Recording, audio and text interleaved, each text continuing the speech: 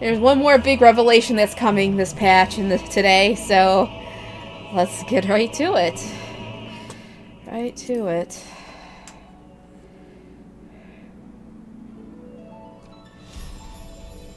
Alright.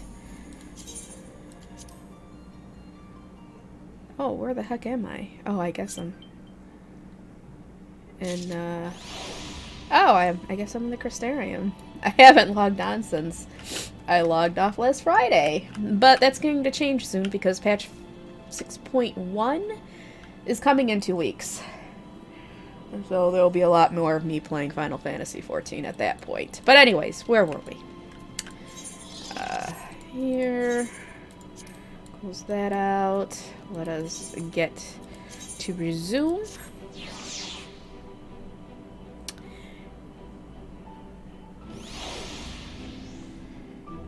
Alright. Set there. I have to go speak to Morin.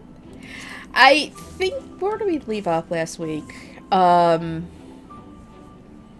I guess we found out that Ardbert, in quotes, is actually Elidibus, going around inspiring all of the people of the Norvrant to become their very own warriors of light and do good. And it's hard for us as, you know, the good characters, the good guys, to sit there and say, no, don't go do that, because you're just falling into whatever plan the last Ascian has for us. So now he's able to just do whatever he's getting away with whatever his plans are, because being as smart as he is, he's kind of gotten us in a corner here. Hey, BB10. So that's where we're at. That's where we're at. So we're, I think we're going to learn more about the Warriors of Light here. Let's see. We gotta get back to the Cabinet of Curiosity. Let's see. Talk to Morin about more stuffs. More stuffs.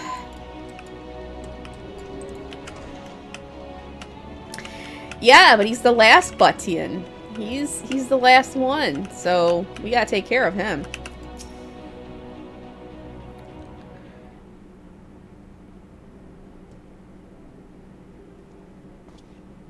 Ah, Rislin. Excellent timing. I have but this moment finished gathering the materials for our lesson. As a great many works make reference to the Warriors of Light, I shall, with your permission, focus only upon the details that seem most relevant.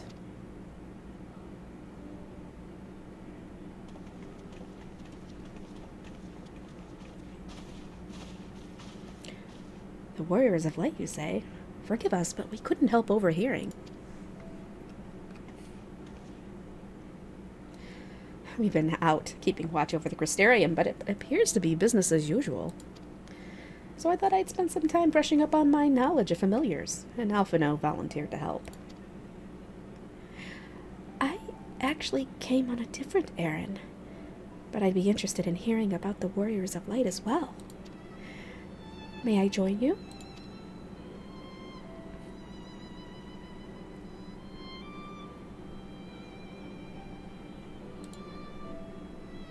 Hold on, I gotta turn the music up a little bit here. I have it turned way down from before. There we go. Of course, of course. The more the merrier. If you would care to find a table below, I shall be down with books in a moment.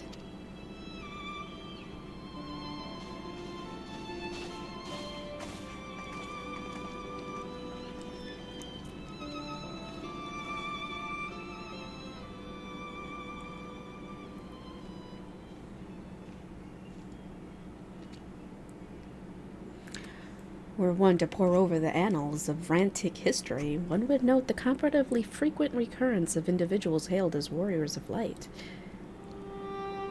Ardbert and his comrades require no introduction, but many others bore the epithet long before then, or them.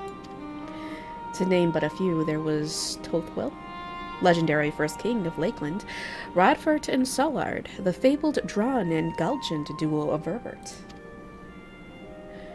And no list of Rantic heroes would be complete without the Archmage Tiuna of Ronka.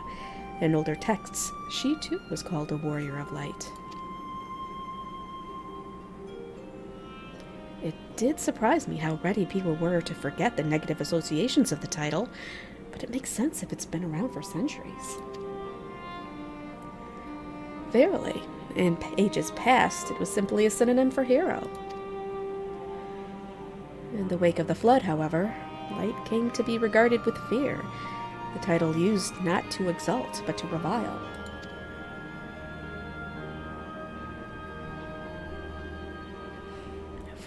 A far cry from its beginnings.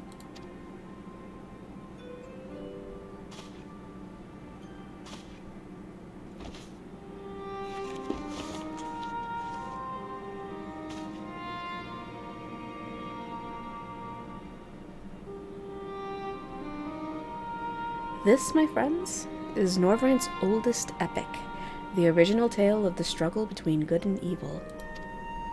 In a time when all lay shrouded in darkness, a prophesied hero rose to deliver the world from its doom. Fighting in the name of the light, the hero styled himself its foot soldier, and thus did he come to be known as the Warrior of Light. Curiously, in the centuries that followed, other heroes appeared who claimed the selfsame epithet, despite sharing no discernible connection with their predecessors. And in time, Warrior of Light came to be a name accorded to all men and women of uncommon skill and valor.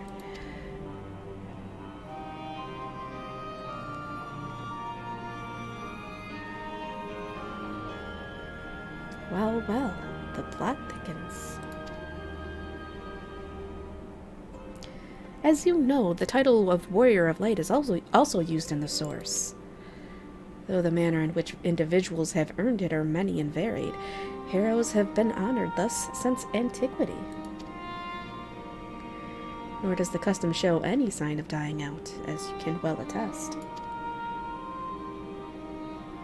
It makes you wonder, doesn't it? It surely can't be a coincidence. Indeed not. Let us imagine a man who is awakened to the echo and is able to hear Heidelin's voice. As she styles him, so too does he style himself a warrior of light. Of course, being blessed with the echo does not in itself make one a hero, and conversely, there will have been no few heroes who were not blessed with it. But such distinctions are immaterial to the masses, and over time they came to use the title Warrior of Light and the word hero interchangeably. Sounds about right.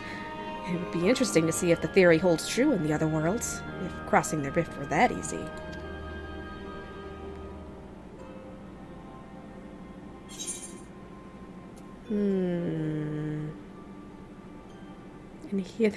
And there I was thinking I was special. Oh, brings a tear to the eye. But you are special. No matter how many warriors of light there are out there, there's no one like you. At any rate, presuming all of this is true and there's a common thread behind the epithet, I doubt the Asians will have been amused. To have the world at large associate light and, by extension, Heidelin with good must have been added insult to injury.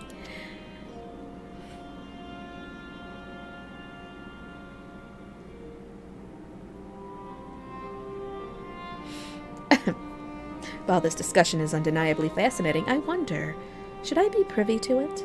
Mayhap it would be better if I excused myself. Yeah. Oh, no need for that, my friend. Pray accept our apologies. Your lesson on the Warriors of Light has given us much to ponder. Ooh! Did someone say Warriors of Light? Wah! Oh boy. Oh boy.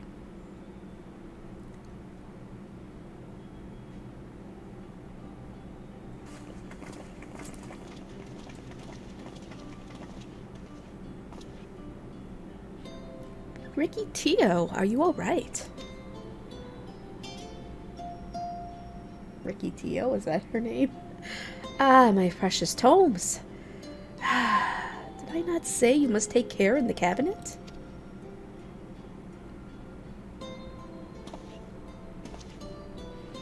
You too, Arkell. Farewell. We're sorry, Master Morin. Aren't you?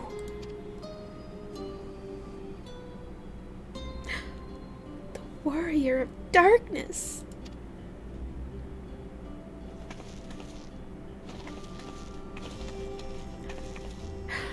My name's Ricky Teo, and I want to help everyone.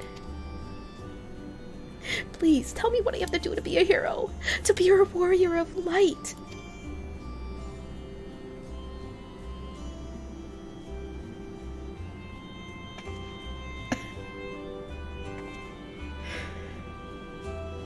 So innocent, so pure.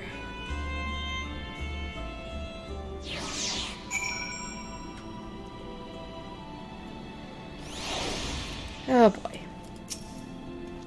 Setting aside our misgivings, it would seem churlish to discourage the young lady. Let's hear what she has to say. No harm done, to the children at least. Even children want to become a warrior of light. Kind of. The children's inquisitiveness is to be commended, but... my precious tomes. We're sorry we knocked over the books. Alright. So, I want to be a warrior of light, but not one that fights with a sword and all that.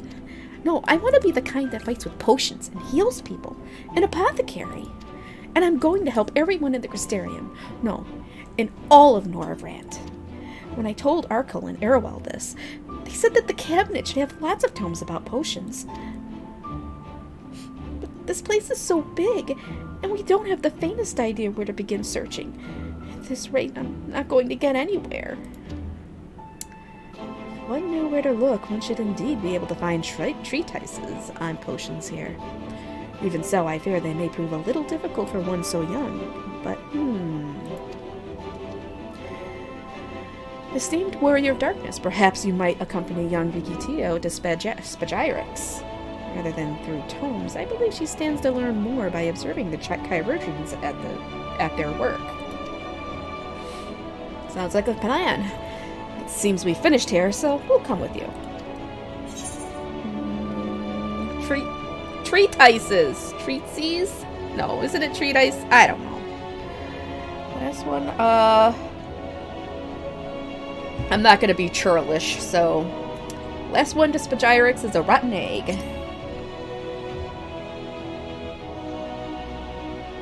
Ha!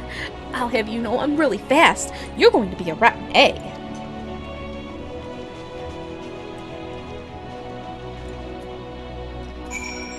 Alright, let's go back.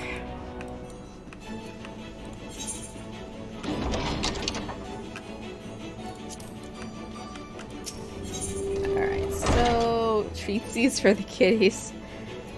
Yeah, I guess so, but if you try and pet Y'shtola, I think she might bite. So don't try to pet Y'shtola.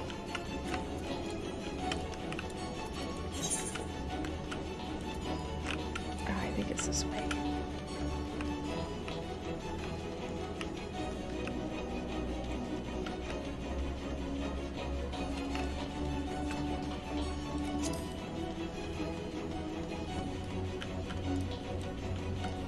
Wow, they're all here.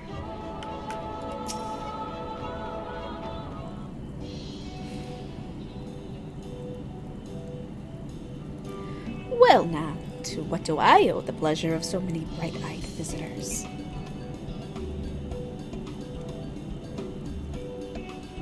Is that the way of it, sweetie?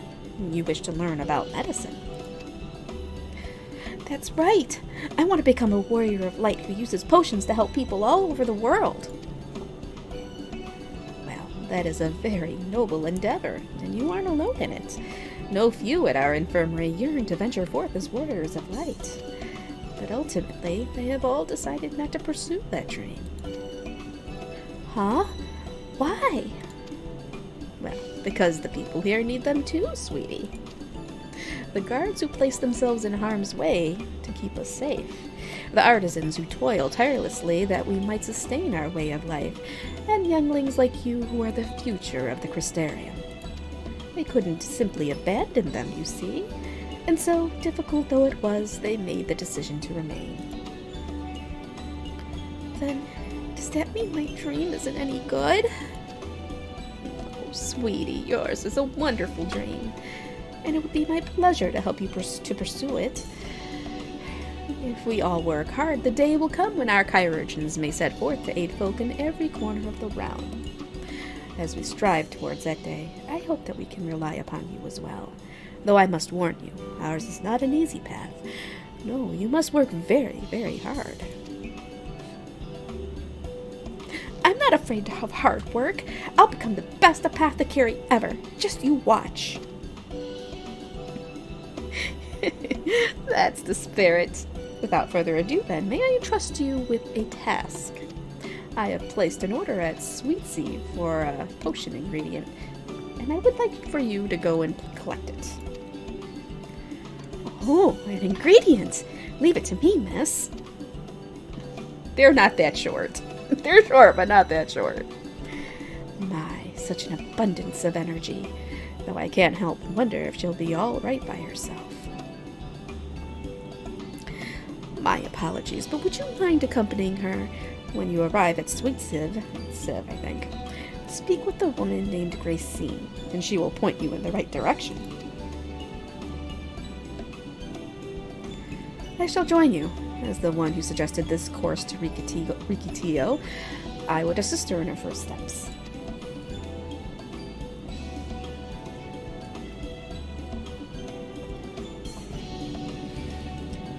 And what about the two of you? Are you coming along too? Well, we don't want to become warriors of light. We do want to become warriors of light, just not the same kind as Ricky.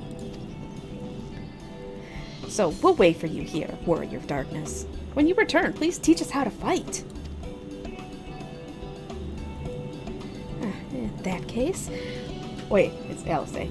In that case, Reen and I shall keep them company and take the opportunity to ask about their aspirations.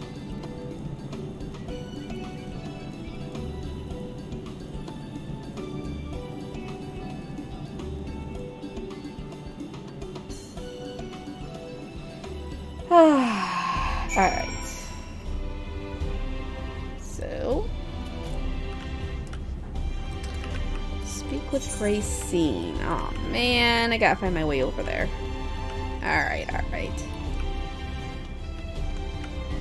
You have to remember, like, the beginning of the patches are always very slow, like, slice of life stuff. And things don't really start heating up until a little further into the quest line and the patches, so...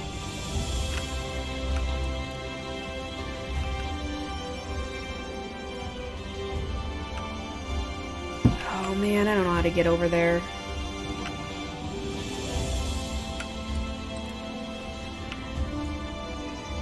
Oh, maybe it's the boys, not Ricky Tio. She's way short. Alright, I think that's it.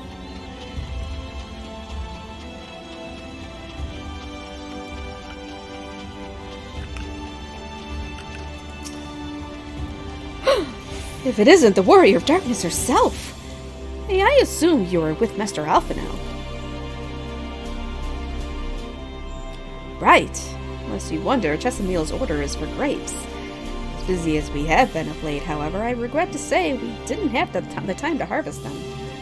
So it was with my apologies that I asked Mr. Alphino and his young companion to help themselves to the fruits on the vines. Perhaps you can lend them a hand. It's the undersized grapes you'll want to pick.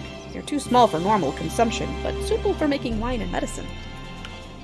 Oh boy, grapes. Let's check these grapes out. Are they... they updated them. No, did they? Hold on, I gotta look at these grapes. It's very important. I gotta look at these grapes. Oh yes, they didn't upgrade these grapes. Look at them. They are 6 polygon grapes. Look at that. Hold on, I gotta get rid of this. I got Neil. I gotta see this. 6 polygon grapes. Alright.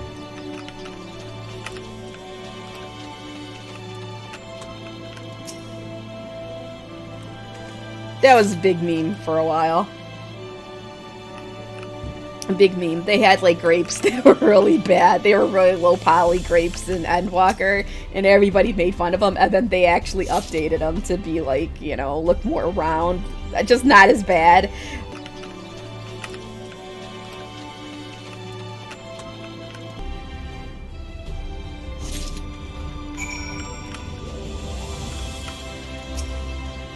I've harvested all the undersized grapes I could find here. How goes the picking efforts?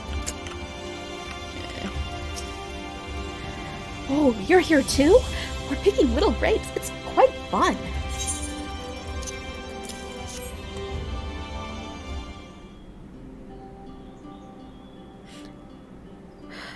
Wow! You've picked this many already? Amazing!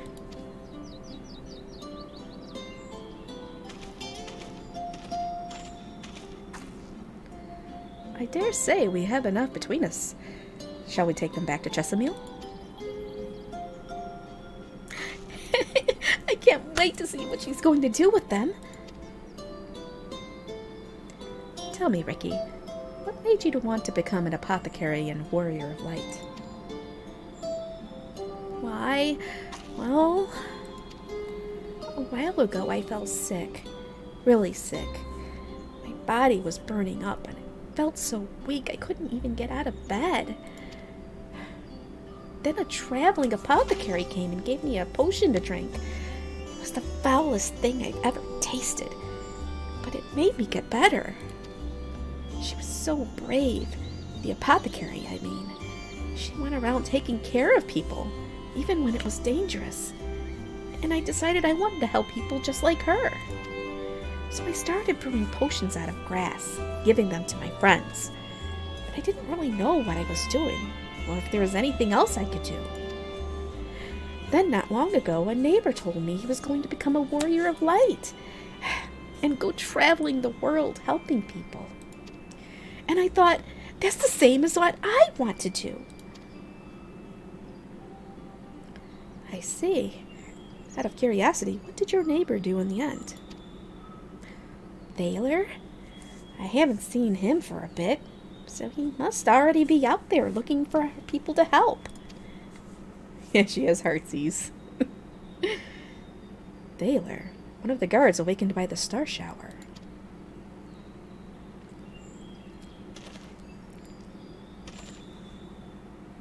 Thank you for sharing your tale with us, Ricky Tio. I myself took inspiration from one not unlike your traveling apothecary, and I hope her example will spur you on to realize your dreams. But it will not be done in a day. Such lofty goals are reached through hard work and persistence, through countless little acts of heroism, like delivering the grapes to Chesamil.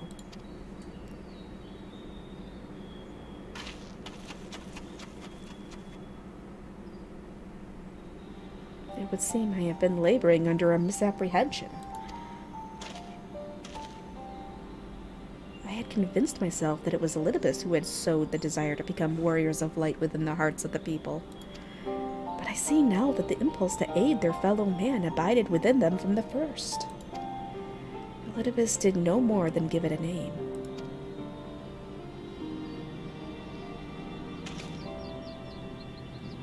And as he so kindly proclaimed, we must return to our own world ere long. With the Exarch laboring tirelessly, I doubt not but that a way will be found. Yet I believe I speak for us all when I say I cannot leave in good conscience, not until we have dealt with Elidibus.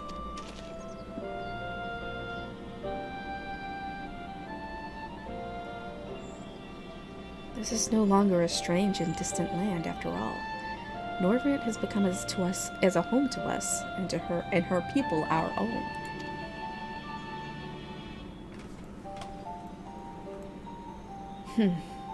Let us return to Spidryrix. It wouldn't do to keep your admirers waiting. I have admirers. What? Sir Emmerich's not here.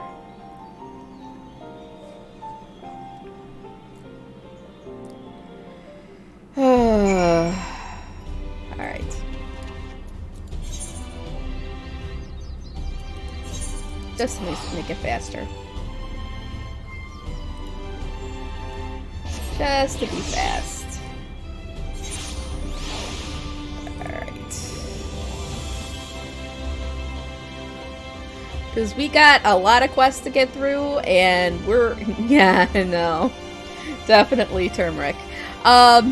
We got a lot of quests to get through, and I don't know how long it's gonna take us to get into the trial. That's gonna be the end. Well, towards the end, and it's a tougher one. I've only done it like 2 times or 3 times, and oi, oi, oi. My thanks for your help, your kind help, sweetie. We now have all the ingredients we require. From the grapes we shall make a vinegar, to which we will add elk grass and a few other herbs to produce an invigorating syrup. Though it's unspeakably sour, it does wonders for the constitution. As part of her studies, I may just have to give Ricky Tio a little taste.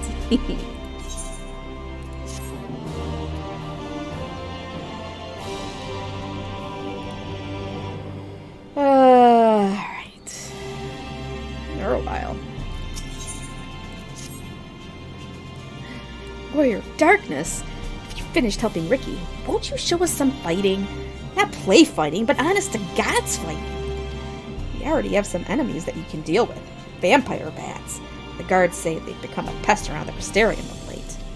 We tried to sneak outside to hunt them, but the guards caught us and sent us home. But they shouldn't mind if you were doing the fighting and we were just watching. The children told us as much when you were away, and in preparation, Jessamil kindly furnished us with some lures for the bats. While the creatures won't give you any sport, bear in mind that the younglings will be watching. That's to say, put on a good show, yes? Right, let's head outside at once. Everyone follow me.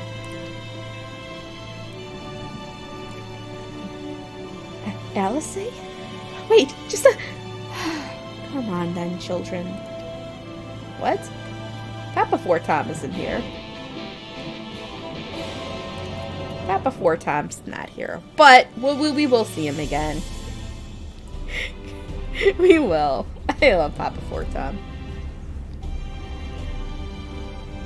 Alright.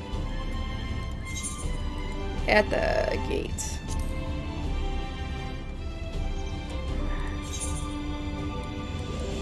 Alright. Yeah, we're gonna be killing some Huberts. Killing some Huberts.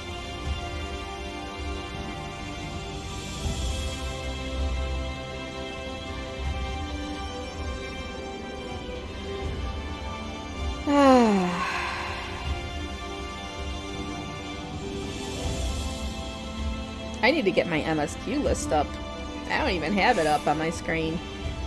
Oi, I need to know where we are.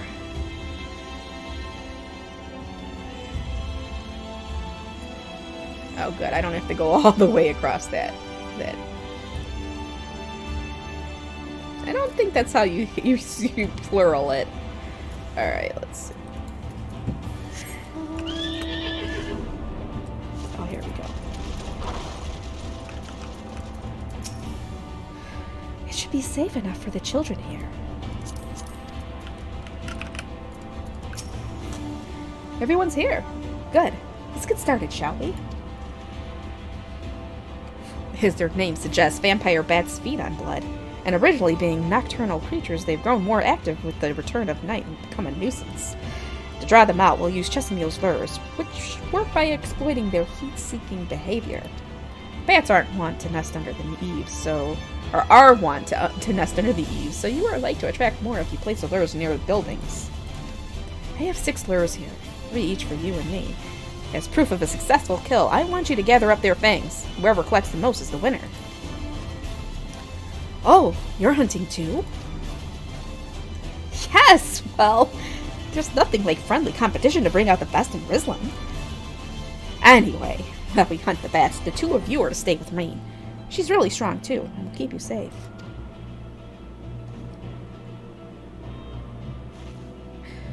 Well, without further ado then, let the contest begin. Alright. Gotta get some bats. Let's see.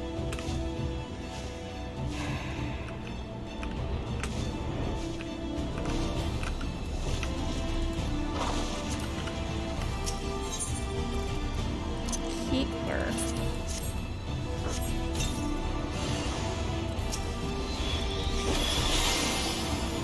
Oh man, I actually gotta do some DPSing.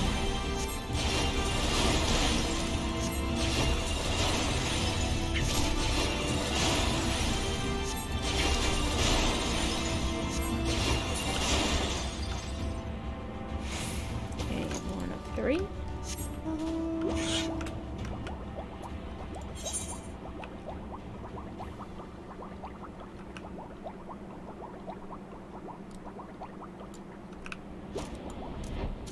The heck is that? Oh, it's a rare. They are kind of tiny. They are not at all Hubert size.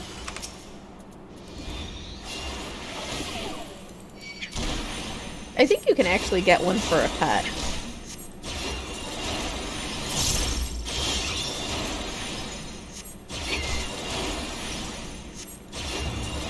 No, they're not. Papa Board Tom.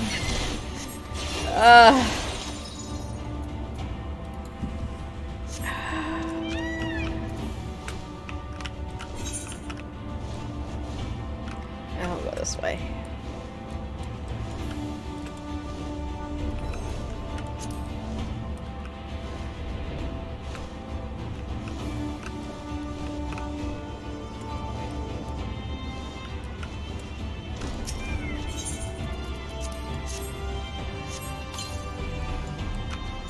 Oh, 2 of them.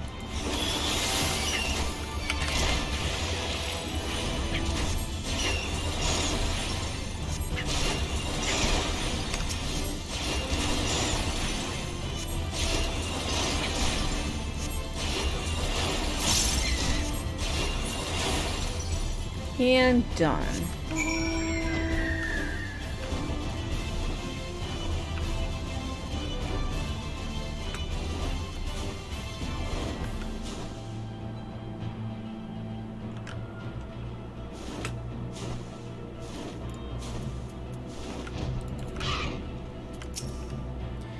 Well fought, Rislin. The children were hanging on your every move. As was I, to be honest, though I know the tally. May I say your thanks for good measure?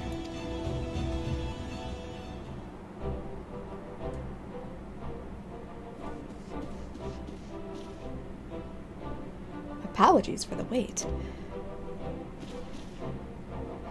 My thanks. Not a bad haul, even if I do say so myself.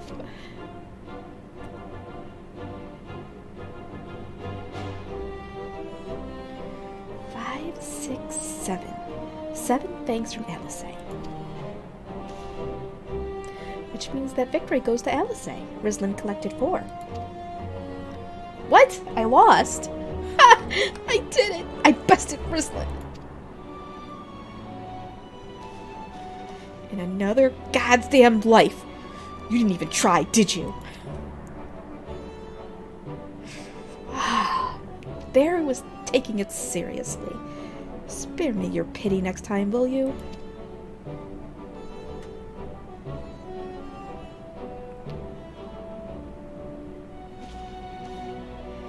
So, children, you've now seen the Warrior of Darkness in action. What are your impressions? She's incredible, miss. The bats were down before they knew it. Our guards are strong, but the Warrior of Darkness is much, much stronger. We want to be just like her. Good. If you're looking for an example to emulate, you may as well pick the best. I want you to remember how you felt when you watched Rislin and train hard. Keep at it for long enough and you'll be strong too. If you don't mind telling us, when did you decide that you wanted to become Warriors of Light? Well, we were there listening with everyone when Ardbird appeared, but I've wanted to be as strong since before I came to the Crystarium. The Sin Eaters killed my father and my sister, see? And I promised myself I'd learn how to protect people one day. Like Arbert said, this is our home. We're the ones who have to protect it. We're the ones who have to rise up as new warriors of light. What about you, Arkel?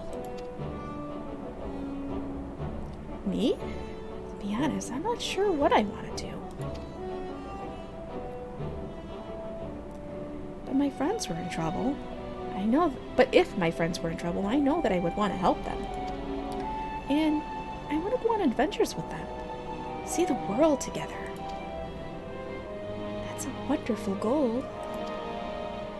You really think so? It's hard to explain, but it's something I felt when I saw the star shower the other day. I felt as though there was something I'd lost, and that I had to go out there and find it.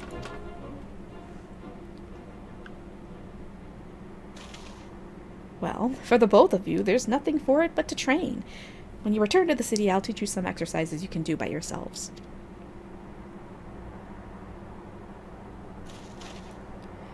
Thanks for showing us your fighting skills, Warrior of Darkness. We'll never forget it.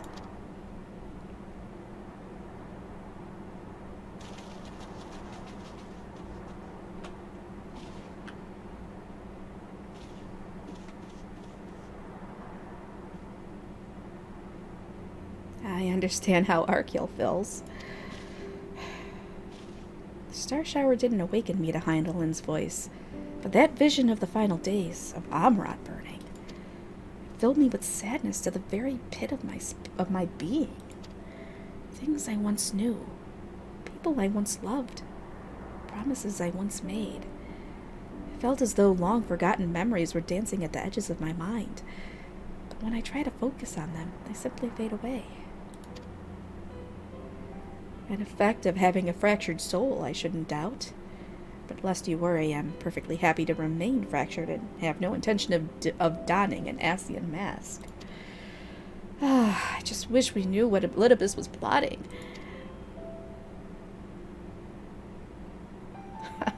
But look at this pair of incurable brooders.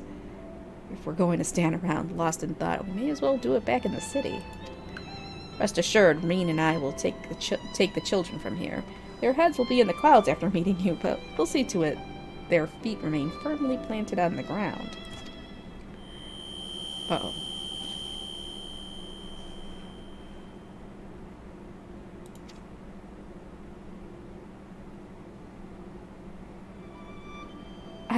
It's nothing. Just a dizzy spell. Seems I tried a little too hard to beat you. Fine now, not to worry. I'll see you soon. I don't know what that was.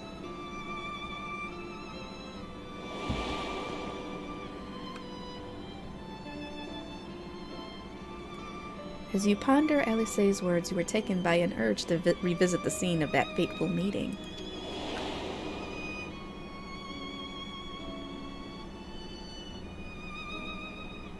Oh, she was bitten. She wasn't. She's just tired. She's just tired.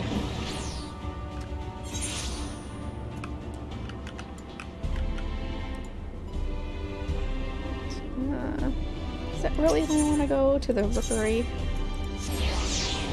Oh, I hate trying to get up here. No, it's up there.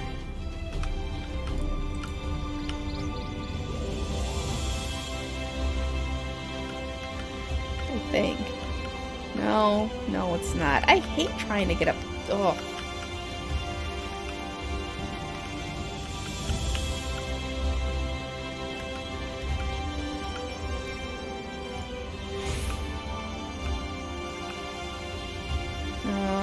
No, I think I have to go back down and then climb all the way up.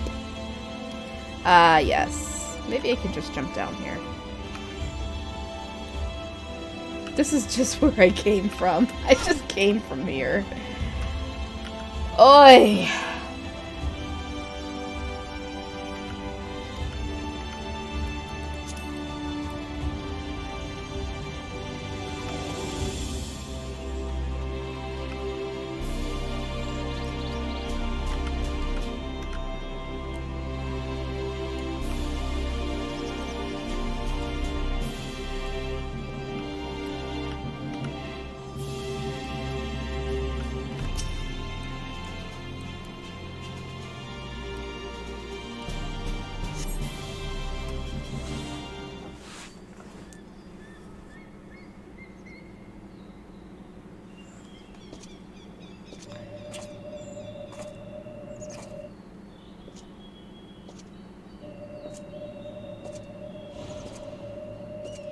What?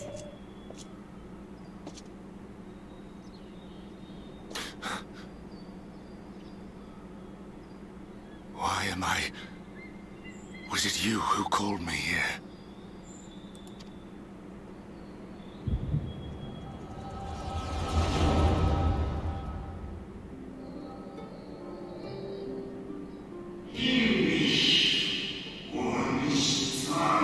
On behalf of the Convocation, I bid you welcome to our order.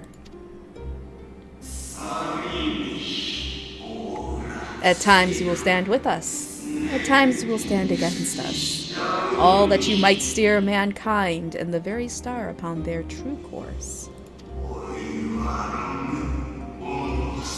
For yours is the seat of Elidibus, the emissary, and by this name shall your every action be guided.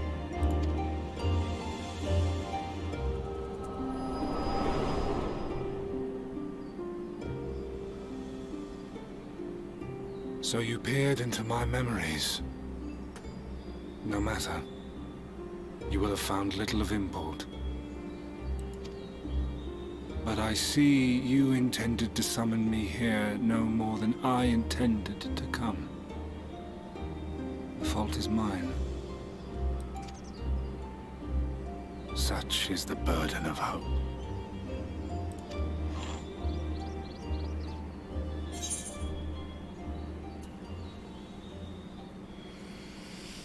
I don't know, I want to ask all three questions, but which one is more important to me?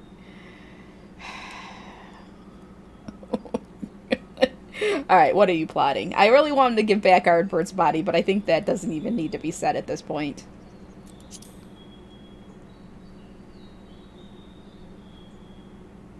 Come now.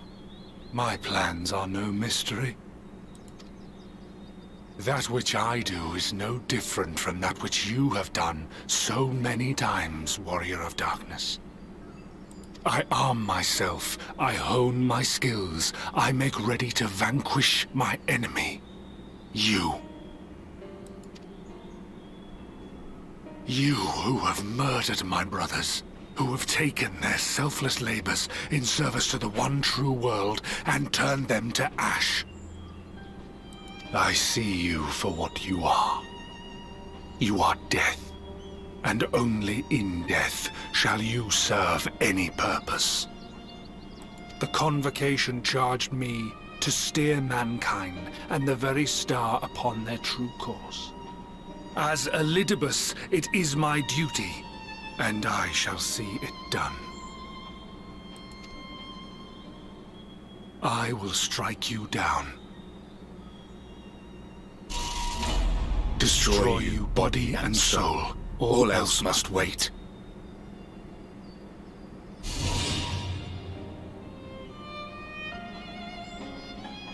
Ere long I will come for you, Warrior of Darkness.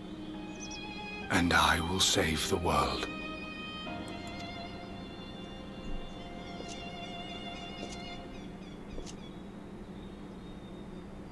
One last matter. I bore witness to your final struggle with Emet-Selch. It seemed as if he saw something familiar in you. As if he mistook you for another.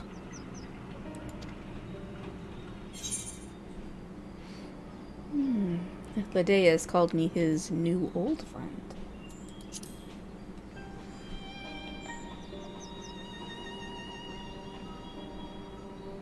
No. I recall not of whom he spoke. Mayhap I never knew you. Or mayhap it is another fragment lost. Ah, I wasn't aware you already had a guest. If the conversation is constructive, I shall not intrude.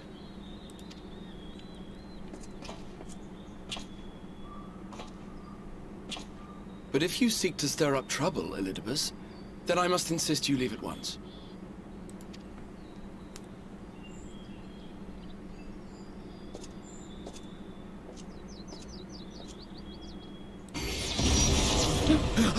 What?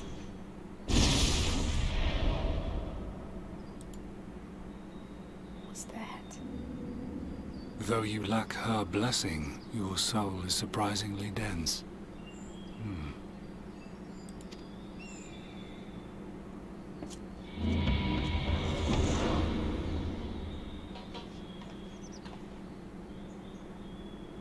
Worry not. I seem to be unharmed. Are you?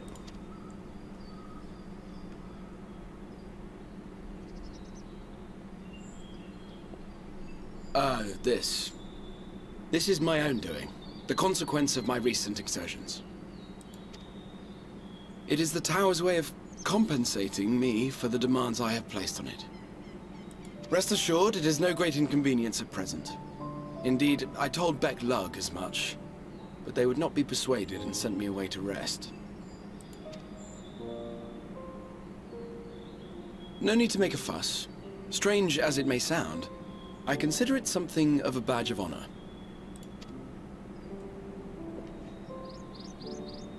One of the brave souls who saw me delivered unto the first once said that the world shall ever have a place for tales of heroism so long as we have need of inspiration in our lives. Though he and his fellows had no way of knowing whether their mad scheme would amount to anything, they knew that the attempt alone would inspire hope. Or so they hoped. A more optimistic lot one would be hard-pressed to find. They said they would find a means to save our God's forsaken world, just as soon as they had sent me on my way. Said it with such confidence that, for a fleeting moment, I half believed them.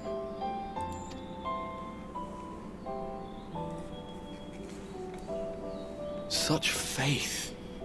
Such courage in the face of unrelenting despair.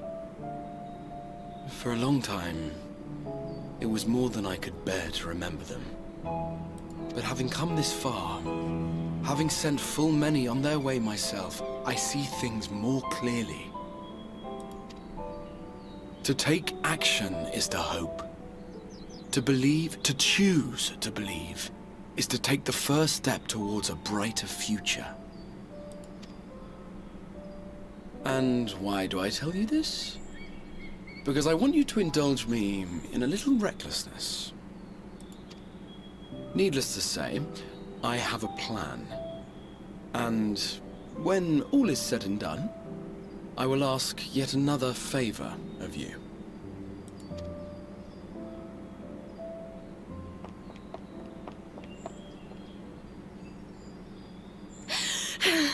You're both here. Oh, thank goodness. Oh boy. What's wrong? It's Thancred. He's collapsed. Oh no.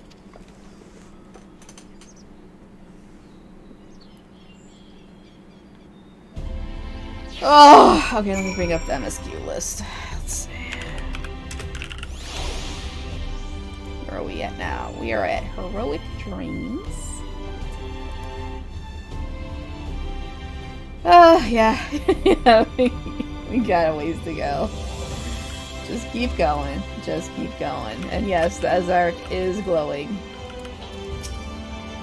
The fates seem determined not to allow us a quiet moment. But come, let us have the details from Rini. That's not cheating. Nope. Not when I already know where we're going. It happened after Alice and I saw the children back to Spagyrix. We chanced to meet Thancred there, returning from his mission. I've been shadowing Elidibus around the realm, only to lose sight of him near the Crystarium. And he was in the middle of telling us where he'd been when he just crumpled to the ground. The chirurgeons are looking after him now, but Alphino standing by, just in case his healing magics are needed. Since I couldn't do anything to help, I thought it best to find you, and the guard had the Xedra told me where to look. I see. Cannot have been easy leaving Thancred's side. My thanks for bearing word to us. Come, let us hurry to Spagyrix.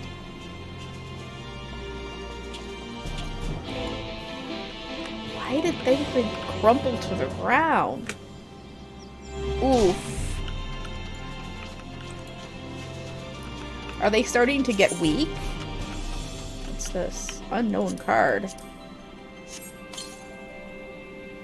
Where did that come from? Well, I guess I needed it. Alright.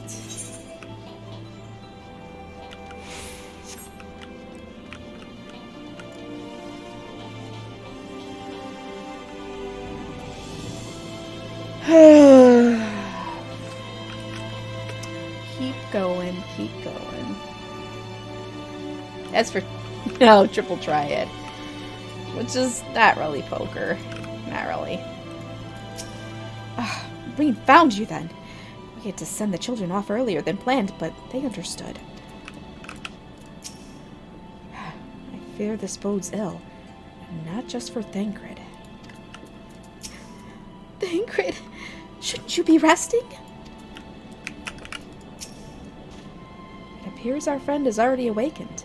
For that at least we can be thankful.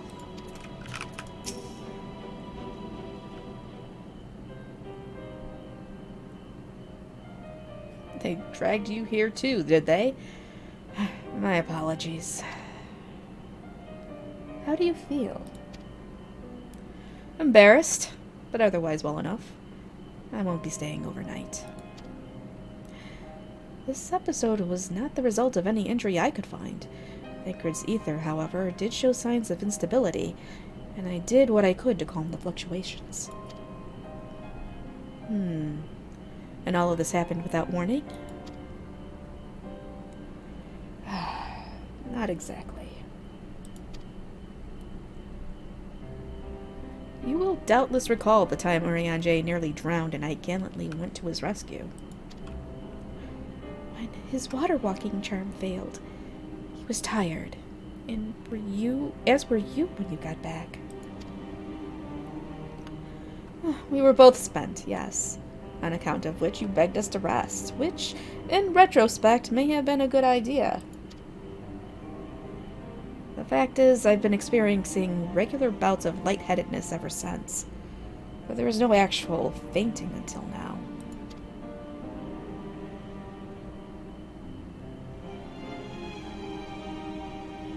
As Alphino observed, I have no lingering injuries, and it most assuredly isn't old age, which leaves but one likely cause.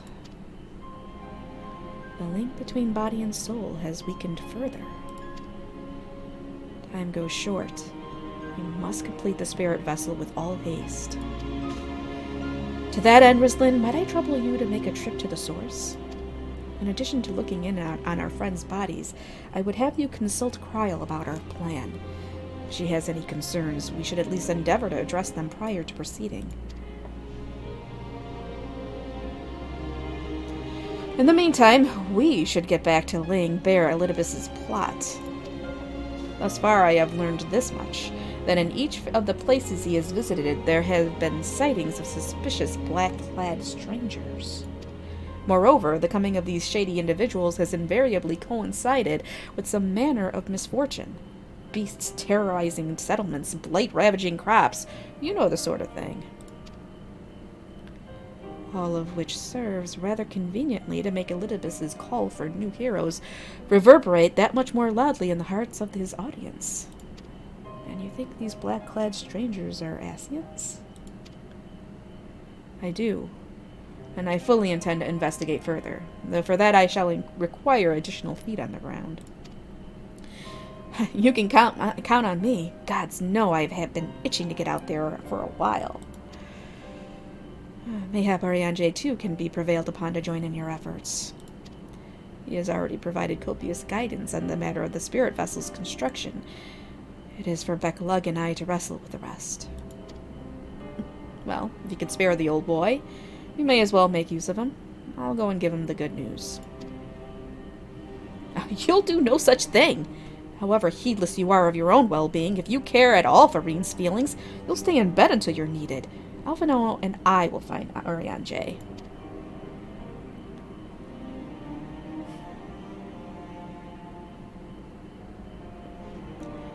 All being well, we will have news to share by the time you return.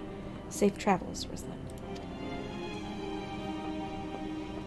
Not Men in Black and aliens. Alright, alright. Unless you misunderstand, I'm not averse to putting my feet up. It's being coddled like a brittle-boned not nonagenarian that shapes me.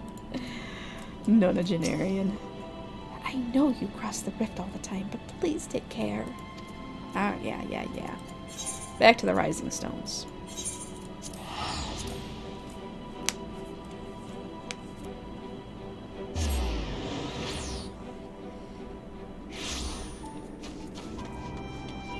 I bet you we're gonna come back to the first, and all hell has broken loose by the time we do.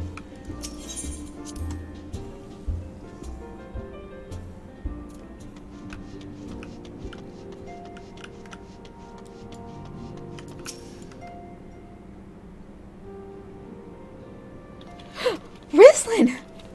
What excellent, I mean, awful timing. You see, our friends, they've taken a turn for the worse. Kryle's hardly had a moment's rest these past few days.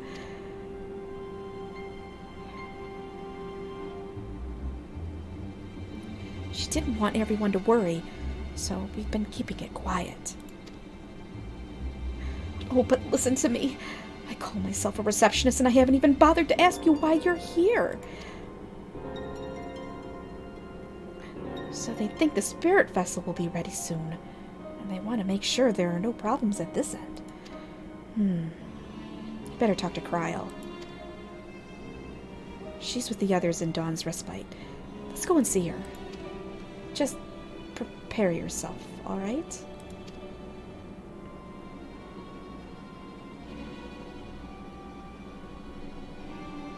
What could possibly have happened?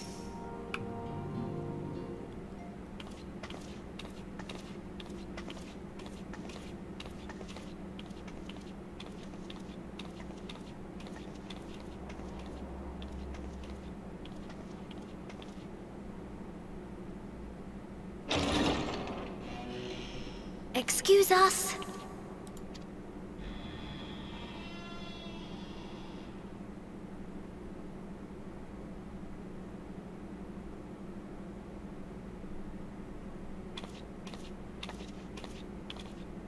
It's pretty dark in here. This way.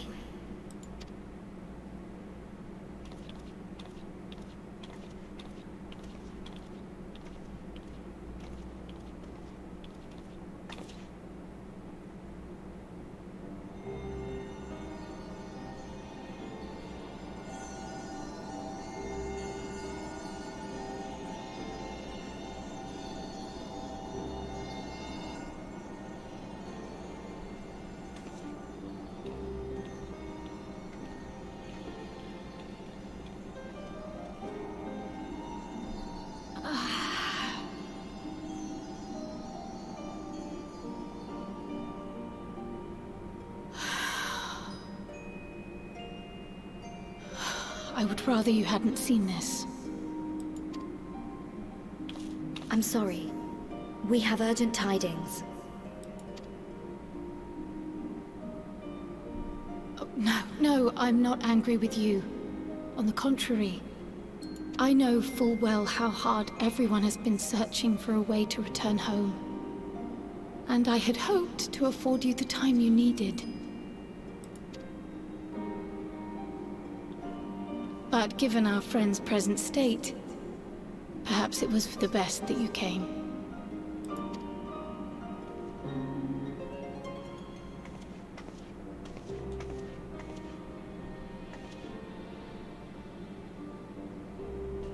Stiff and cold, all of them.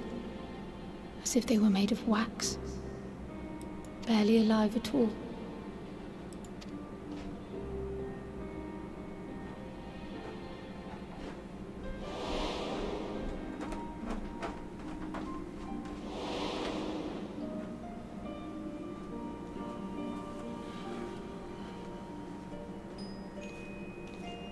And they had been doing so well.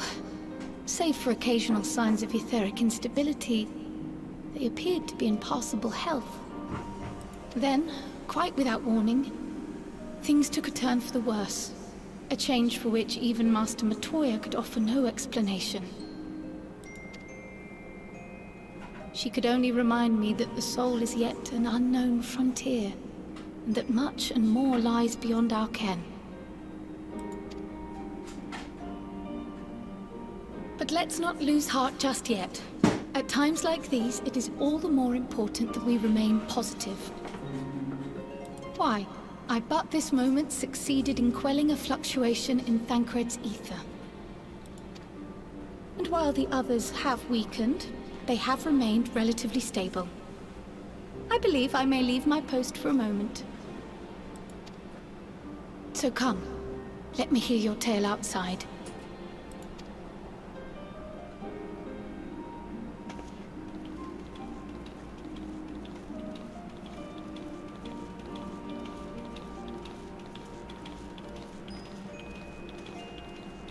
I wonder what's causing them to fade. Is it just that it's been too long?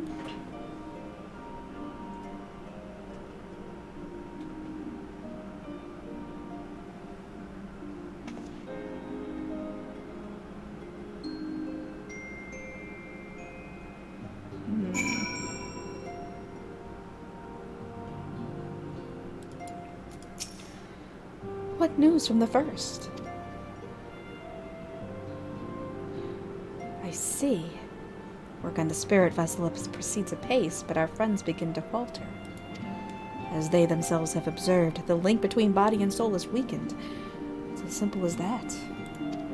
For now, I'm still able to quell the fluctuations in their ether, but it's only a matter of time. We'll lose them if we don't act soon. So if the Exarch is ready to attempt something, let him attempt it.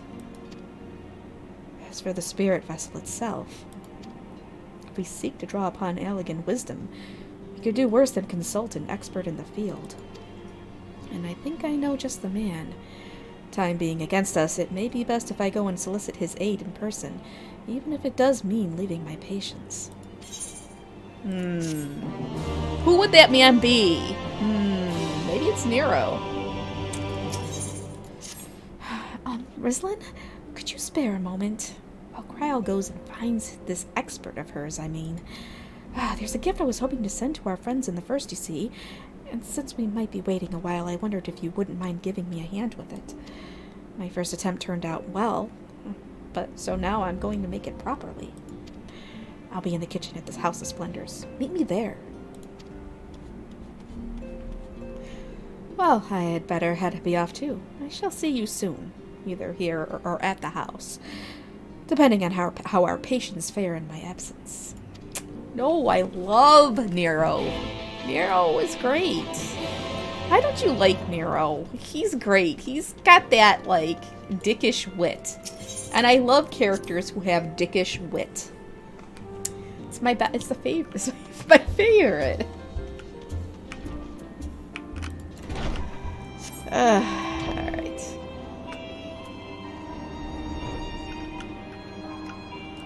It's not bad.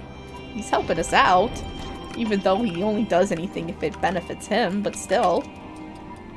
Look! He's here again! Look who's here! Do you see him? Do you see who's here?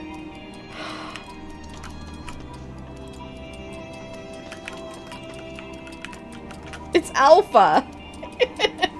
Alpha and Omega! Aww. So cute. Alright. There you are, Rislin. As I'm sure you've guessed, the gift is a bit of home cooking. Unlike Kryl, I can't do much to help our friends directly, but that doesn't mean I've been idle. No, I've been doing my best for the Order, taking on this job and that to keep our coffers full. I've even helped out with the Ishgardian restoration. And in the course of all this, my culinary skills have come on quite a bit. So I thought, why not make something for our friends?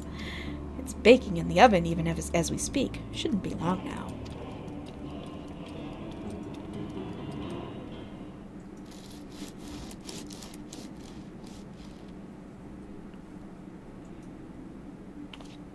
There. Baked to perfection, even if I do say so myself. So, bread. It's bread. On. Guys. Gotta screenshot this. Gotta screenshot this. Hold on. There we go. Alright.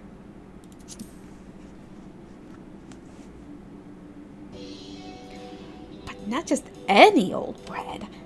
This here is old world bread. Archon loaf, to be precise. It's what they eat over in Charlian. Simple fare, I admit, but I thought it would remind our friends at home. If nothing else, Kral tells me it's a good source of ether. So if it should lend them a bit of strength at least. There truly is nothing like the smell of bread fresh from the oven. Krile, and if it isn't Rambros too.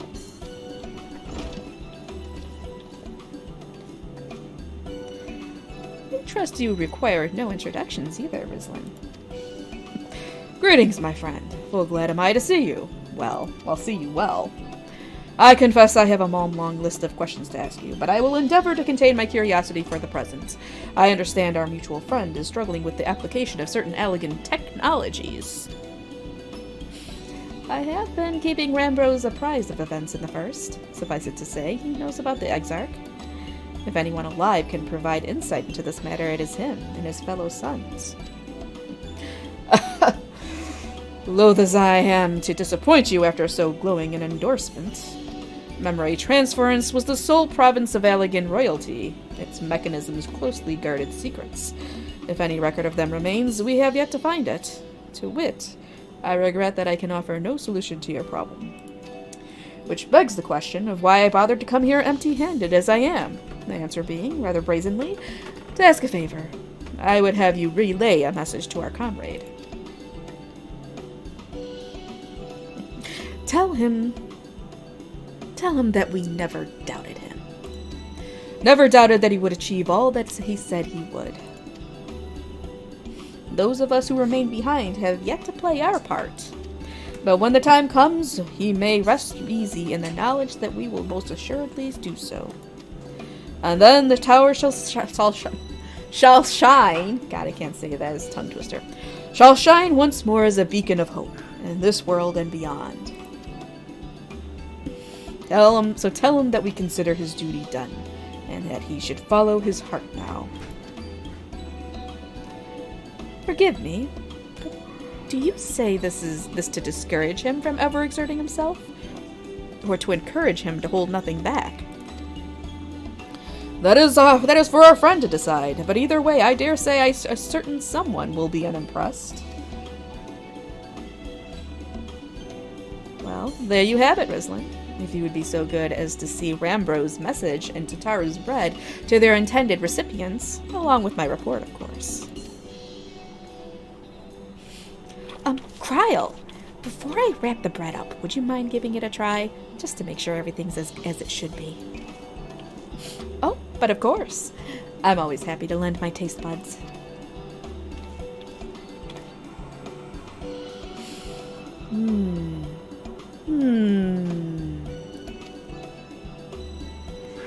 Excuse me, Rambros. As a fellow Charlian, may I trouble you for your opinion? Well, I usually have mine with a good dollop of Rollenberry jam, but I suppose plain is best for sampling purposes.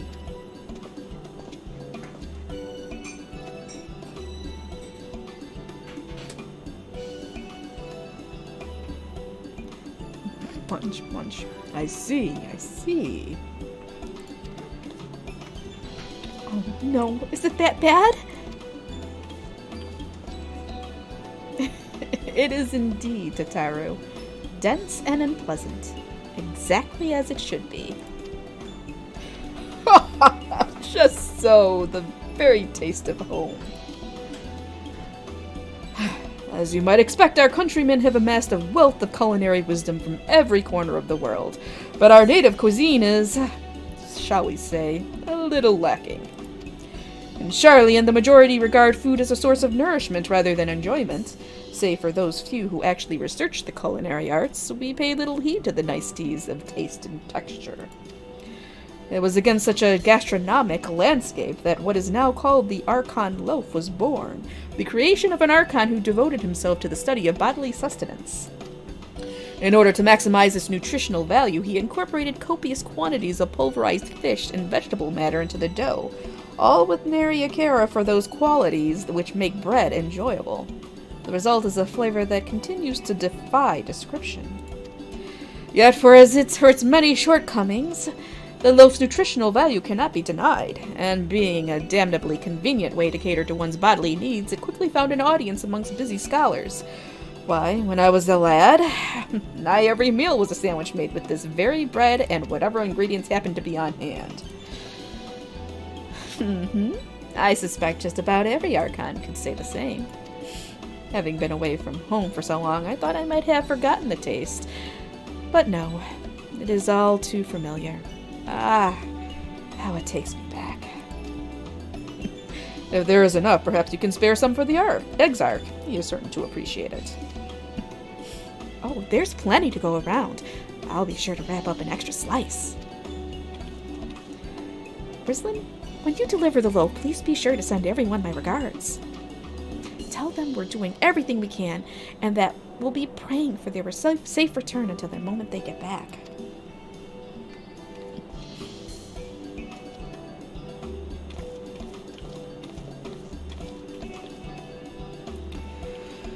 Oh boy. He's still here! He's still here! Man, Alpha's so cute.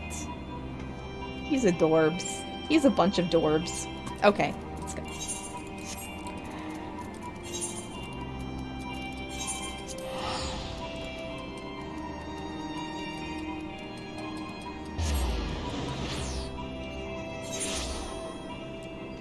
Alright.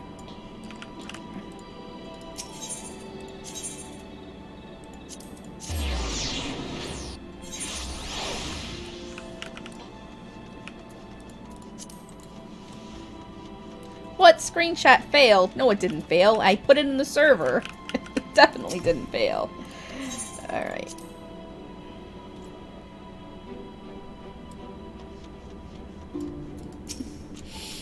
Ah, you are returned. Good, good. There is much to discuss. The others are making their way hither as we speak. Welcome back, my friend. How was your journey?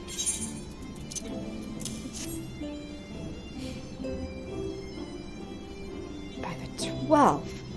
Archon Loaf. However did you come by this? I'd swear it had come straight from Charlian. Rambro said that, did he? His words are very nearly as heavy as this bread. But I appreciate the sentiment. Should you have the chance, you may tell him that he needn't worry. That which I seek to do, I do of my own volition, and with all of my heart. In pursuing this path, I fully expect to earn the censure of our friends, and to deserve it. But I shall forge on regardless. Forge on as you yourself did when faced with a similar predicament. So I ask that you have faith in me, in what we do.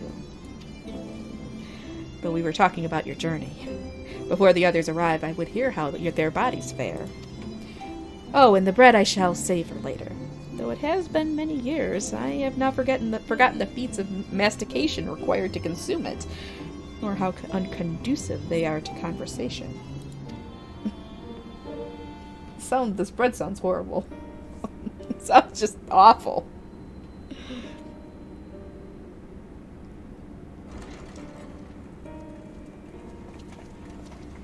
I gotta check my cookbook to see if they have Archon Loaf in there.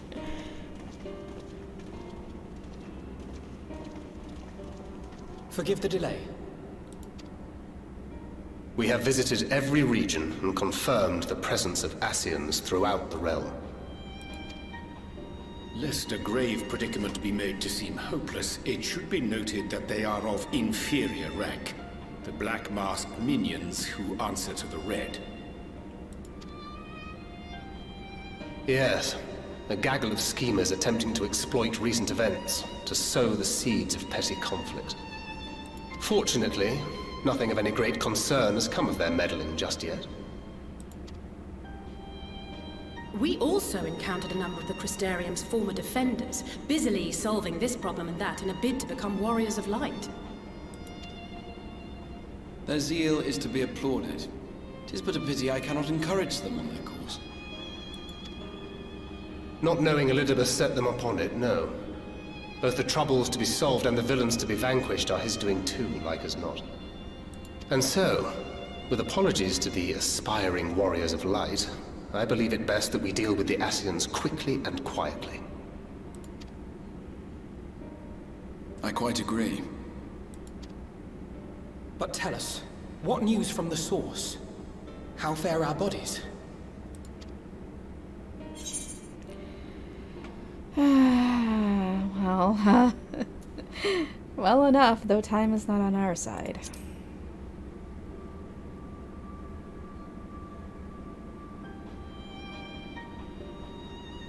Indeed.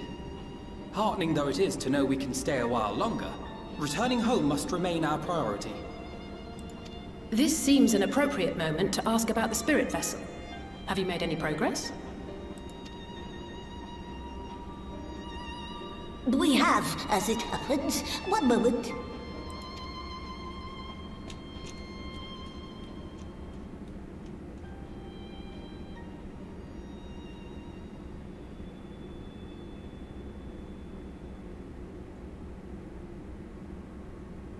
The red stones.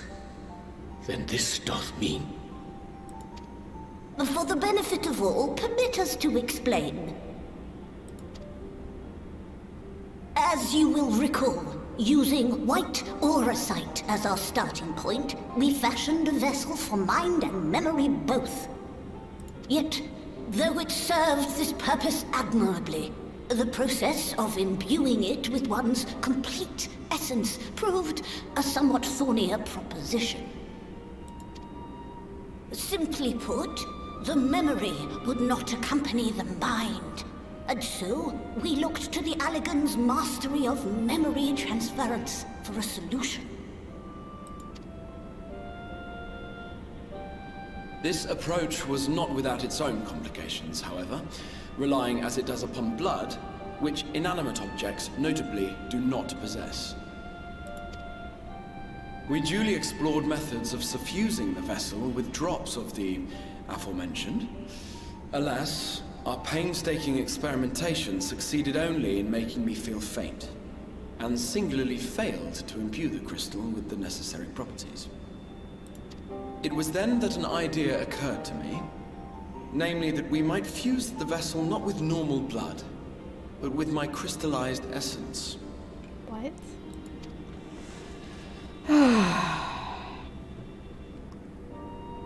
You're doing this for our sakes.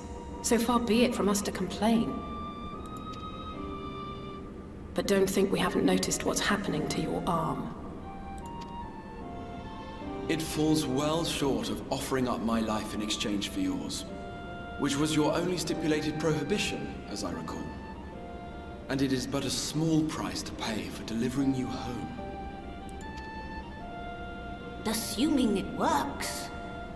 We shall soon know if this grisly addition will serve as a suitable conduit for the subject's memory. Though not soon enough to warrant your waiting. The test is like to take a while. Let us be off then. We have Ascians to attend to, among other things. Forgive me, but I count 6 vessels, and there are only 5 of us. One is for testing purposes. I will personally use it to see whether the crystal functions as it should. And if it does, wouldn't that mean that your soul could also return to the source? Yes. In theory, at least. But there is a distinct difference between your circumstances and mine. While your corporeal forms want for souls, my past self does not.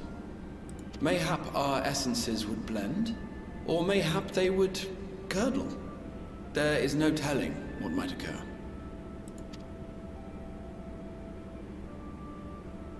And you'd be willing to take that risk? I would. I see. Oh, Alice, it's his choice. Stop pouting.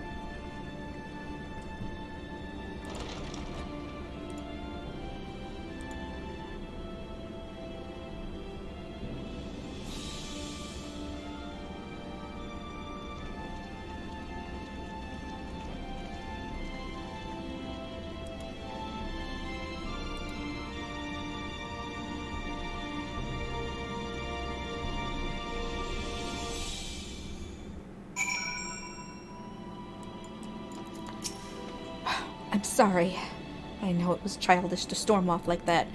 You probably feel the way I do as well. Ugh. Pull yourself together, Alice. When our grandfather first decided to journey to Eorzea, Alice did not take kindly to my silence on the subject. Don't pretend to understand things you don't, she said, or rather shouted. Having often been the object of her scorn, I am predisposed to sympathize with the Exarch, but I do understand how she feels. Better now than ever I did, certainly.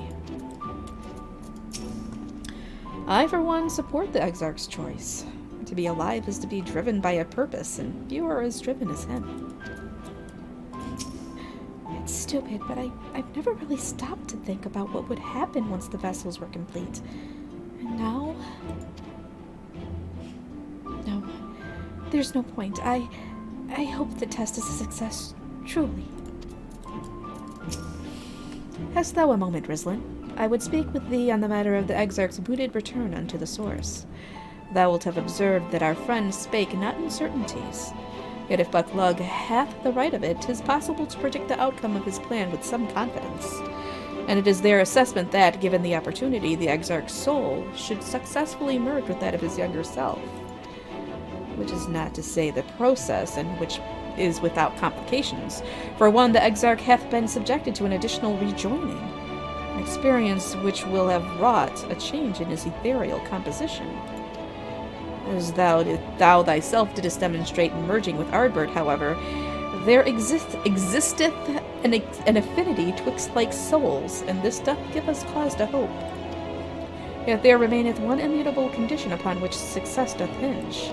The Exarch must needs recognize his past self as simply that, himself. As our recent travails have demonstrated, memories are essential to the soul. Any discrepancy in the former may feasibly cause the latter to spurn its former flesh. 'Tis a seemingly simple yet complex problem. For nigh on a century our friend hath striven only to deliver this realm, to deliver thee. And to that singular end did he cast aside his very name, that he might assume the mantle of the Crystal Exarch. Henceforth none can say what choices our friend will make, but I thought it only right that thou be made aware of these truths. I don't know. I just don't know. I don't know.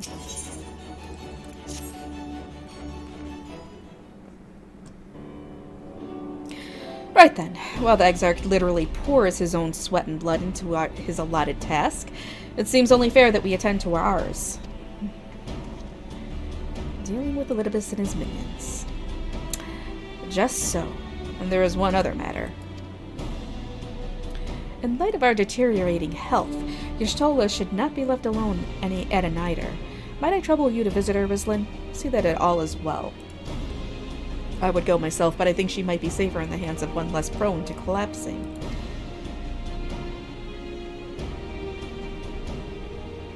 My thanks. You may leave the Ascians to us. Once they are out of the way, we will retire to Yulmore, and when Y'shtola has finished plumbing the depths, I'd like the two of you to join us there. If you are bound for a nighter, I suggest you go via Venmont Yards. Our friends there will be glad to provide you a boat for you. Let us be on our way then. Don't do anything I wouldn't do.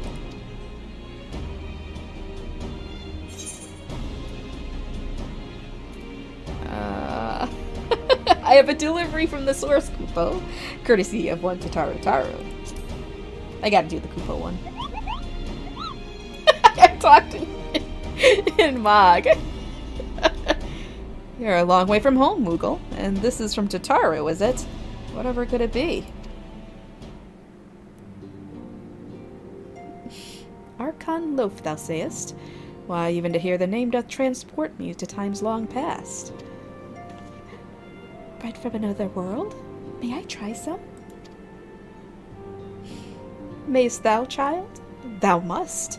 That said, though I personally disagree with the consensus, I do nonetheless advise thee to temper thine expectations.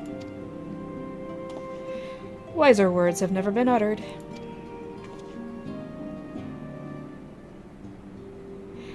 Though it rarely darkened our dining table at home, I can attest that it was standard fare at the studium. Indeed, a slice was never far from our peers' hands. Oh, Vino, you really are an unbearable snob sometimes. Do you know that?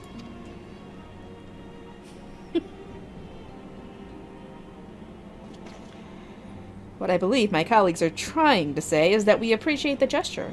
Tell Tataru we'll do our best to return before she's forced to seek further supplementary employment.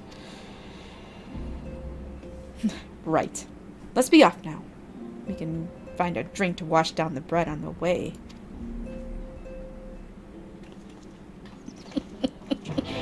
I'm almost curious.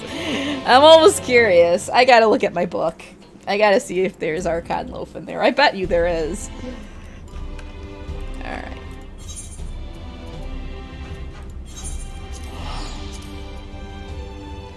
So we're on Faded Memories. Ah! Just a few quests away from the dungeon.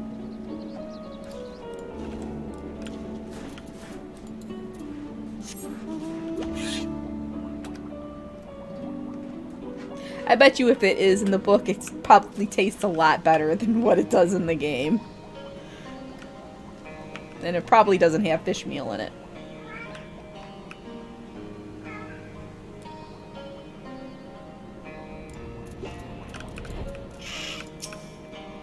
Oh ho! If it ain't the Warrior of Darkness herself, what brings you to these parts? And not to see, eh? Of course we'd be happy to help. Just say the word and I'll ready a boat.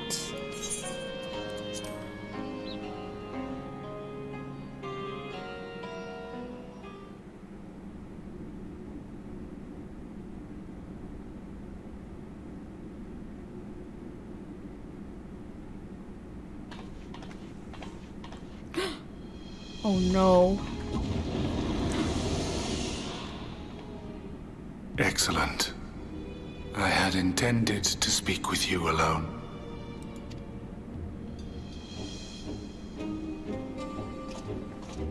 None of my doing, lest you misunderstand. The link between her body and soul wavers.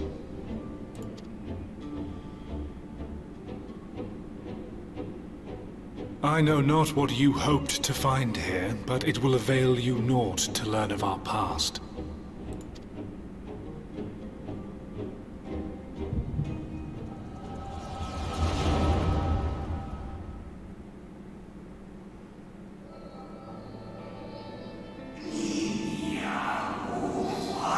Reviewing the records yet again.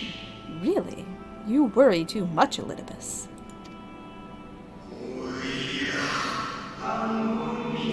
This dedication to your duty verges on an obsession. To think some thought you ill-suited for the role. How wrong they were. But come, turn your gaze outside the window, my friend. The rains have ceased, and we have been graced with another beautiful day.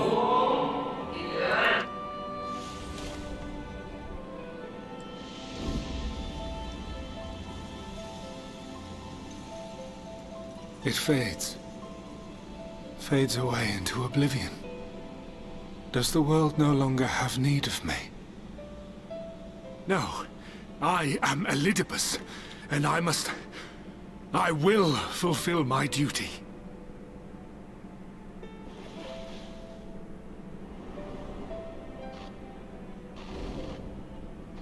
Sundered though you may be, you fought for the world's salvation. for hope. Hope.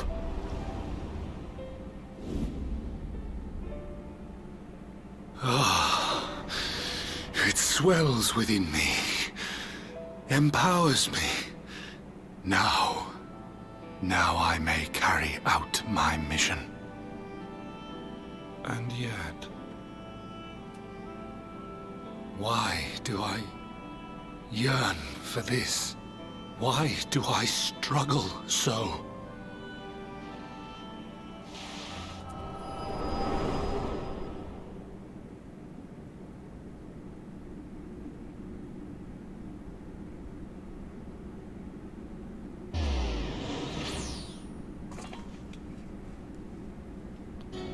I shall take her into my safekeeping. If you want her back, you will do as I ask.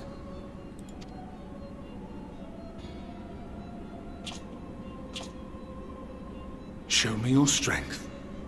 I would take your measure.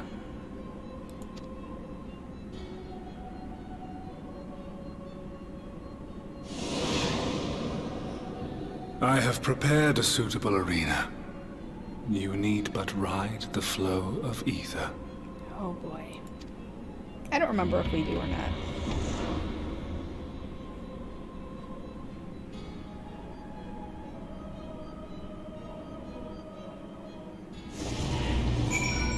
Oh shit. Alright, I gotta go to the bathroom.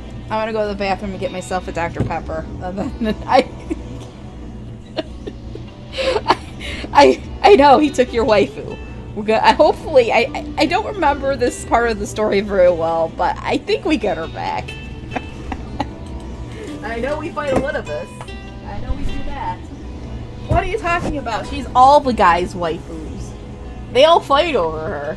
The husband, that's his waifu. My friends who play, that's their waifu. This tall is everybody's waifu. Sadly for you guys, there's not a lot of waifu material in the game. There's tons of husbando material though, and I'm all for it. All right, let's go. Oh man, fine. I don't remember this.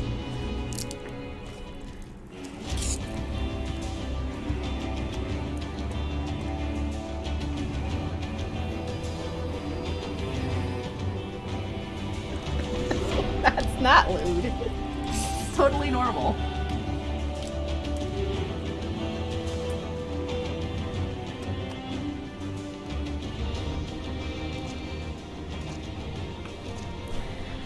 You are familiar with this place, I believe. This remembered Amarat.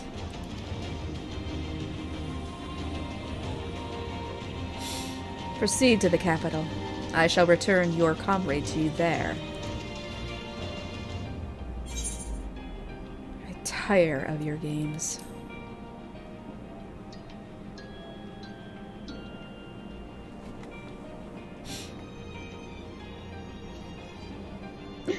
You speak as if you were disappointed in me.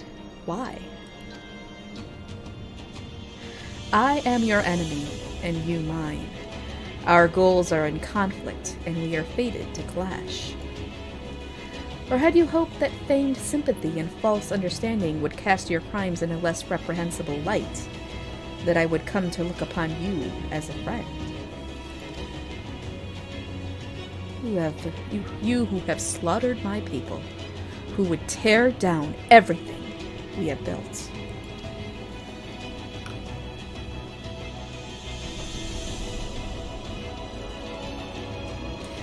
You do not deny it, then? Very well. Let us change the cast of this trial. You will know what you have stolen from us.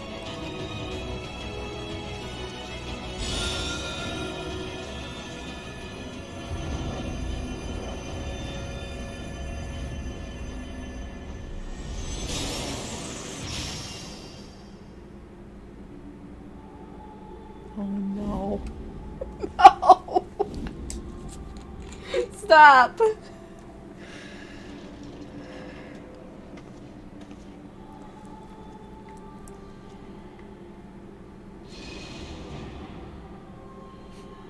But do not imagine I crave remorse. Only justice.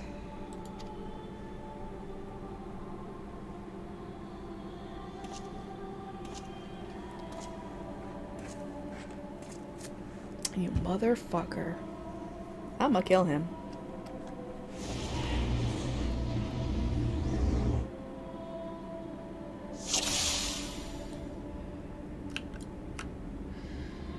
Forward, hero. We shall see how strong you have become.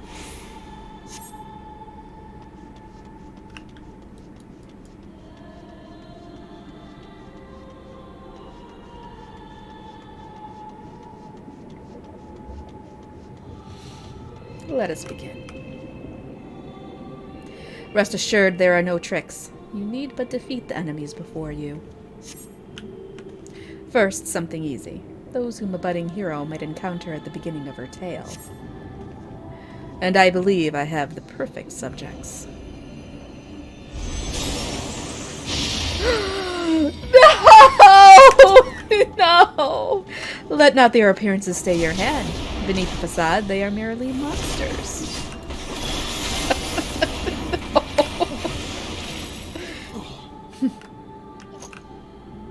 No! Why? All too easy, I see. But at least you now understand the rules. Thus will we make our way to the capital. That was in poor taste even for you. That appearances should unsettle you so. I was under the impression you simply destroyed all who barred your way, sparing nary a thought to the possibility that your foe could be someone's beloved. But come, we shouldn't dwell on the beginning when so much of your story awaits. Daddy Limousine, stop it. Oh no. Where is he? Oh, he's over there.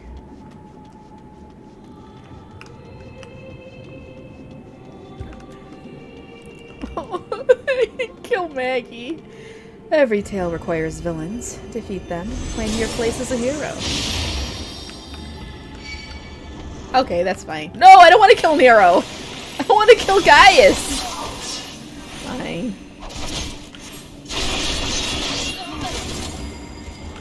Well done, champion of Eorzea. Well done.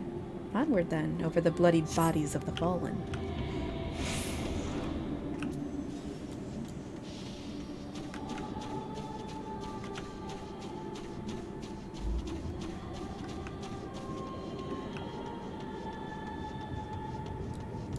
You tasted many sweet triumphs, yes, but so too did you taste bitter tragedy.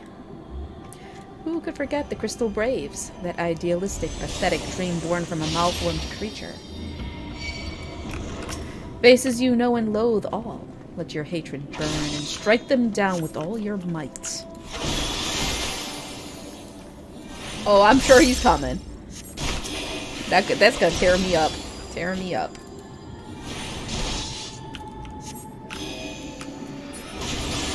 I don't care about killing Ilbert and Yu Hase, though.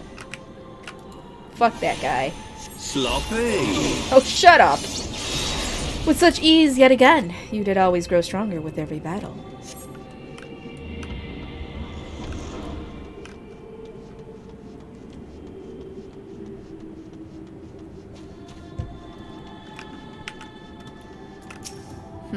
It seems it will take more than those monsters to leave an impression upon you. Or mayhap you simply fail to understand my meaning. Not that it matters. No, I have dealt with countless heroes, and always it ends the same way. No amount of reasoning will bridge our differences. It will result in happiness for all. Whatever your reasons may be, I cannot be bound by them. I can but put faith in my own beliefs, and fight for them with all my being. Well, it seems there's nothing for it but for us to fight. For a certainty, I am Elidibus, and come what may, I will fulfill my mission. To that end do I take your measure, and eventually I will eliminate you. Your hopes and dreams are inconsequential. But enough talk. It is not your assertions that I wish to know, but your strength. No! Not Papa 4 Top! Falsely accused of regicide, you flew for the snow-swept fields of Kurthus.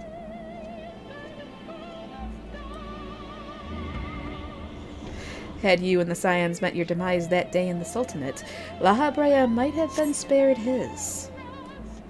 But not only did you stubbornly live, you hurled yourself into the thick of the Dragon Song War.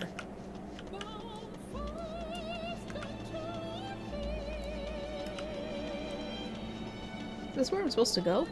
I guess so. Swept along by the tide of events, you pursued and slew those who sought to stop the unending conflict. Just as you were bid. Oh, King Thornton. Or was it a thirst for vengeance that drove you? I don't know. Might be a thirst for vengeance.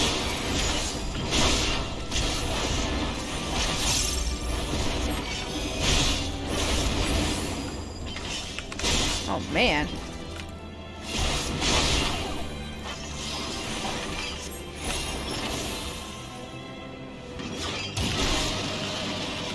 Impossible.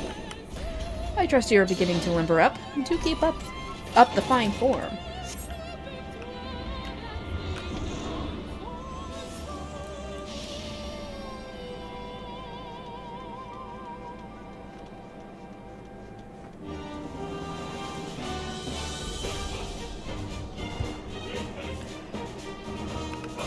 Around heroes, people are wont to flock. People who harbor all manner of motives, each baser than the last. No! No, don't make me! Come, let the curtains rise on the grand melee. Fine.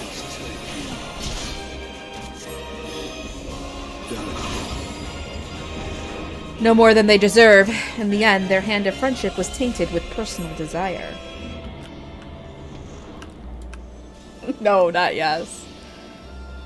I don't want to kill. No! Come on. Why? Why must he rip my heart into shreds?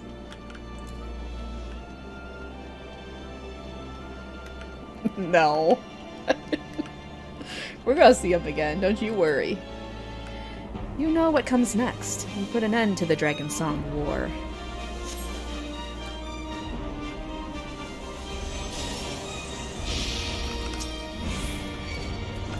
Ah, Nidog.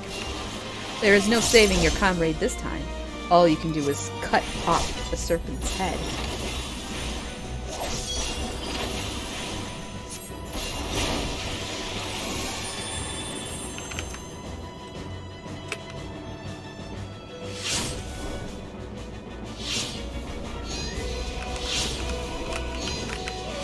Crap.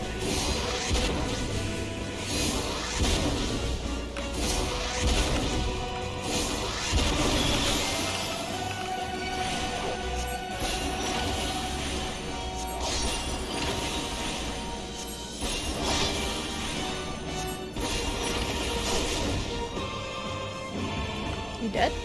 And as simple as that, a 1,000-year war is brought to its conclusion. But every end marks a new beginning. And for heroes such as you, there is only ever conflict.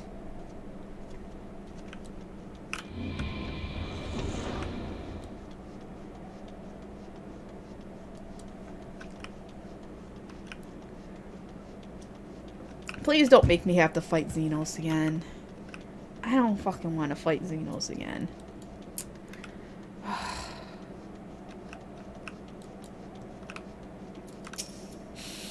Are you enjoying the walk down memory lane? I dare say there will have been a few individuals for whom you harbor deep feelings, whose passing caused you the keenest grief. That it was our people. That is what our people are to us. An irreplaceable existence that it can ill be lost. I will save them. For they are my...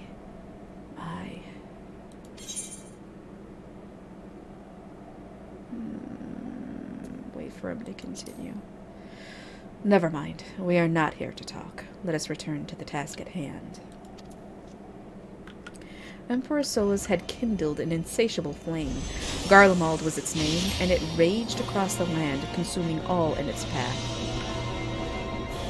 Following the trail of ash, you set forth for Alamigo and Doma in a storm of blood.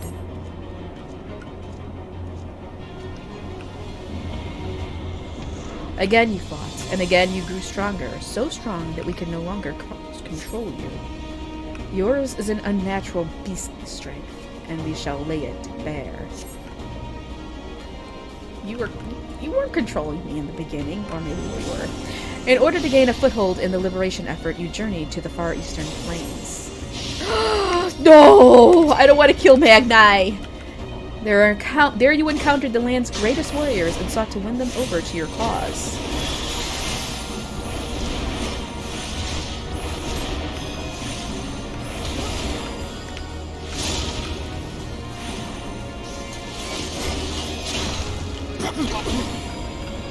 The strong are drawn to the strong. Thus did you gather new allies to your banner.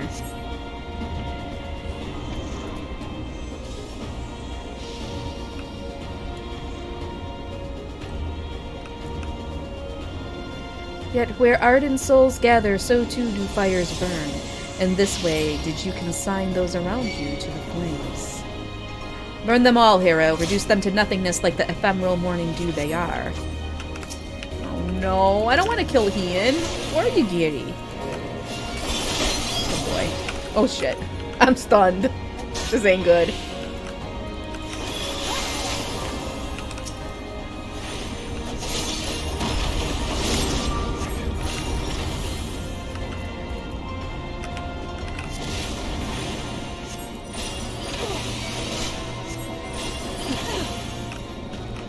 You did not hesitate, or perhaps you could not. No matter, let us turn our attention to the finale. Here we shall have a test between fellow beasts. It is only fitting, would you not agree? When I fought you in this flesh, was I who triumphed. Will you turn the tables this time? Ah, fuck. I don't want to fucking fight Xenos.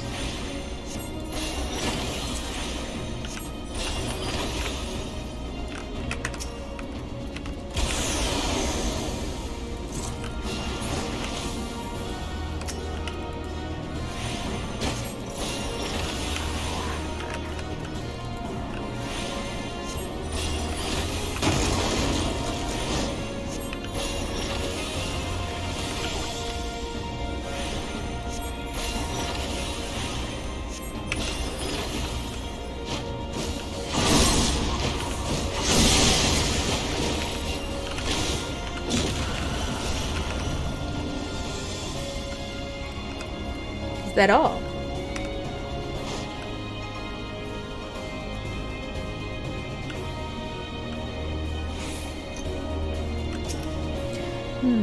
My creation appears to have lost its form. It is no easy thing to see through the eyes of a beast as such as him. In any event, there is only so much to be learned by taking your measure this way. Let us try something different. Come, we continue this within.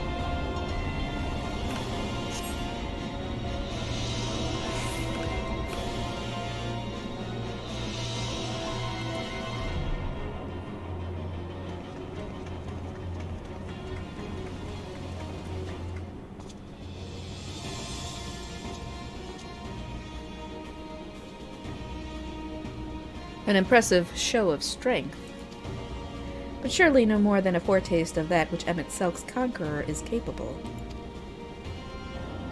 Such might requires a fairer measure, to compare like with like, yes.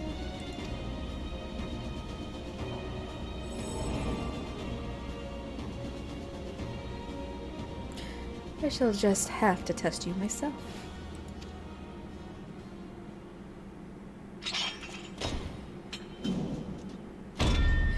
Come on, Rislin. Show me what you can do. Fallen. No! I don't want to fight Artifer. Come on. Ugh. Fine.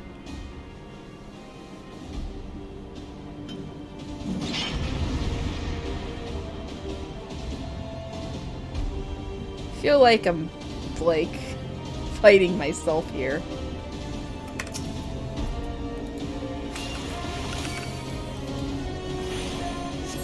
I may not be the real Ardbert, but you do well not to underestimate. All that made him the warrior he was, every battle waged, every blow swung, is part of my very being. So come, fight me like you mean to take my head. Well, I do mean to take your head. No, he's Dollar Store Ardbert. He's the Dollar Tree Ardbert.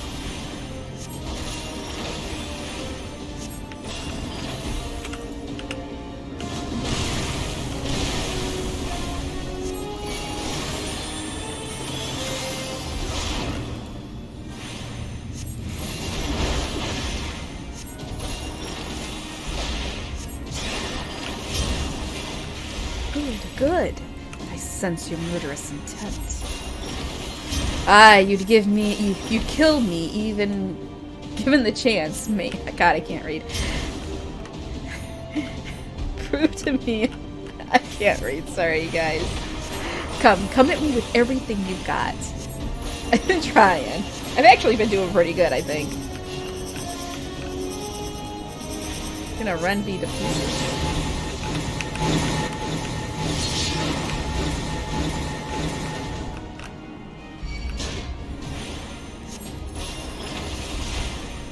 I'm not drunk. But don't you worry. After Easter, there's gonna be a couple of drunk streams. I'll tell you that. Tell you that much.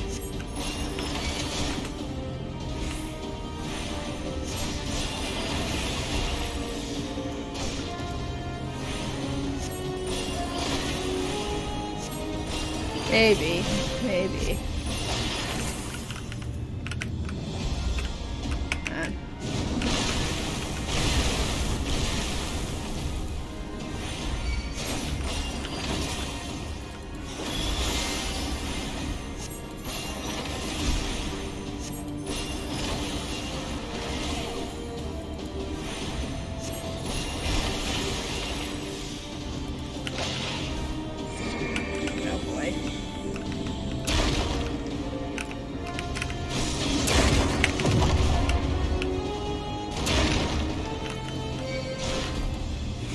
What?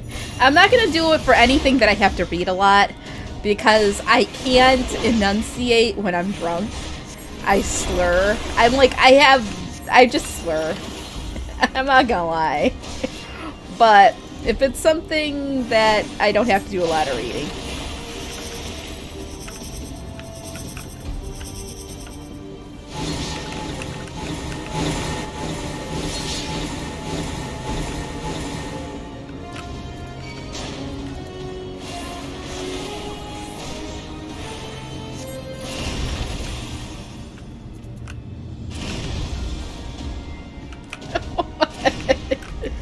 What? Uh-oh.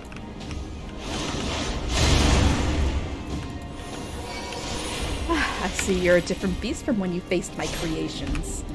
Very well, I will transcend my very limits, and we'll see what you're truly capable of. Oh, don't. You don't have to transcend your limits.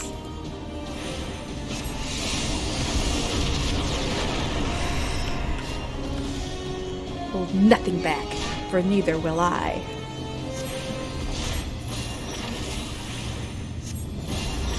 He's about to do something groundbreaking here.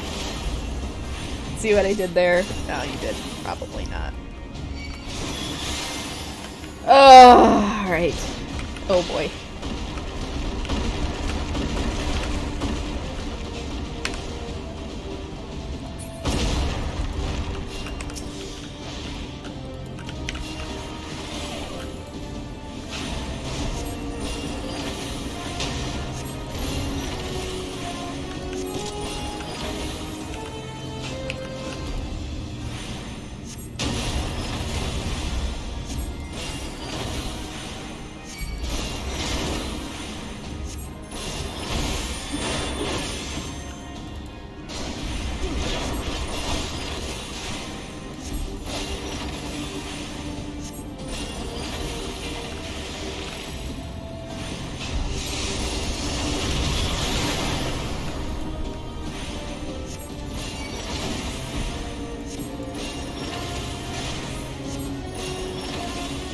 Are we done yet? I have my answer. 10 minutes remain. Ooh. But the duty is complete.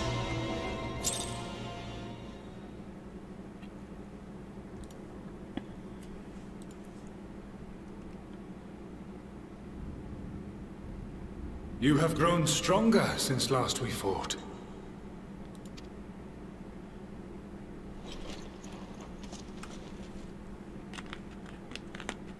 The result of your trials in the first, no doubt. Have you finished? Oh, your wife will.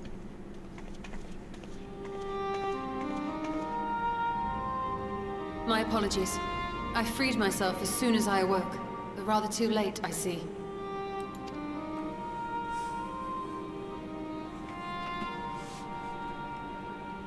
Now, Elidibus, if you have ceased trading blows, I would trade words with you. I have a theory, you see. One concerning that which you seek to accomplish.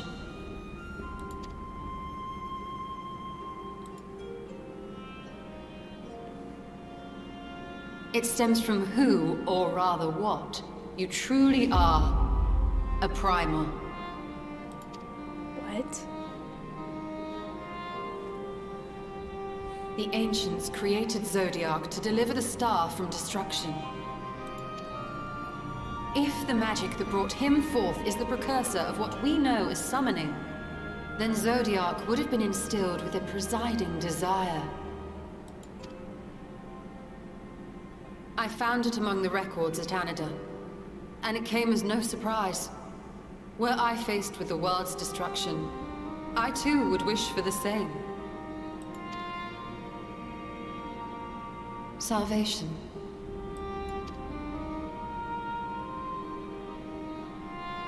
I know that you sacrificed yourself to become Zodiac's heart. How you came to be separated from him is less clear. But if you are a fragment of his being, it stands to reason a desire for the world's salvation would drive you. And thus did you seek to inspire the masses to rise up as warriors of light, going so far as to use Ardbert as a symbol of hope.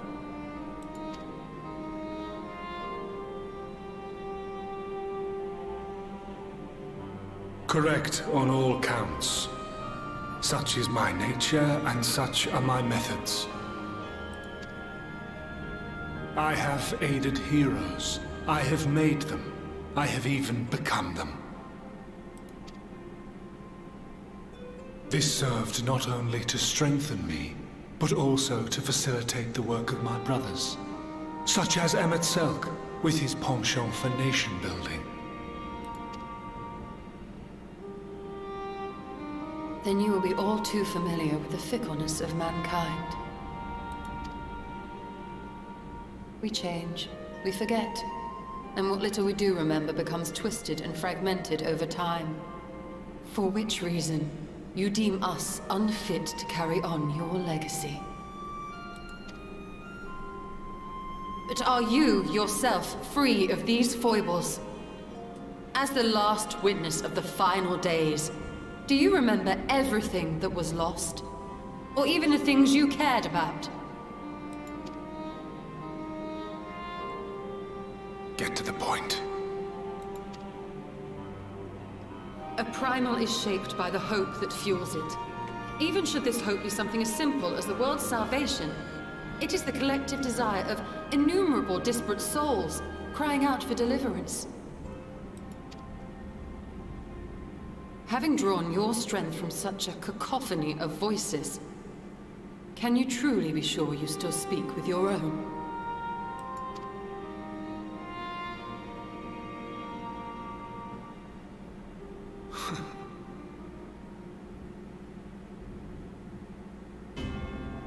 Your question is irrelevant.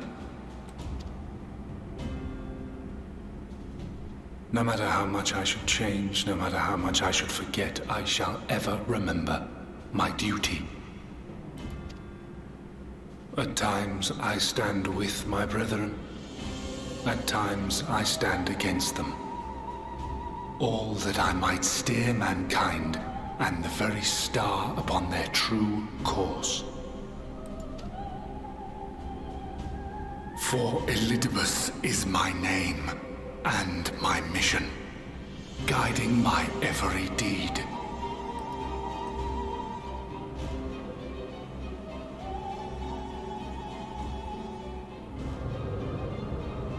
But enough talk. You have shown me sufficient proof of your might. As I am now, I would struggle to defeat you. Yet I have still to play all of my cards.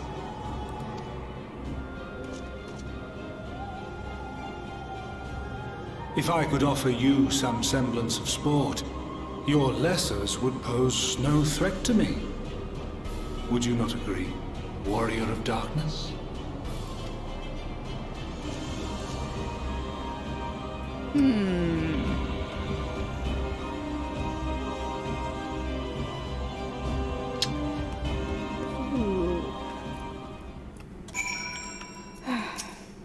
It has been an eventful morning. If indeed it is morning. I've no idea how long I was unconscious.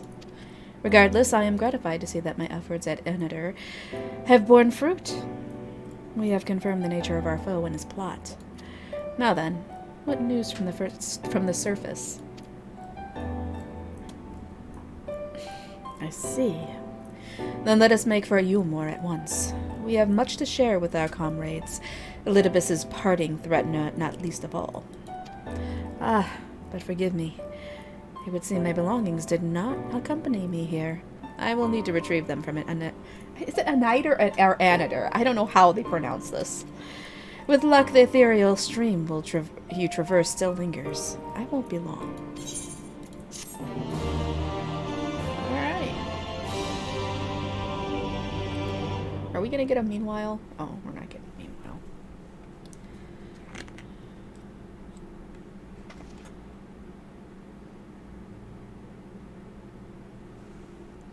What's that?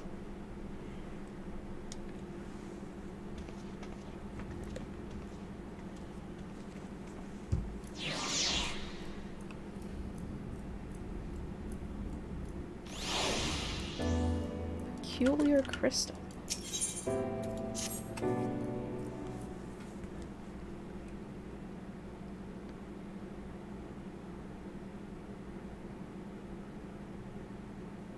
A peculiar crystal lies on the floor. Upon its surface, an array of lights twinkle like a tiny constellation of stars.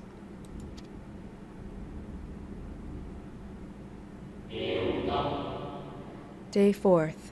Bring honor to the seat of. The distorted voice of an ancient rings out in your mind, a moment preserved in the crystal, it would seem.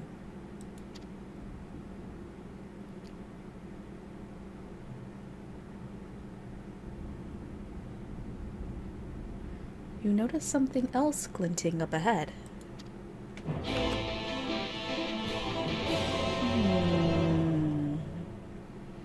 Curious.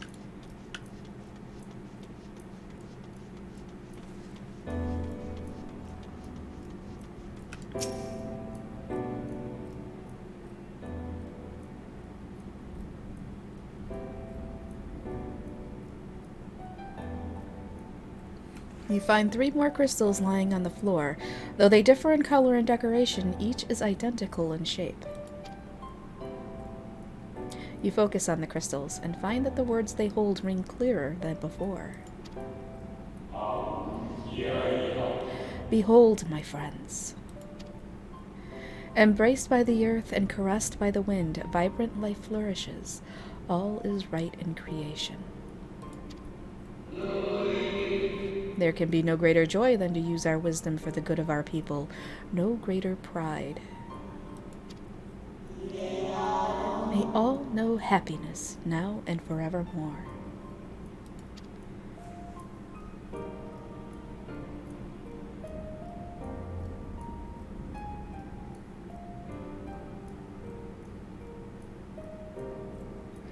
There do not appear to be any more crystals in the hall. Perhaps it would be wise to continue the search outside.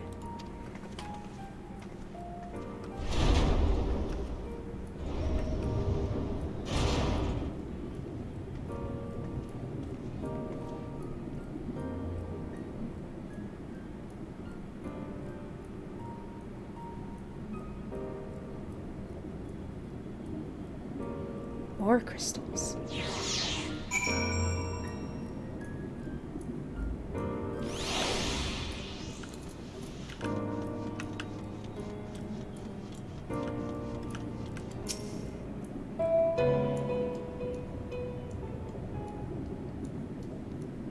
Your instincts serve you true, and you discover another 2 crystals. As you reach out with your consciousness, new voices begin to echo in your mind. The heavens are ablaze and the land rent asunder. What will become of the world? Is life itself to be denied? Come what may, we must not surrender to despair. If we but hold fast to hope, we may yet find a path to salvation.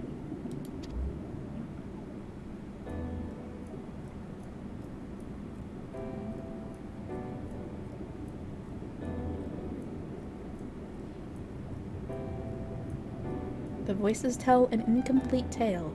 Might more remain to be found. Well, if those sparklies up yonder are anything.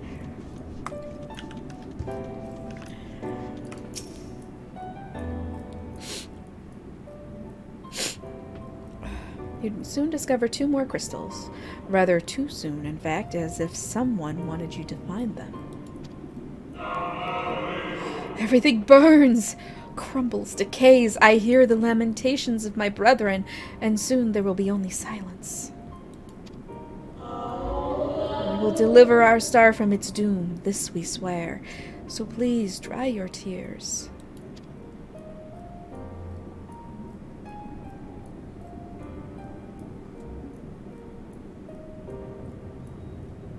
Whatever awaits at the end of your search, it is plain you have yet to find it.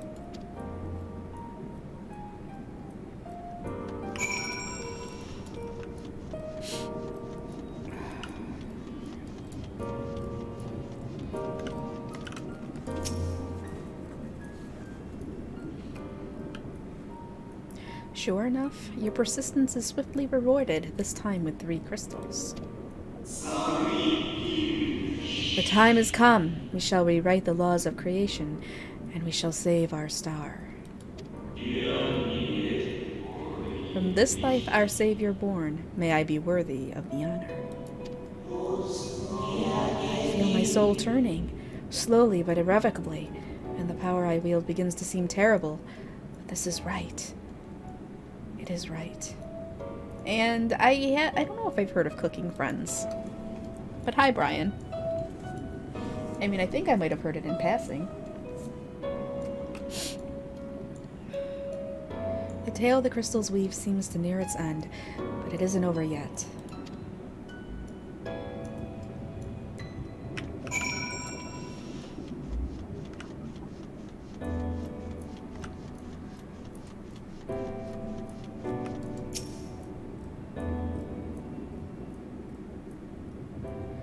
With almost melancholy inevitability, the 12th crystal soon reveals itself to your questing eye.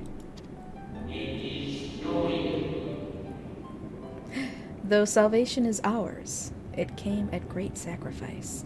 All that remains is to pray. To pray that we will one day meet again beneath the blue sky.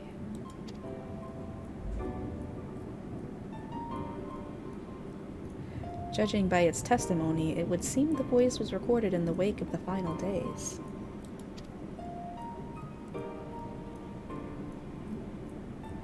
Oh, it's horror, you say? You know I'm all about the horror. As you scan the area, another glint catches your eye.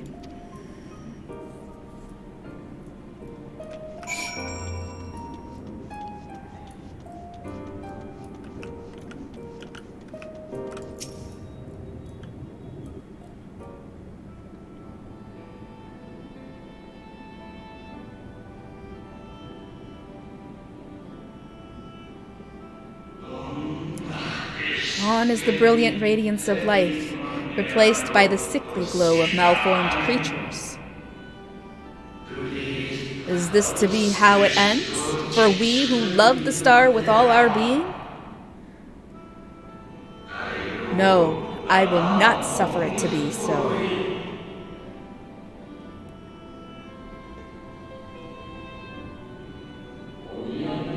Well, well, we meet again, my new old friend. Hythlodaeus.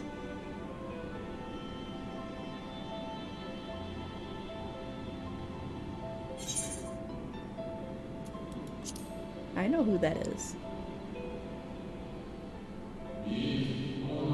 How good of you to remember.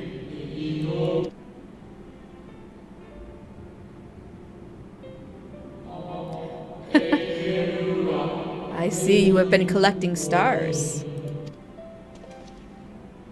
I speak of those crystals. They have constellations etched upon them, yes?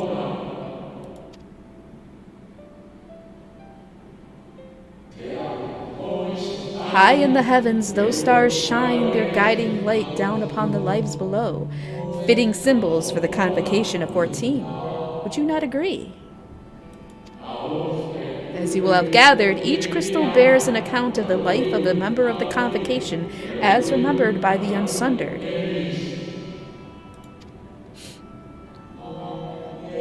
Lest you worry, they aren't concepts. They are far too incomplete to be so. But they suffice for imbuing memories within sundered souls, that they might be restored to their office. Keep them. I am sure Emmett Selk wouldn't mind.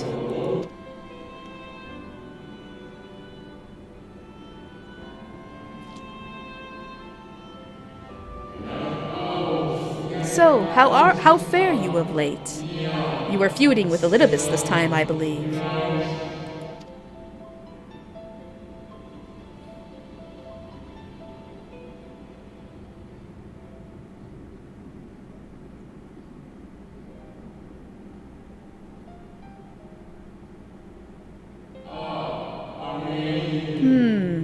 I shall refrain from passing comment on your struggle. It is not my place to do so, long departed as I am.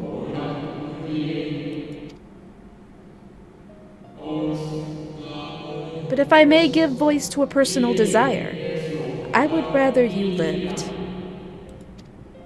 If you do not, how will you keep your promise to Emmett Selk, the promise to remember?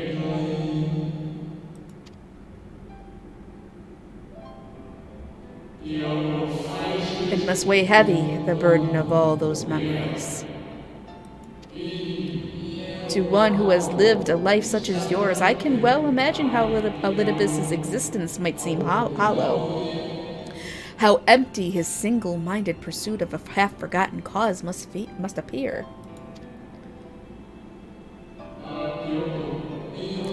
But know that this devotion is not without reason, even if he himself can no longer remember what that reason is.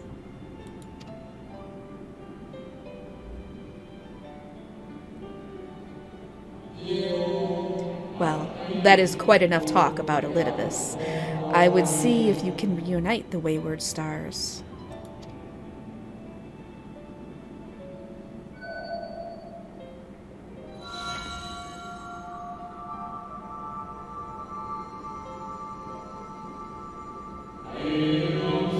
I mentioned before that there was a member of the Convocation who opposed Zodiark's summoning and defected, one whose office was left vacant.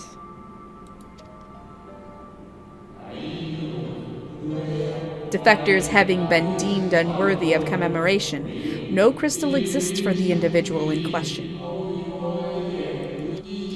Or shouldn't exist, at any rate, and wouldn't had a friend not created one in secret.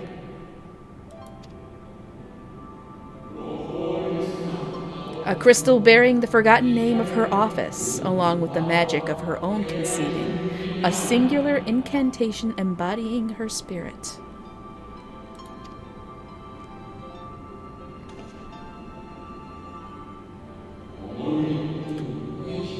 Among all the offices, the 14th was most unusual, for while the rest sat in Almarat, its holder was charged with gaining an intimate knowledge of the wider world.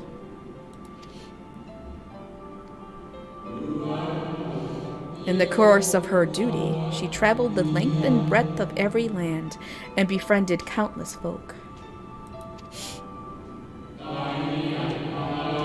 She encountered troubles too, of course, matters which she could simply have referred to the convocation, but that was not her way.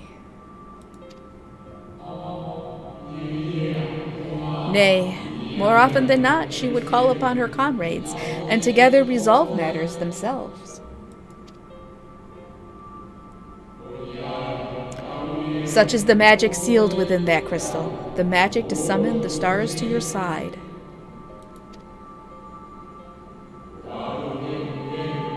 In time of greatest need, should you wish upon it with all your heart, it will surely answer your call.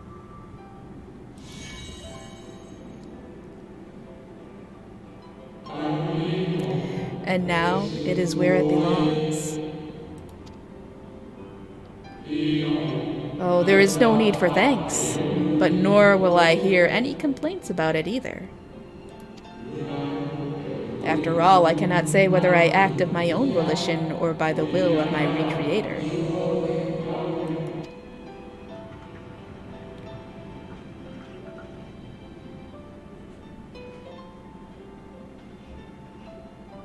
He's gone.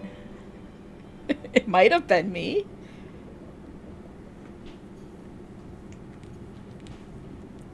I was wondering where you disappeared to. Is something troubling you?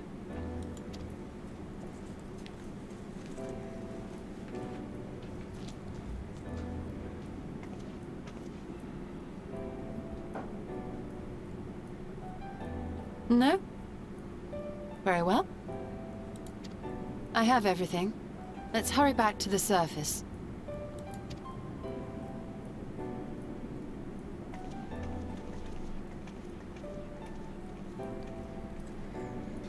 Whew. Very astute. Very astute observation. Let's see if we get some confirmation of that, though. Ah, fresh air at long last. I would celebrate my return to dry land with a pot of tea, had we the luxury of time. But we must be prepared for Elidibus. Given what we know, it is plain he will not be deterred from his course. And nor would I, were I him. Not if it meant forsaking everything I loved. That said, I have not forgotten how Emmet Selk sought to find common ground with us, for all our misgivings. Ultimately, our differences were not to be bridged, of course, but one must always try. Emmet Selk understood this, and if his gesture resonated with you, perhaps you might consider reaching out to his brethren. Though it may all be for naught. You of all people know that there is no such thing as a foregone conclusion. Aw, you're bringing tea for your waifu. That's how sweet. How sweet. But the husband might have to fight you over it. What? What's wrong? BB10's bringing tea for Ishtola. Fuck BB10. Well, you heard him. He's on the list with Runar now. You're in the doghouse with Runar.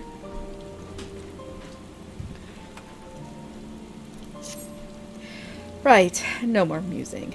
We have taken far too long as it is. Our friends await us in Yulmore, yes? Let us hurry and join them. He is a little rude. Nashu? Oh, I know you're getting this way because you're getting hungry. You're getting hungry.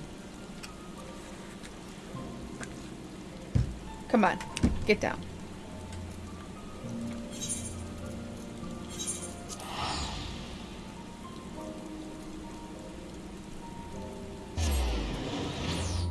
Nashu turns into a brat when she gets hungry. Ah, everybody's together. It appears we are fashionably late. Come, our tale will not wait.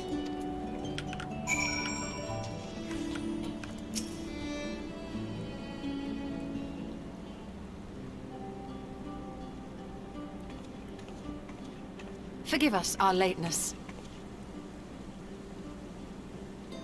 Master Chai, my congratulations on your appointment. By all accounts, you are a capable mayor. Oh, I have capable friends, my lady. I must say, it's good to see you looking hale and whole again.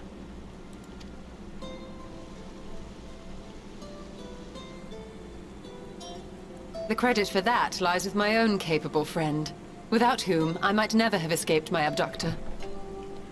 Nashu! She almost... Oh my god, Cat. Get down. No, you get down. You're being bad. No! Sorry. She's being bad. What? He's like, no, I'm sitting on this bed, Mommy, and you're not making me leave. Why are you doing this, Nashu? Why are you doing this? Stop it. She's trying to play with my cord. Alright, lay down. Or my microphone. She lays down for like 1 second, then I move back and she's like, okay, I'm back to doing bad. Back to doing bad, Mommy.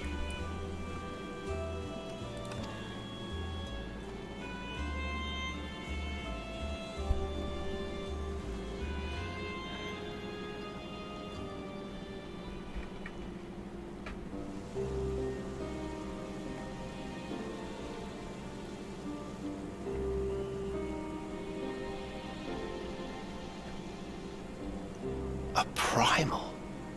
I suppose that would explain why Elizabeth has been fostering faith in the Warrior of Light. While you were enjoying your audience with the Wandering Heart of Zodiac, we were busy dispatching the last of the Black Master Ascians, a task which proved almost insultingly easy. Formidable though we undoubtedly are, they were obviously sent to provide encouragement for budding heroes. One cannot help but wonder how many times the ploy has been used before. Master Chai, you mentioned that the people of Calusia are similarly enamored of the Warrior of Light. Indeed, though it's hardly surprising given the state of the world. Many are still struggling to find a purpose, and it's only natural that they should take comfort in the tales. Then the fever has spread to every corner of Norvrant. We may have dealt with his black-masked minions, but it is plain Elidibus has yet to show his hand.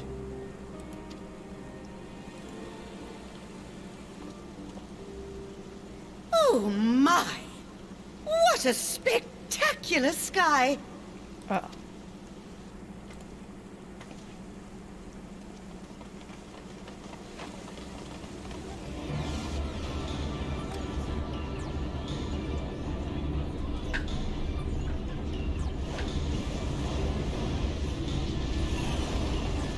Another star shower.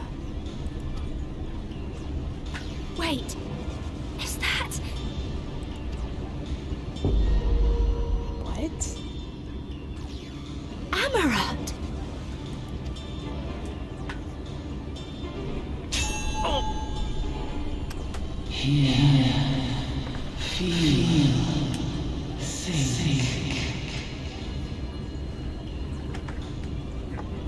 Did you hear that? That voice calling out? No, I didn't hear anything, but... Why do I feel so... like I've lost something dear to me? Hold on. Nashu! Stop! You get down! She's tossing stuff off my shelves. Nashu, you good kid.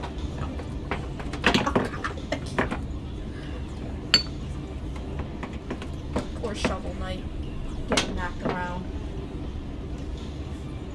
She's like, I'm hungry now, Mommy. Feed me. Next. Crash. No, she's gotta learn. Like, if I keep feeding her every time she's bad, she's gonna be bad whenever she's hungry. Which is all the time. So she's just gonna have to learn.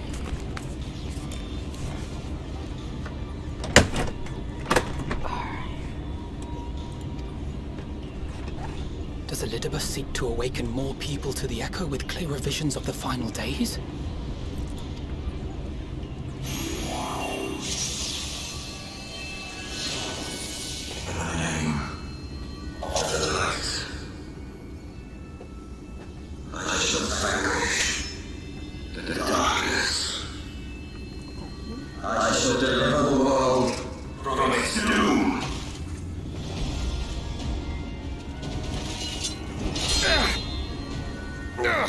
And who might you be?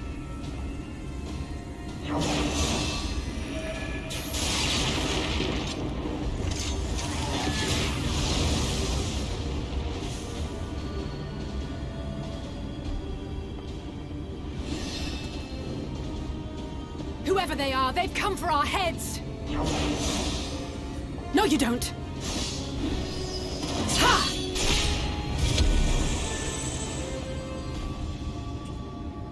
They are not of flesh and blood.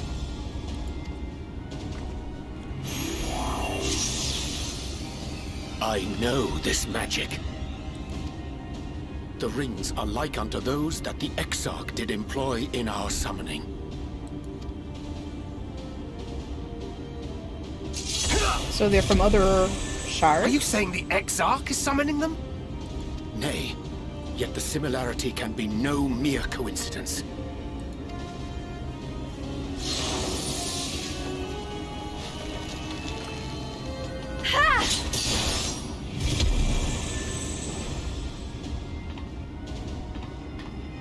Should we make a stand here, or retreat to the Crystarium?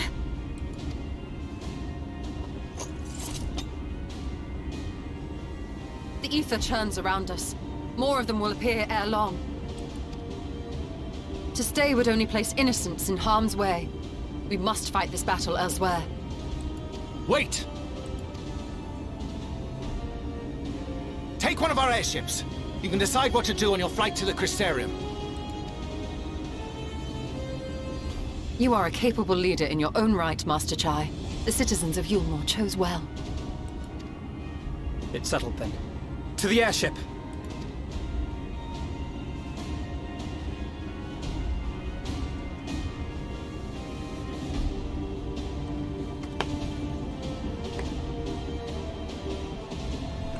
Nash, no, sorry, she's trying to pull down my microphone. Nashul, you bad cat. Stop it. Okay, we're at the dungeon. No, I wanna get you. It's only 3:30. All right, here we go. This is what we do. I'm gonna hold you for a second. You're in kitty jail. You're being held. Nope, you can't go.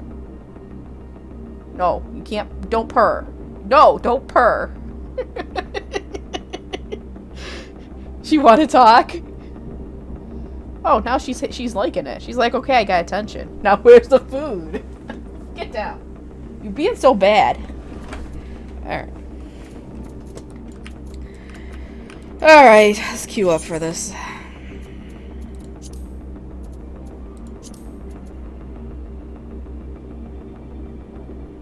Hero's Gauntlet.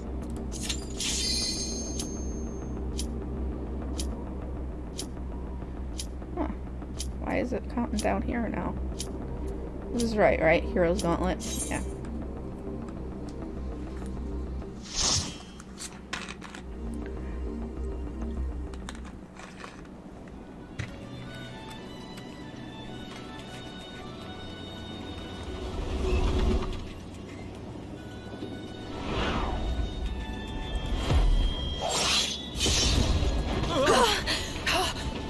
Damn it! Hang on to something!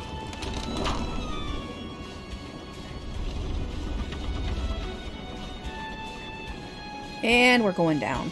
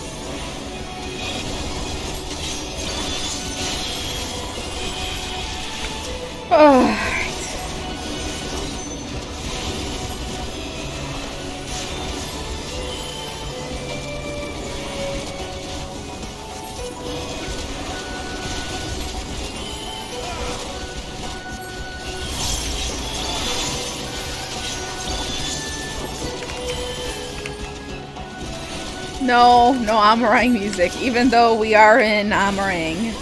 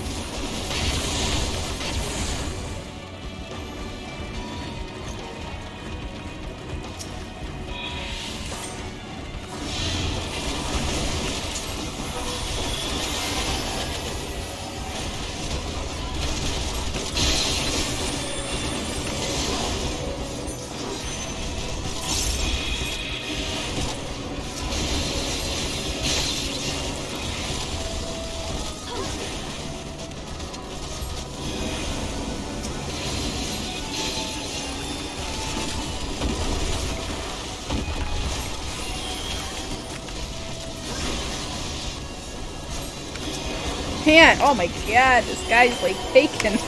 Holy shit, he almost died there. Scared the shit out of me.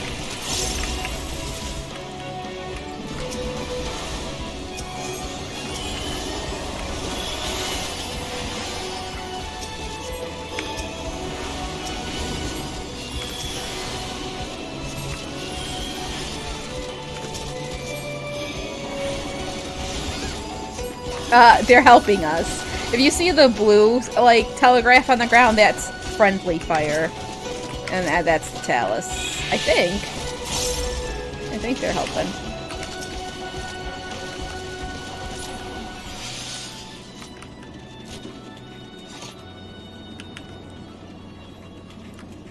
Oh, there's our friend. It's that.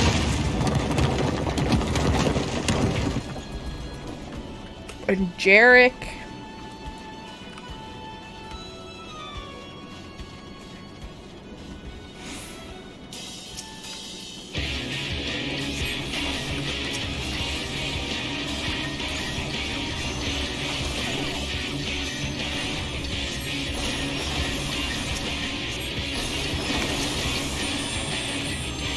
No, I'm not jerking. Whatever.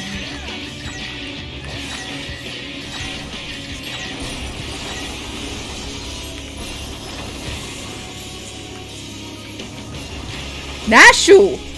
No! Not in the middle of boss fight, cat! Oh my god. She's looking up at all of my stuff up there. This is not good. This is adding an element of danger to my run.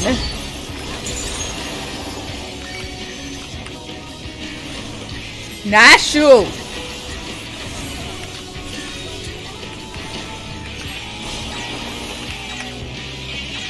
No!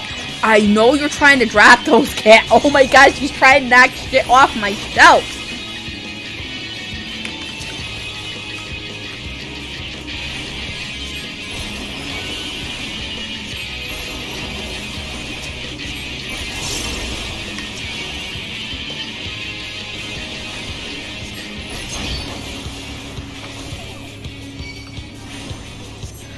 No. Oh my god. This is horrible. She's doing it on purpose. Oh no.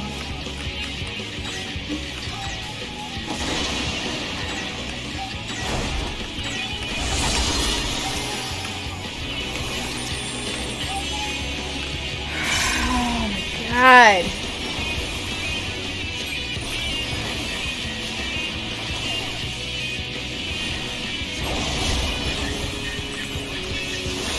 Being an exceedingly bad kitty.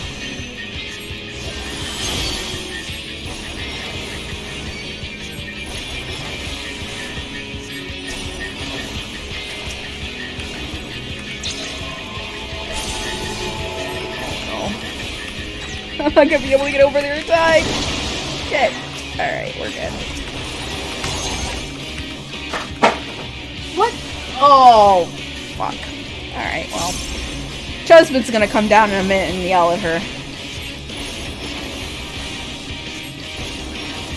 But I can't feed her, because the moment I feed her, she's gonna win. And I can't let her win.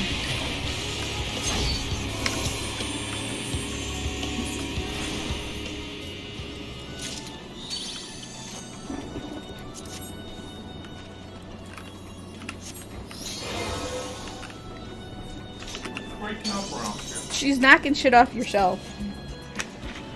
And she's being really bad because she wants me to feed her, and I ain't doing it. Well, why is she taking it out on me? She's not getting what she wants from me, so she's gonna start knocking your shit over.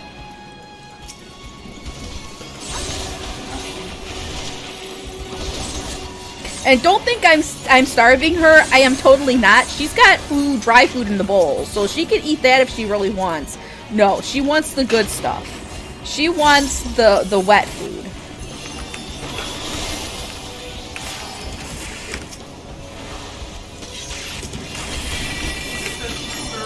What? Yeah, she's gotta wait till 5.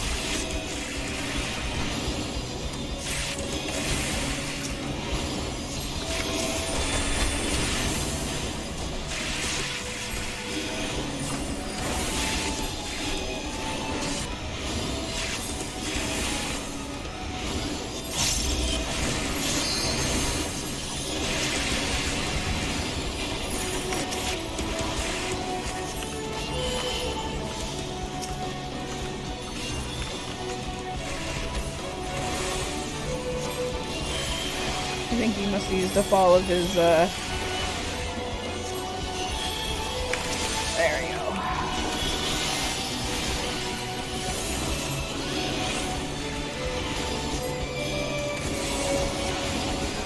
Why am I brain farting? Oh, I already hit it.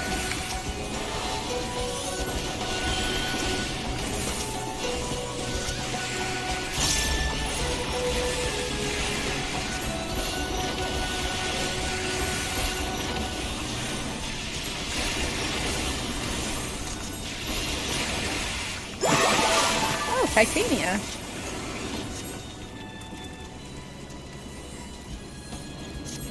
Tupac Amaro. It's Tupac Amaro. Hold on.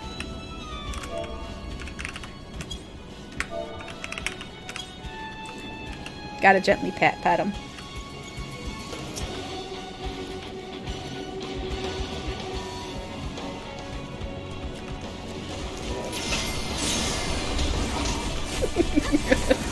It's a, you have to. Whenever you come through, you gotta pat Tupac Amaro. Because he's a good turbo turkey.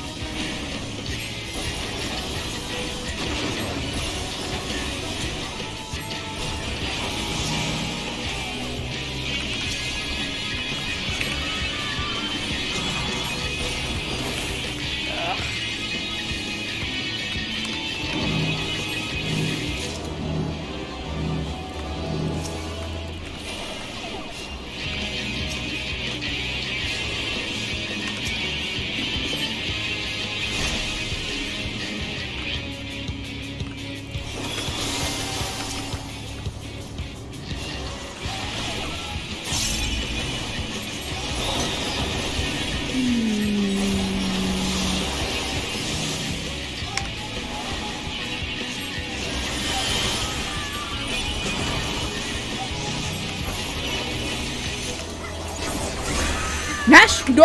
Get down! Not in the middle of this fight. Not in the middle of this fight, cat.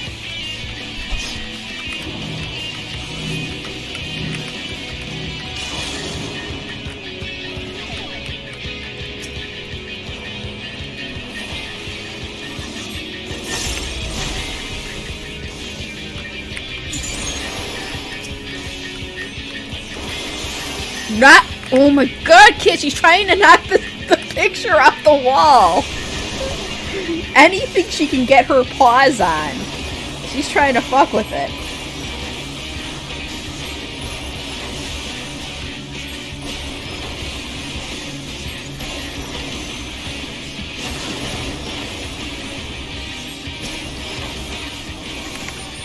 Get down. You get down. Beard nostril.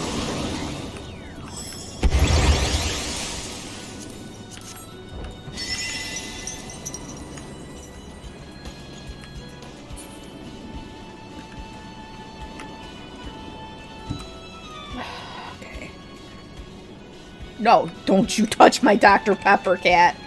I better put the lid on.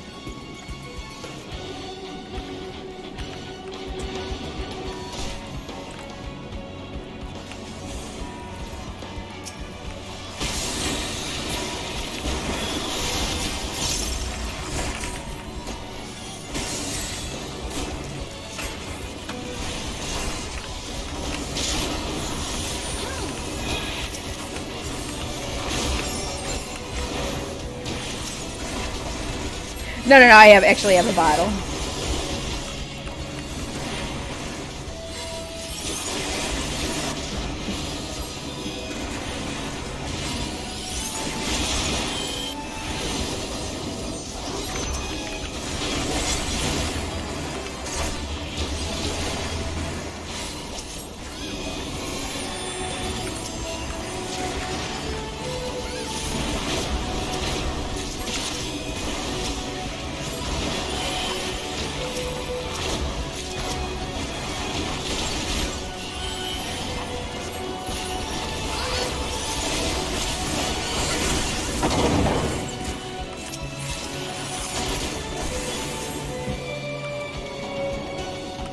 God, I hear her jumping all over everywhere. And I can hear it through my headset. Nashu!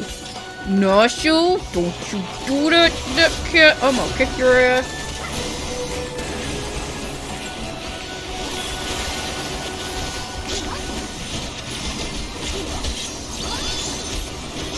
God.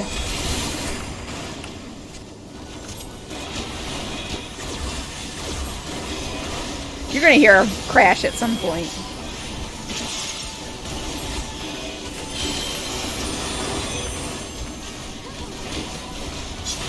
I'm going for the other picture now.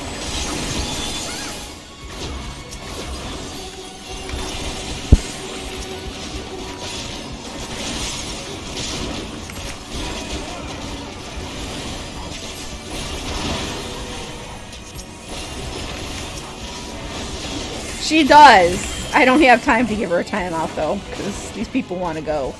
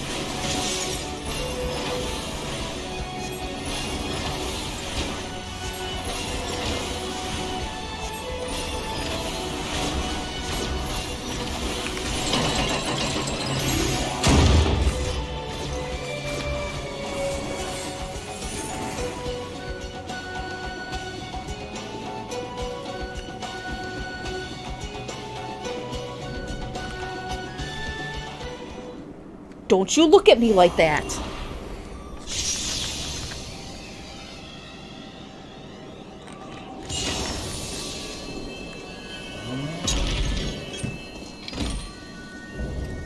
Distant ideal. Spectral berserker. Alright. We probably started already. No. Alright, there we go.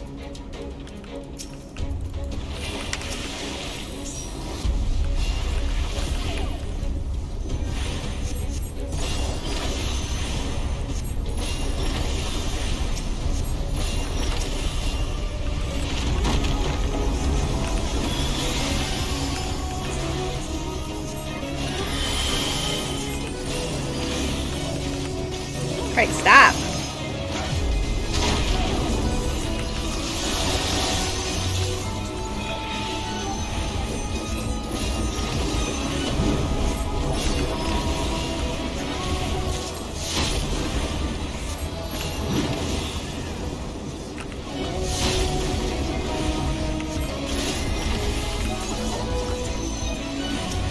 We're actually getting to the dungeons that I know relatively well because I've done them a million times. So, at least there's that.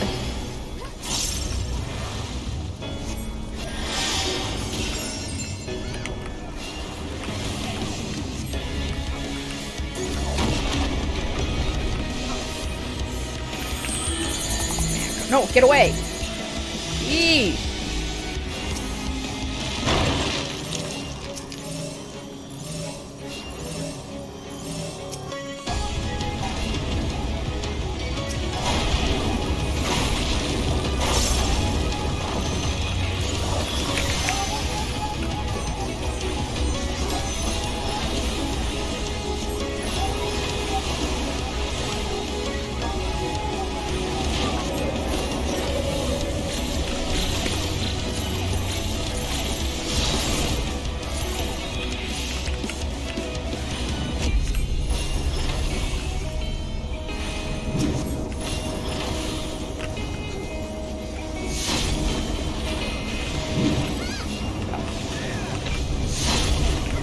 Fuck, he's in this corner here. It's hard.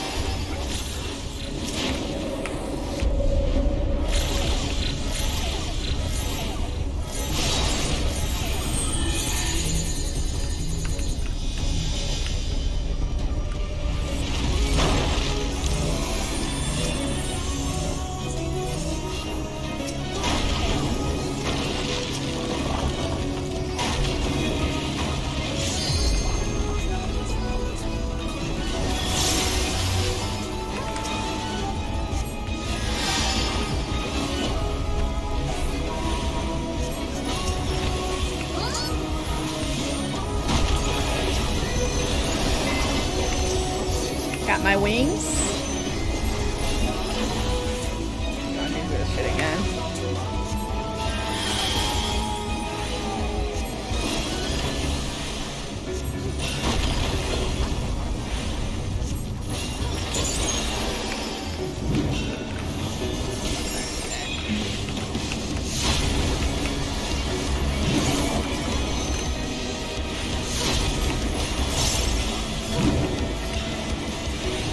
Yep.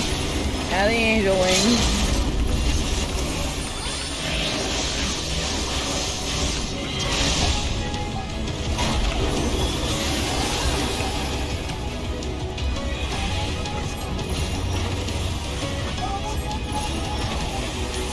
And done.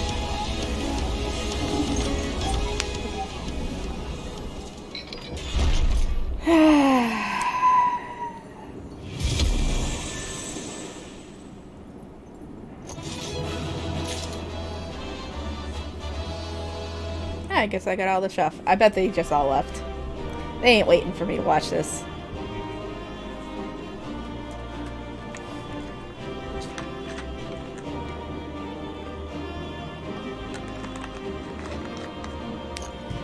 Alright then.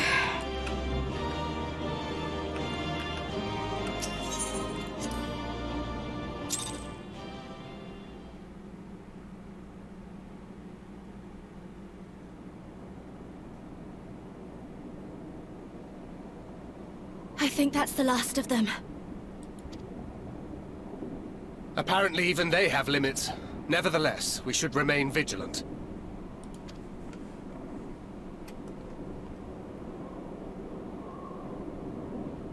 Urianger, something occurred to me while we were fighting. These enemies.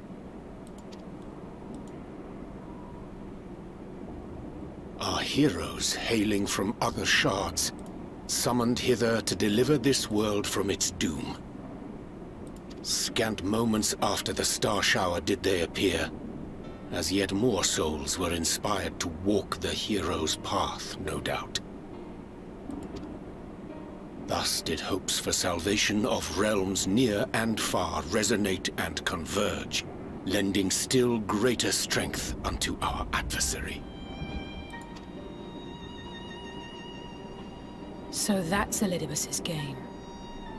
But first things first. If the rings are the same as the Exarchs, then we need to ask him how that's possible.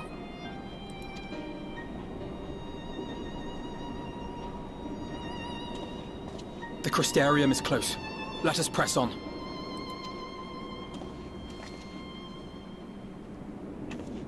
They come.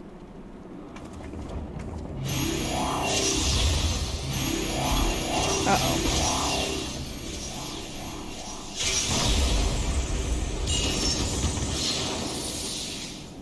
So near and yet so far.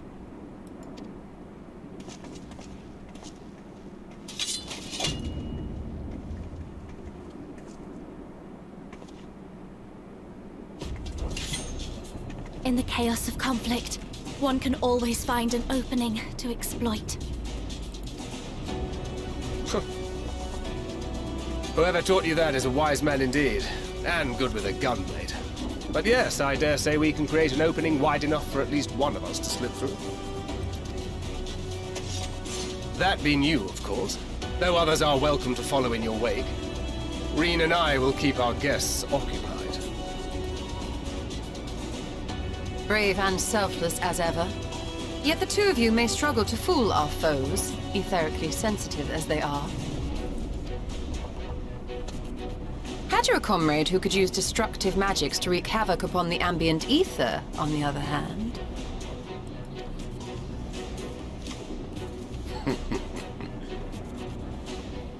Very well.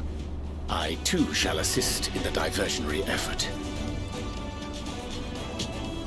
Oh, not this old dance again. Yes, obviously I'll stay and fight. Alphino, I'm about to do a great many stupid and reckless things. Watch my back, would you?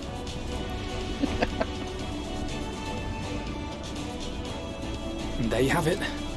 Take care of yourself, my friend.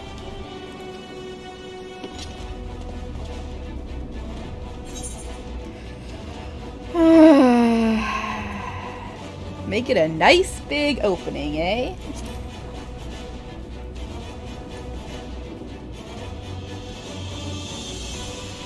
We'll do our best.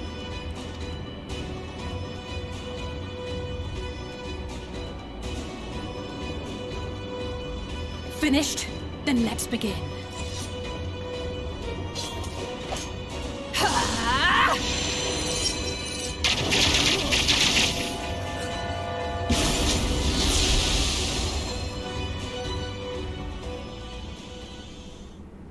Oh, a short while earlier in the ocular.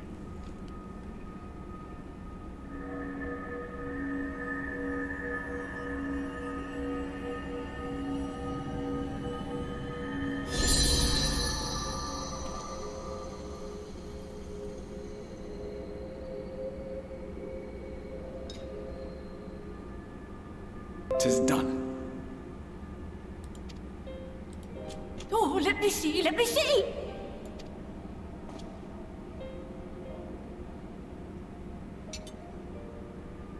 Oh, yes! Your memories are preserved safely within. We've done it at last!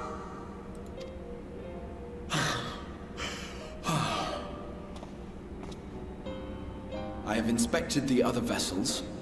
They are all ready to receive of our friends' memories. Oh, excellent! Excellent! I shall have my familiars bear word to them at once!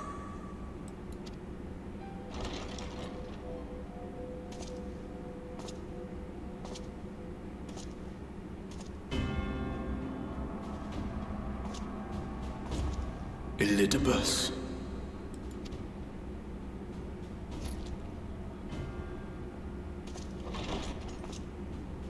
It was not until I observed the battle between Emet-Selch and the Warrior of Darkness that I realized what I must do. I will summon heroes from other worlds unto the first, just as you did. Their presence shall serve to empower me, granting me the strength to crush my enemy. Though it pains me to disappoint you, I feel compelled to explain that the magic in question requires no small amount of preparation. But you assume I require my champions to be summoned in their entirety. I do not. Their souls needn't even be whole. My purpose requires no more than their burning desire to vanquish evil.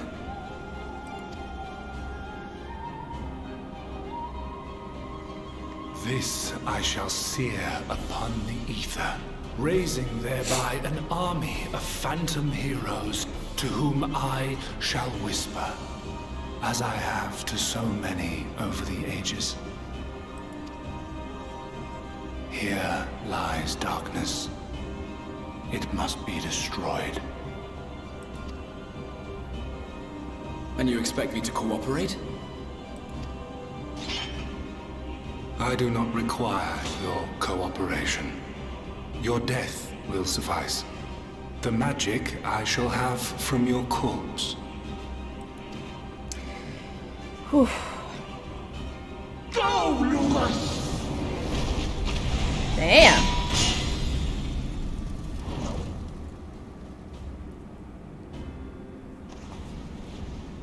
We must flee!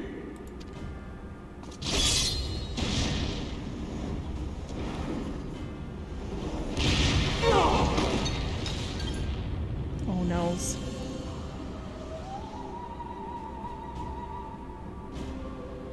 But what is this?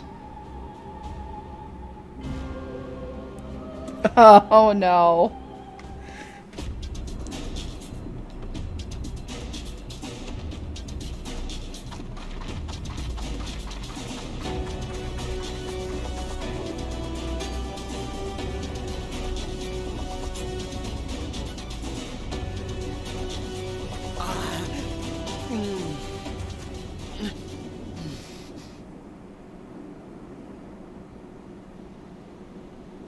Oh no.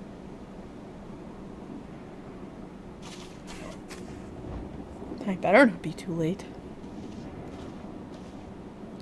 His arms are getting worse. Big lug. My friend, how did you... No matter, Elidibus. He took us unawares.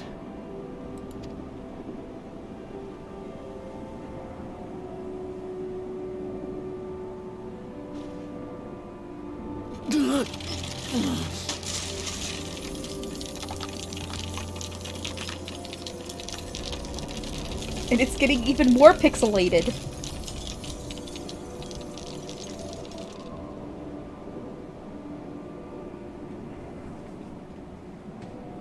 It was all we could do. To raise a ward to hinder his steps. And so we fled. But he took it. The vessel with the Exarch's memories. No!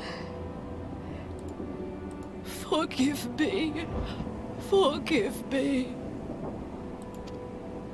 The vessel bears not only my memories, but my blood. The blood of Allegan royalty, granting him the means to control the tower. Well, that's not good. With it, he has performed I know not how many summonings, calling forth heroes from across the rift.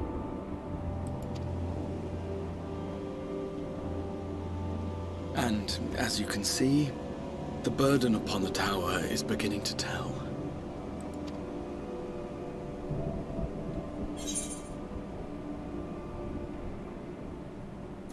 Leave him to me. He's dying.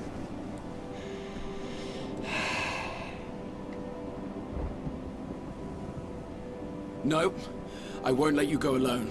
Not this time.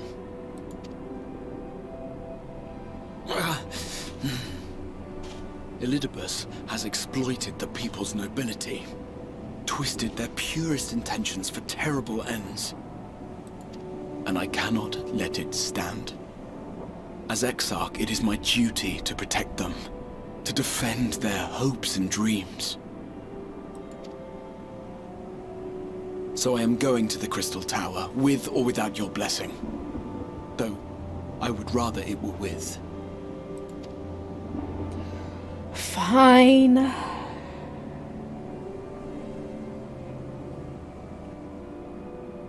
Just pet the doggo before we go. Thank you. I joined you, but I would only be a burden. Better that I remain here with my gremlins. I shall send help. Stay strong, my friend, and take heart. By binding Elidibus within the tower, we have done more than simply delay him. Much like our adversary, I am not wont to show my hand prematurely, but the time has come to bring my strongest card to bear.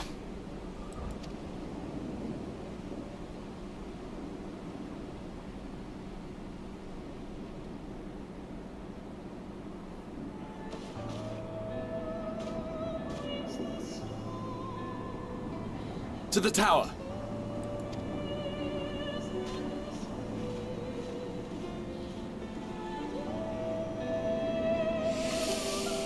Whew. Alright, time to die a lot. Because I don't remember this trial with shit. I'm gonna die a lot. I hope the other healer can carry my ass. With your permission, I would make a brief stop at a sensor gate. Just long enough to see the guard to Becklug's aid, you understand. Were it not for them, we would never have escaped Elidibus, much less with the spirit vessels. Though mine fell into our foes' clutches, Becklug gathered up the rest at great risk to themselves. I must see that they are safe before we press on. Enough good people have given their lives that I might fulfill my duty.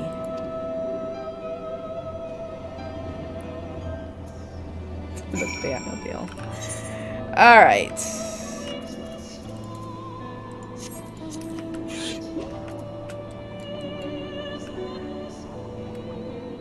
We gotta book it, because we got like an hour left, and we gotta finish this up in an hour.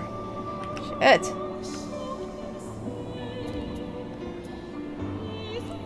Oh, I passed them up.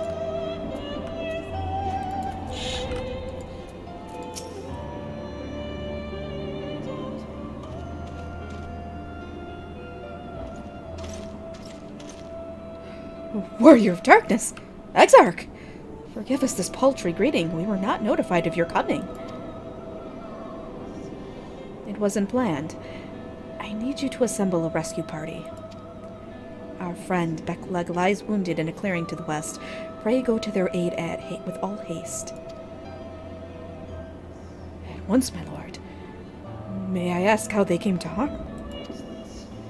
There have been reports of enemies in our midst, specters who appeared after the star shower. Do they have something to do with it? Yes. The man who attacked Becklug is also responsible for the star shower and the appearance of the specters. I have no time to explain, but know that the individual in question does not seek to do indiscriminate harm. If you do not bar his servant's path, they will not turn on you. You are to lead this foe to us, understood? Meanwhile, I ask that you alert the rest of the guard and focus on maintaining calm in the city.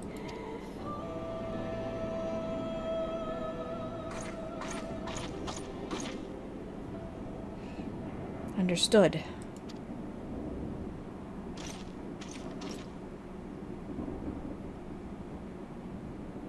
Lena.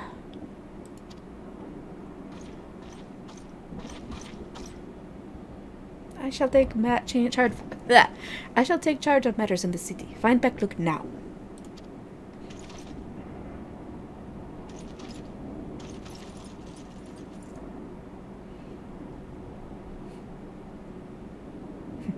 no time to explain.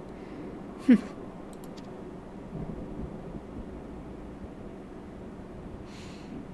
graver the matter, the less inclined you are to speak of it, even when it is plain for all to see, like what is happening to you.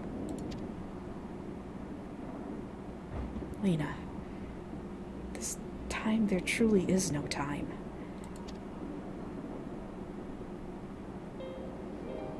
I know, my lord. Were matters otherwise, I believe you would even be willing to speak of your past, if pressed. Yet I remain afraid to do so. Afraid that what I might learn would you make a stranger. Afraid what I might learn would make a stranger of you. Forgive me. There is no time.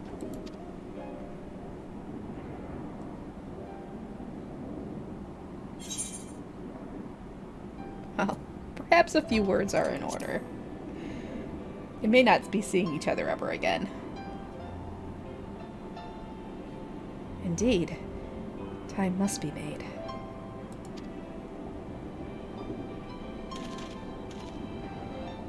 Lena, do you remember the time you got lost in the tower when you were little, and I searched for you for hours on end? And the cake I baked for your 10th name day? That hideous lump the good people of the mean covered up with beautiful candles. And your hapless first encounter with the Sin Eaters as a guard. Afterwards you threw yourself into your training, pretending nothing was wrong, though I could see the tears in your eyes.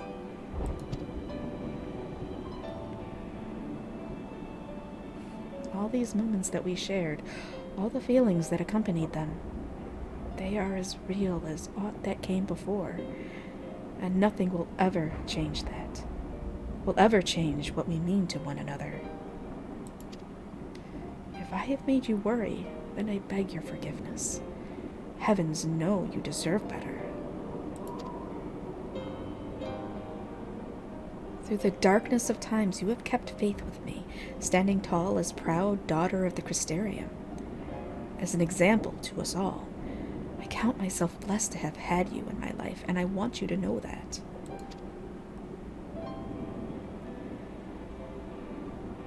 Why do you speak so?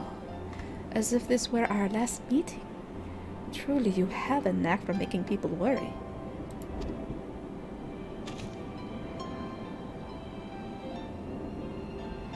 Besides, if it is you who are an example to us all. You who have led us through countless trials, and you who will lead us through countless trials to come. So go, my lord. Do what you must, but take care.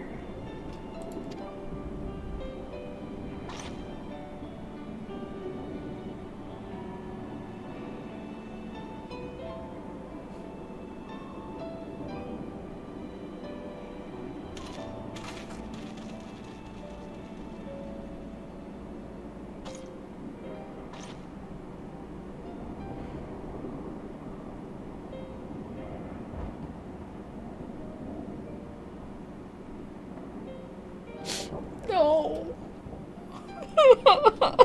Don't cry. Don't cry.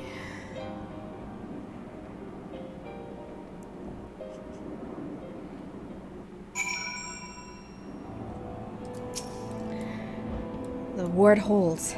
Excellent. Elidibus will still be within the tower. Our foe's sole purpose is to destroy you, and to that end he has summoned heroes from other reflections, empowering himself with their hope even as they occupy your comrades. You will not best him as easily as you did in the depths. By any measure, the odds are now stacked firmly in his favor. To wit, spare no preparation, my friend. I shall lift the ward only when you are ready.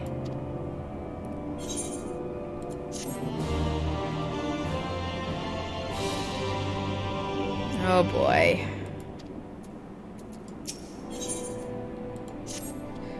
You are ready then? Very well. I shall lift the ward.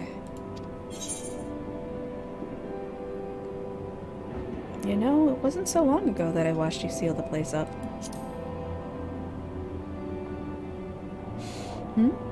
Ah, before I began my slumber, you mean? It seems rather longer to me. But yes, what strange symmetry. This time I break the seal, and I have no intention of locking myself away again. Nay, together we will enter, and together we will leave, in triumph. So come, my friend, let us be about it.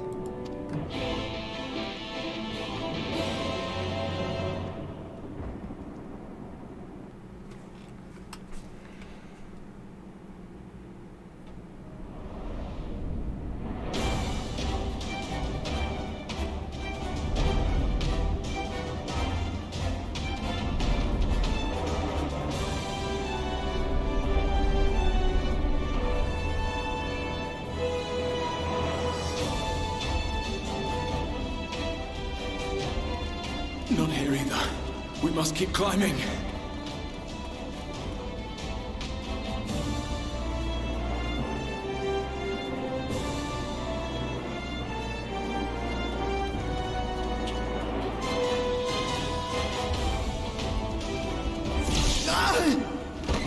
Oh no.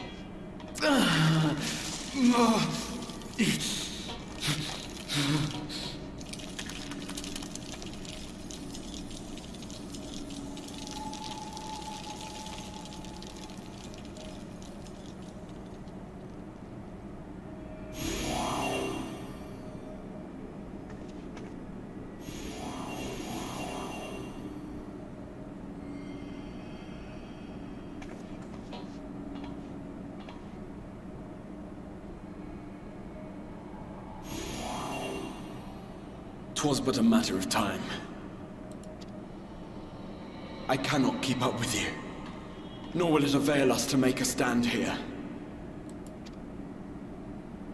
You must go on without me. Find Elidibus and stop him.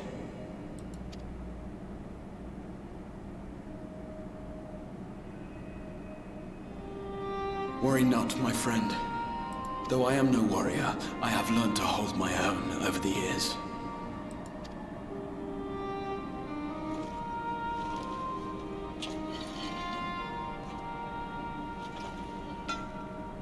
When first we explored this tower, you and your fellow adventurers formed the van, while I was left to follow in your wake. Suffice it to say, I was not best pleased with the arrangement. How I wished that I could join you.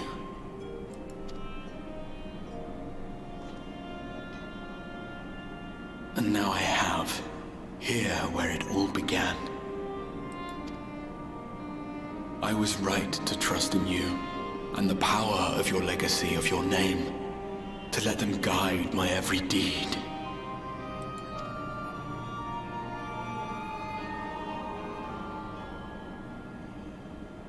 For Elidibus is my name, and my mission, guiding my every deed.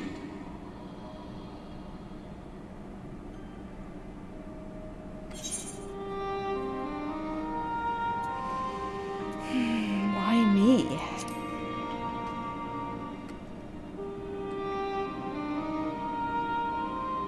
Why you? Why not you? Had I chosen another, we would never have made it this far. Or do I mistake your meaning?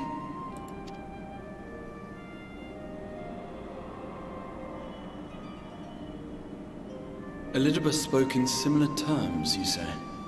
How curious. To answer your question, then, I made my choice for reasons which seemed obvious to me, but may not to any other. There were the expectations I placed upon myself before beginning my slumber, and the expectations of those who roused me. Of course, I had the choice to turn my back on a lot of it, but in the end, it was no choice at all.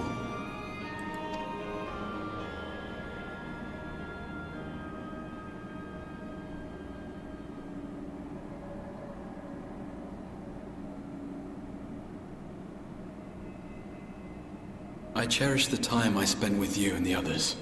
What I wouldn't give to return to those halcyon days. Chasing ancient secrets, overcoming trial after trial with the aid of like-minded comrades. And what remarkable comrades they were.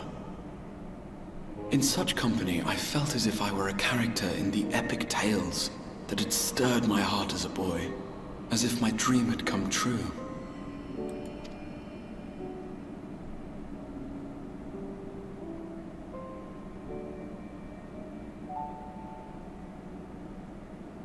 It hadn't, of course, for I was no hero, neither then nor after. Though the world to which I awakened and the first were beset with myriad problems, I rarely knew how best to play my part.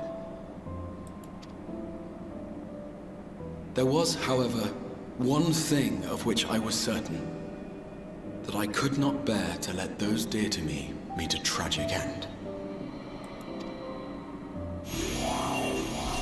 We better hurry this up, they keep coming.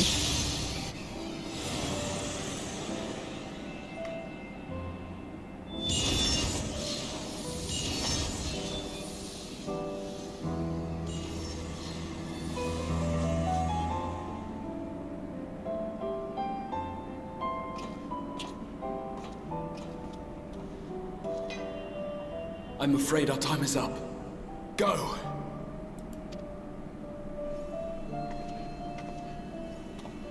Rest assured you haven't seen the last of me. I wouldn't dream of playing my trump card save in your presence. Okay, now kiss. Come on, kiss! He's totally in love with you. Oh my god. What if we never see him again? Oh. Always disappointing me.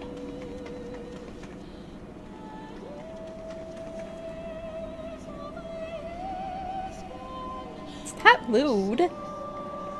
It'd be a goodbye kiss, because I don't think I'm seeing him ever again. It's okay. Emmerich will understand.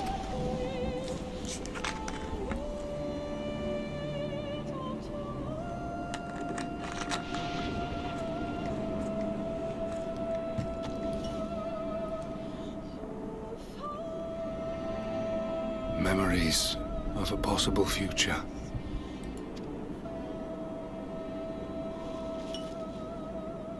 Worthless, all. Worthless as memories of the only past. Fated to fray and fade into oblivion. Leaving naught but a gaping void.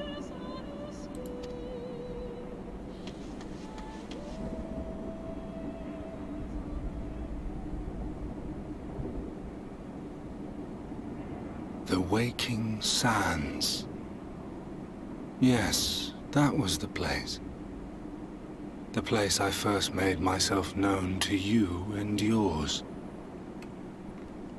Stop it, this is a serious scene. You're making me laugh. The Seventh Rejoining had left the realm listing dangerously towards darkness, and events were unfolding that threatened to push it over the brink. Thus did I approach you in my capacity as emissary, thinking that you would make a useful pawn. But I was wrong. And for my misstep did La Habrea and Emetzelk pay the ultimate price, leaving me the last of the Unsundered. My remaining brethren, fragmented as they are, cannot hope to see our mission to its end. It falls to me alone. Defeat is not an option. I will strike you down. I will resurrect Lord Zodiac, and I will bring back those who sacrificed themselves to call him forth. Though it take 1,000 years, upon my honor as Elidibus, emissary of the Convocation of 14, I will see this done.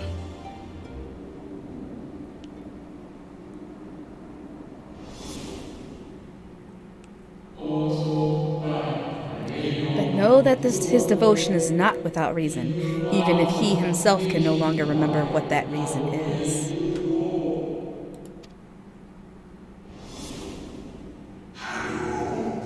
worry too much, Elidibus. This dedication to your duty verges on obsession.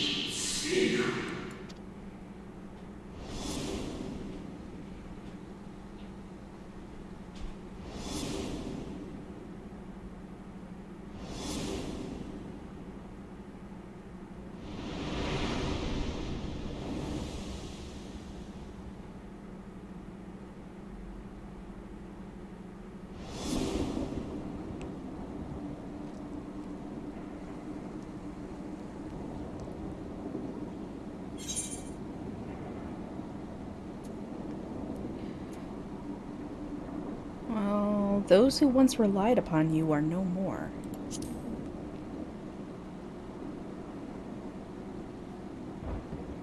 What of it?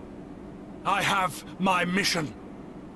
I am Elidibus, and it is my duty to steer mankind and the very star upon their true course. This I swore to someone. We spoke, and I swore. What? What did I...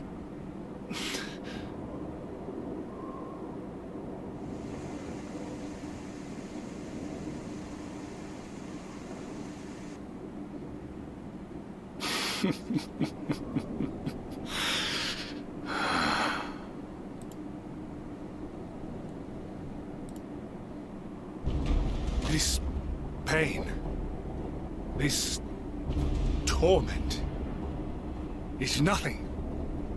No more than must be suffered to deliver the world from its doom. No more than any of you malformed creatures have known. Even should you lose all that is dear to you, even should it cost you your life, you bear the burden and fight on, kicking and screaming until your last breath is spent!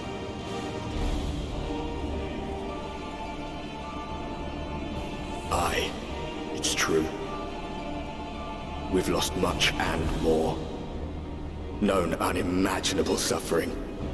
But through it all, we never, ever forgot what was dear to us. And that's what gave us the strength to carry on.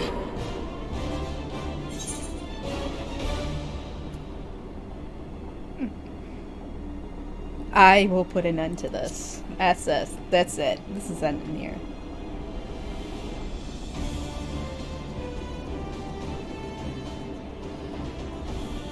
No. No! It will not end here!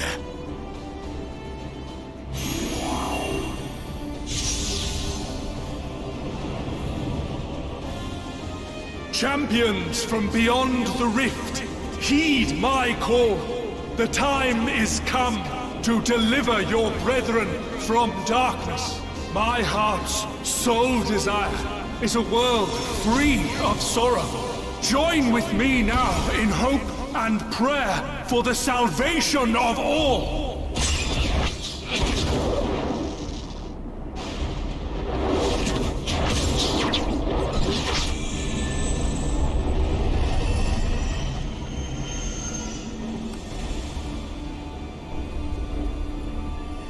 If you would usher in the end, then with my all shall I oppose you. As the avatar of those mortal heroes who fought unfalteringly in all their imperfection. As the warrior of light incarnate. Come, warrior of darkness. Let us finish this.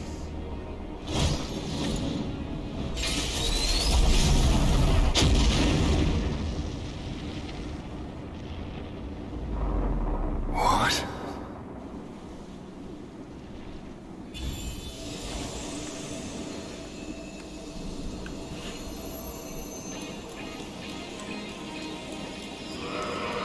Herein I commit the chronicle of the traveler, shepherd to the stars in the dark. Though the world be sundered and our souls set adrift, where you walk, my dearest friend, fate shall surely follow. For yours is the 14th seat, the seat of Azem.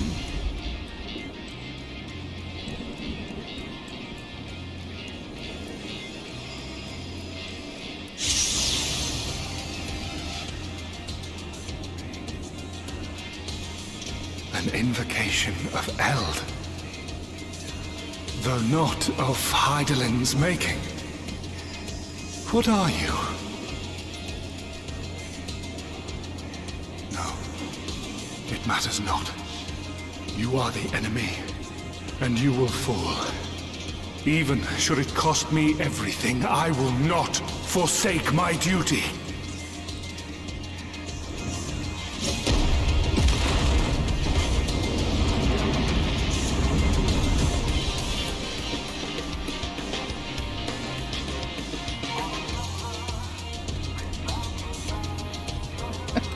Alright, well, defeat the Warrior of Light. Alright, I gotta defeat the Warrior of Light. And just so you know, BB10, Rizlin kisses all the boys. She does. Alright, let's do this. Let's queue up and hope that it's not too painful. Is that it? The seat of sacrifice, I think. Yeah, that's it. What? She does. Oh, this might be a few minutes to get us in there. No! Not lewd! She just loves the boys! She's just spreading a little love around.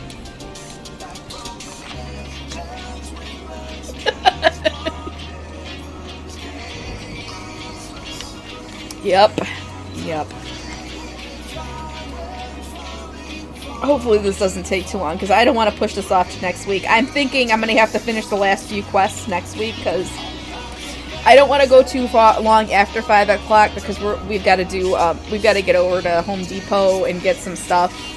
Our mice problem is getting worse. I don't know where they're coming from. We've never had problems with mice before, like ever. And Nashu we keep finding dead mice. Nashu's killing them. I mean, I guess it's great for her. She's having fun. But, we gotta get some repellent or something. I know. As long as I keep finding dead mice that she's killed in my house, the bedroom's door is gonna be closed at night, because I am not waking up to that grossness, that horribleness again.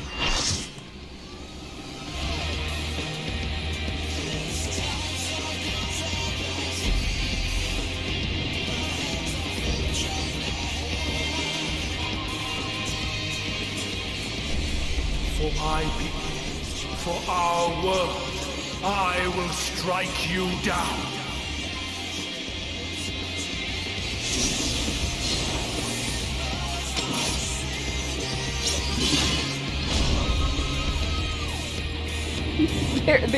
Unfortunately, they carry disease. They carry disease and germs.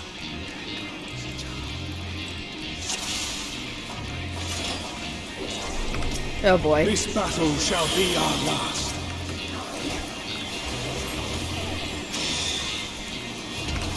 Someone said I didn't expect to see. Oh shit. I didn't expect to see this today.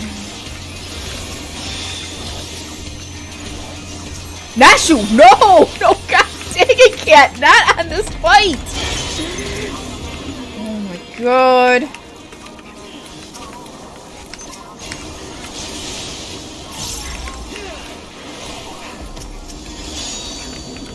I don't know if I'm gonna have time to get him up.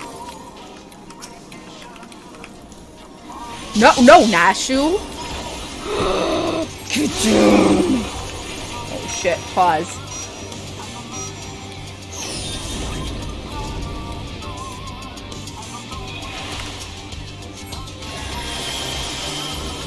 Of course, she leaves me alone. I gotta go. I gotta move.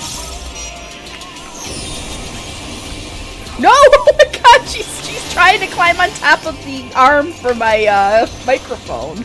Be gone! He's like, it's almost time, mommy. Oh man. He's gonna stand with everybody. Darkness must be destroyed.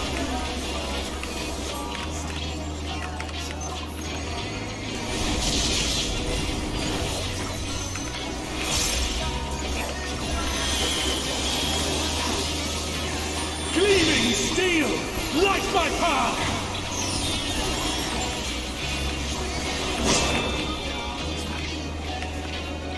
Oh, I don't know what's going on here. Oh shit, that's right. Yeah, I mean, you can't be inside that, I think.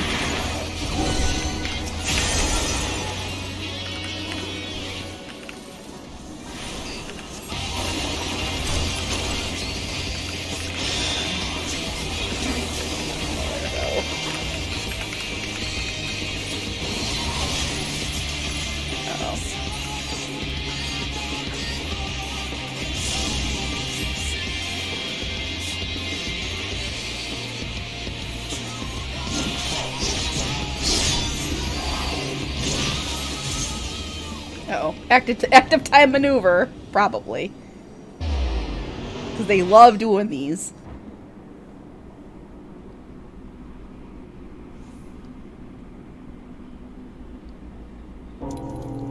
Oh, here where we Asians have been forced to something.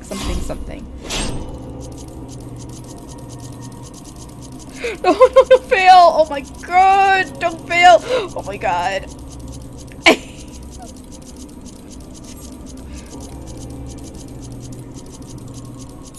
Oh, I hate that! It's horrible! And I don't want to be the one to fail it. It's embarrassing. You clutch the crystal of Azem to your breast and wish upon it with all your heart. And so it ends in unceremonious silence.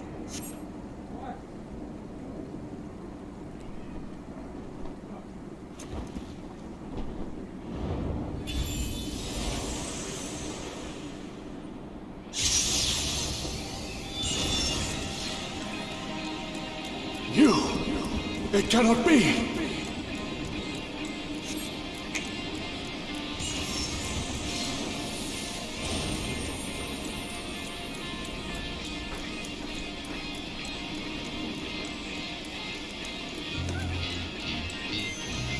You know who that was? Please tell me you know who that was.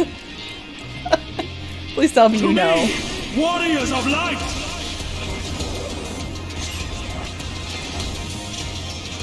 I am salvation given form. No, it was Evan Selk. Mankind's first hero, and his he did the snap and the wave. Yes. For victory, he helped us. My all. Your demise will be our salvation.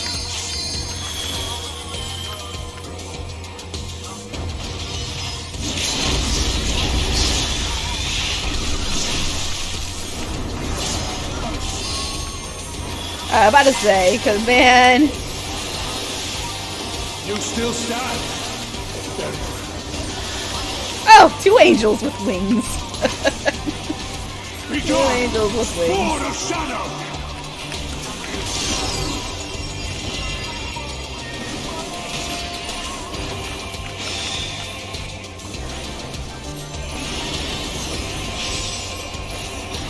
I am Super Chuda.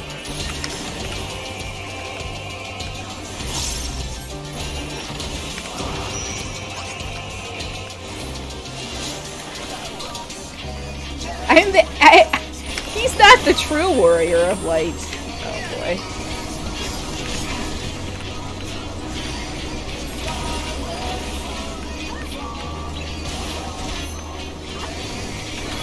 Darkness must be destroyed.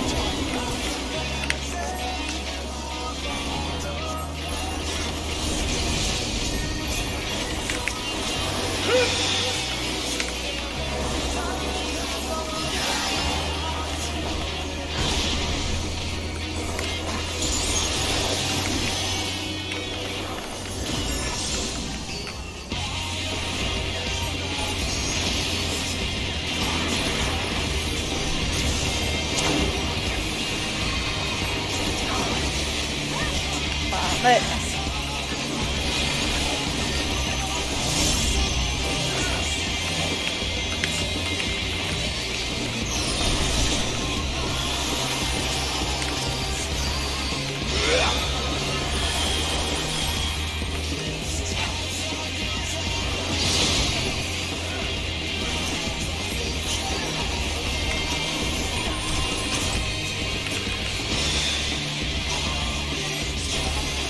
you're not gonna transcend shit.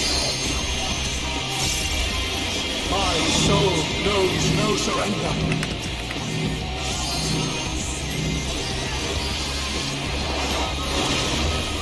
Hope, grant me strength.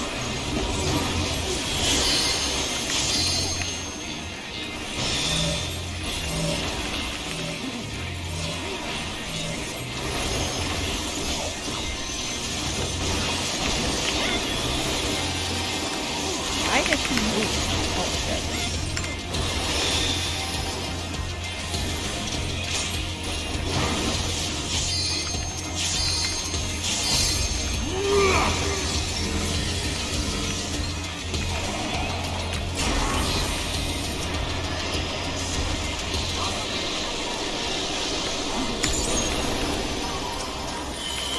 Gleaming steel, light my path.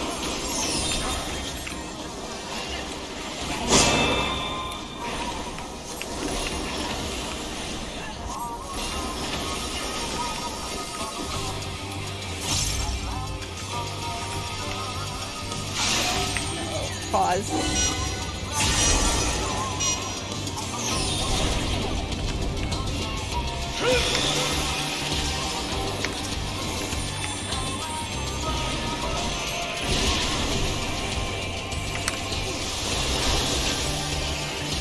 I like how being the other heal, the other holy, or not holy, the other white mage is like popping all our cooldowns, like similar cooldowns at the same time.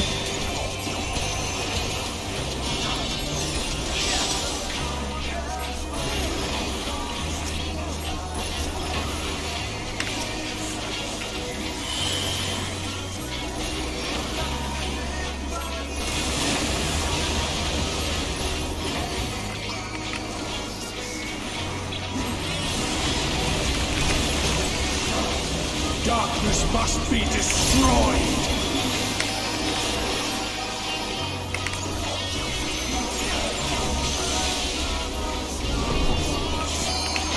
Uh-oh. Frozen.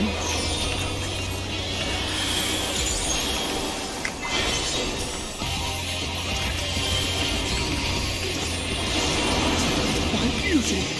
No, not yet!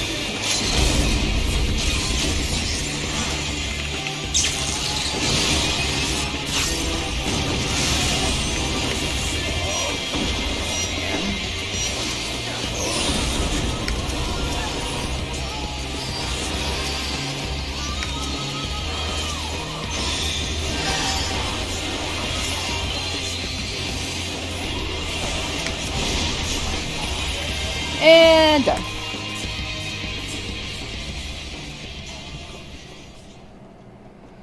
No, I cannot fail. I will not.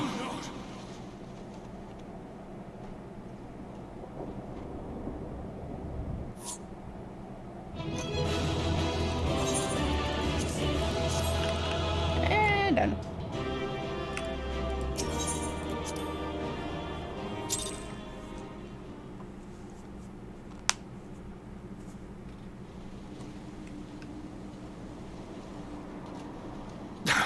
Fool!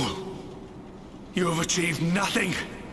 I am immortal, yet I will never surrender.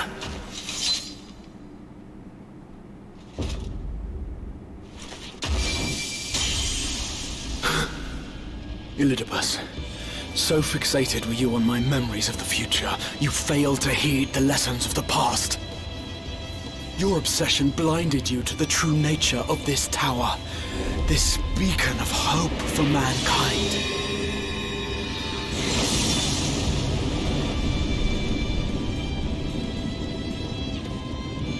Created to serve as a reservoir for the limitless energy of the heavens. To harness and bind the boundless. Not unlike white auracite. Your ill-begotten power. Obtained by exploiting that which is best in us. I shall have it. Your soul and all!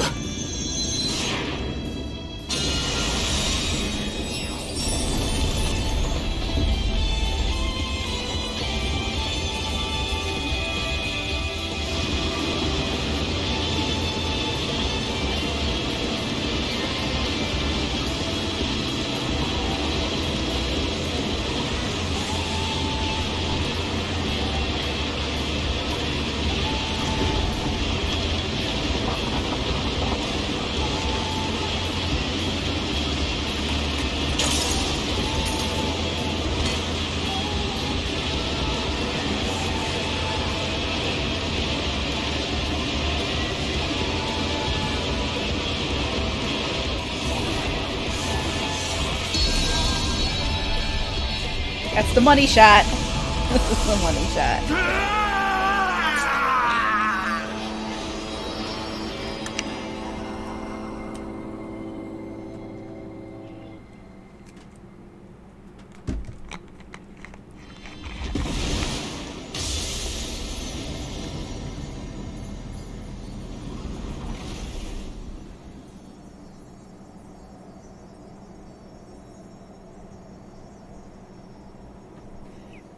$350.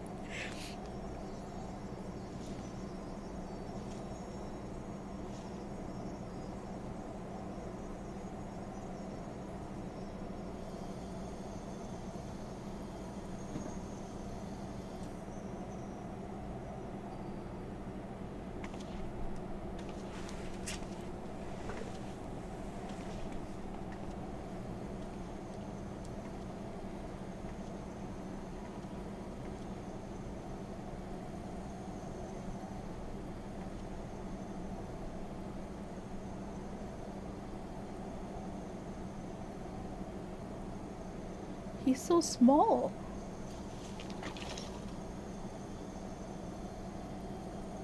This.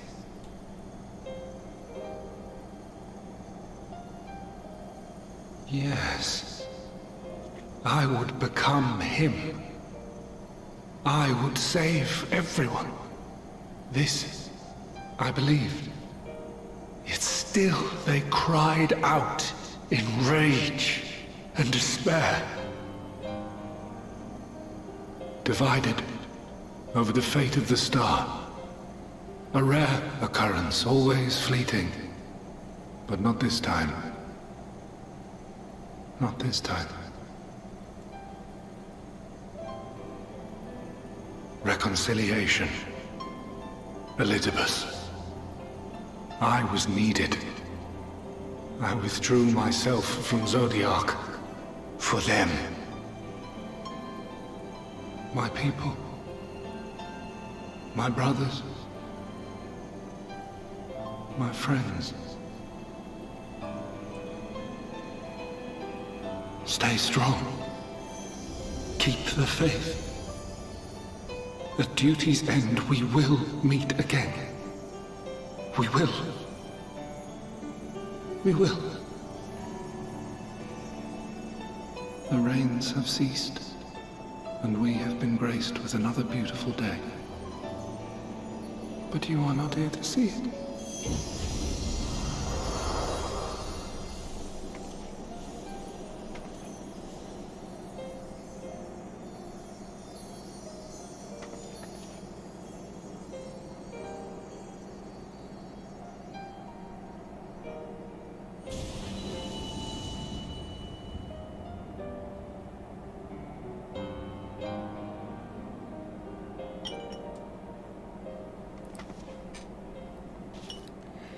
Gra has memories.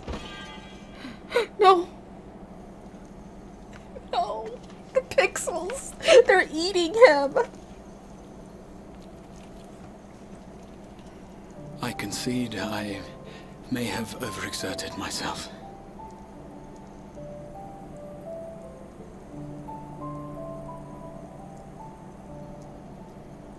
Steady now and listen. I told you before that I had a plan, and that when all is said and done, I would ask a favor of you.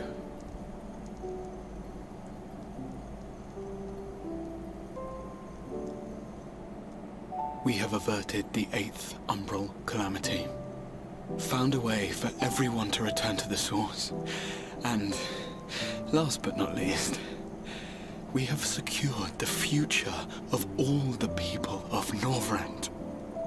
We have won, my friend.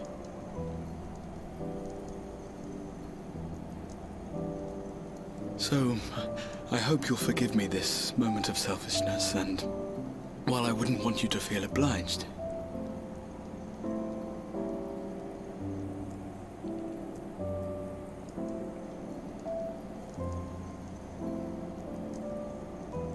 promise me you'll take me on your next adventure. A journey. Together. That's all I ask.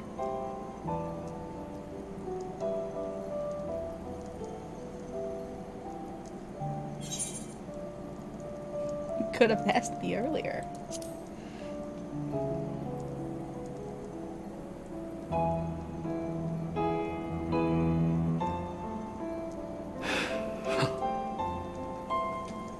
If I were to tell you that this isn't the end, that we will meet again, would you believe me?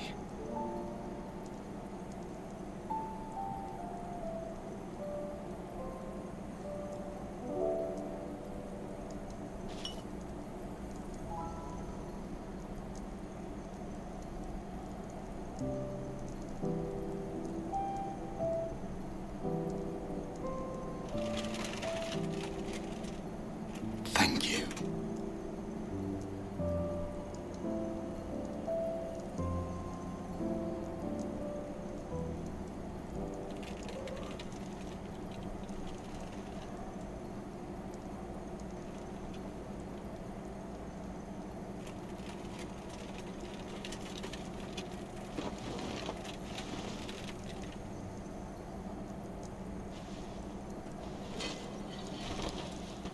My friend, with you, my mind and memory shall travel to the ends of the world and beyond. But in this place shall my body stand immovable. May it serve as an undying promise, not only to those who look to me for leadership, but to any soul who has known despair, that hope is everlasting.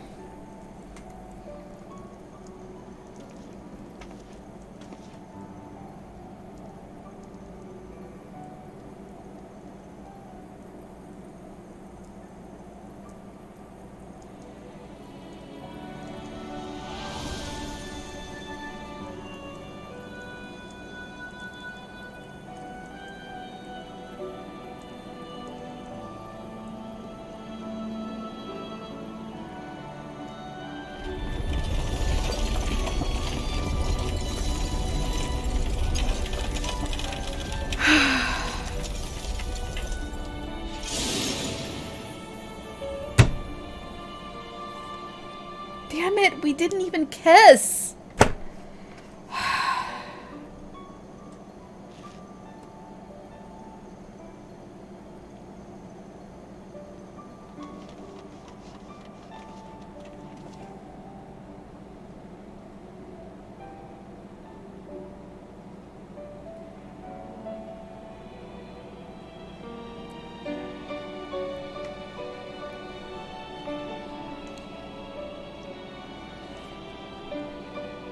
There, the Exarch would remain, keeping his silent vigil. When the Scions were not released from his summoning spell, we proceeded with the plan to return them to the source. The Warrior of Darkness, however, retained her ability to traverse the two worlds at will. And in time, the Crystal Tower became a symbol of her link to the First, and of hope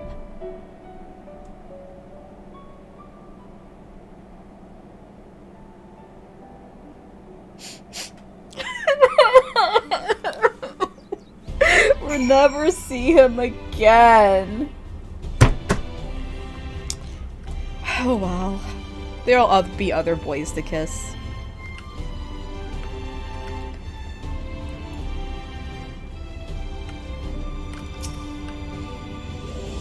Sometimes I wish that I too had been gifted with the echo.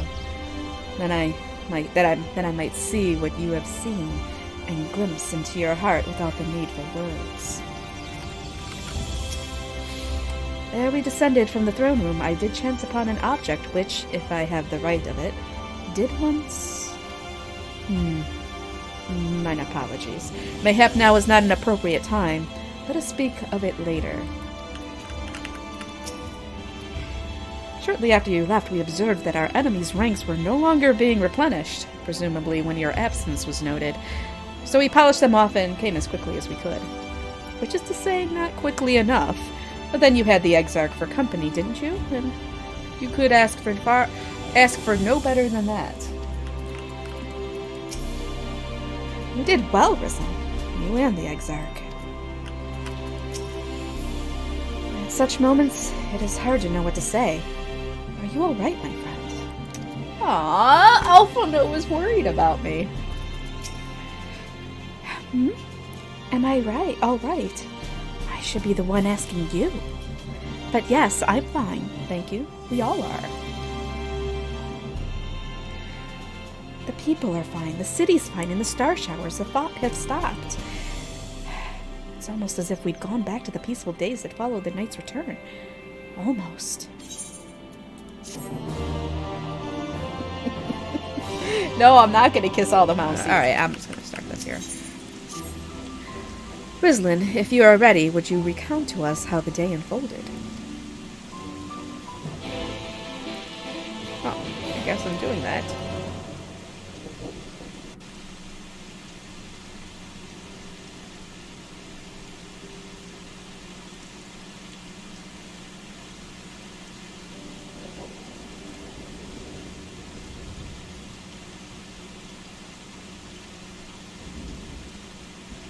So you reached out to Elidibus at the last, and his heart was moved.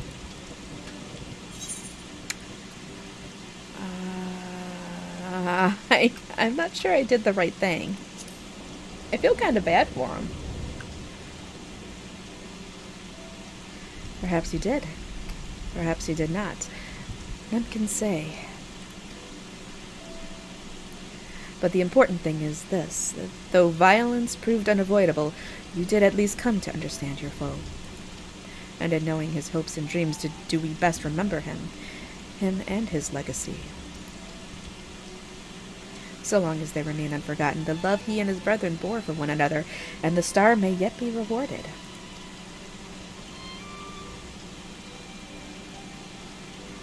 You said that an ancient came to your aid. But how is that possible? A gift from Emetzelk. He knew of Elidibus's plight. Foreseeing his own death, he made provisions to bring Elidibus's suffering to an end, lest his friend be left to continue the struggle alone. Or so I wildly speculate. It is unlikely we will ever know the truth. The best we can do is to remember events as they happened, no more, no less. As the Ronkins so rightly put it, history is learned, not lived. Ah, there you all are. Oh, it's the wall guy. It's Becklug. My friend, we were given to understand thou wert injured. Shouldst thou not be abed? Lie down at a time like this? Don't be absurd. I would have come sooner had the guards not made such a fuss. Now tell me what happened. Where is the Exarch? Oh no.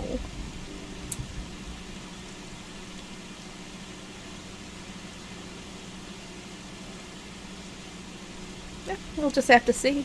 Just have to see. I see. Rizlin, will you show me his spirit vessel?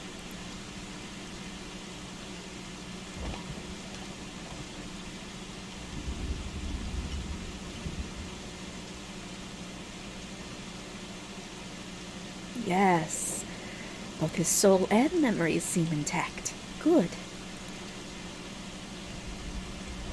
Like the others, his ether was not highly charged, and so it did not seem necessary to employ a familiar for the imbuing. But I needed to be certain all the same. Oh, what a relief.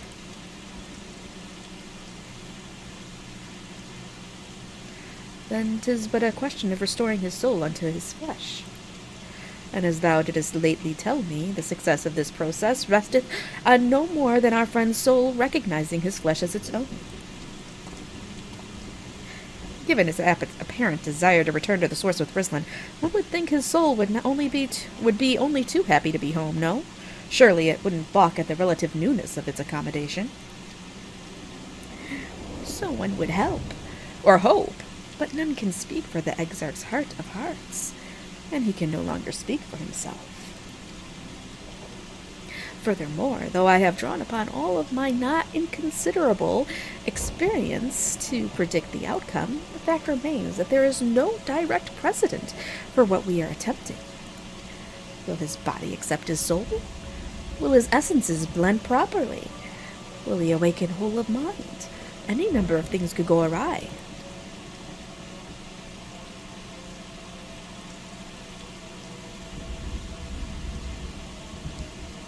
Assuming I have succeeded in tempering your expectations, I should probably add that I did ask the Exarch if he'd still wish to return to the source in full knowledge of the risks.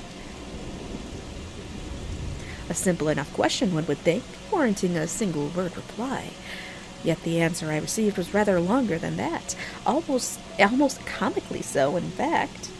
Regardless, out of respect for the man, I shall attempt to recite it with a certain amount of poetic license. As I grew older, the burdens I carried became ever more numerous, burdens which weighed upon my hopes, burying them deep within my breast, so deep that I couldn't be certain they were still there. But when I look around me, I am reminded that no matter how deeply buried they may be, our hopes never truly disappear. No, they are always with us, guiding us, driving us.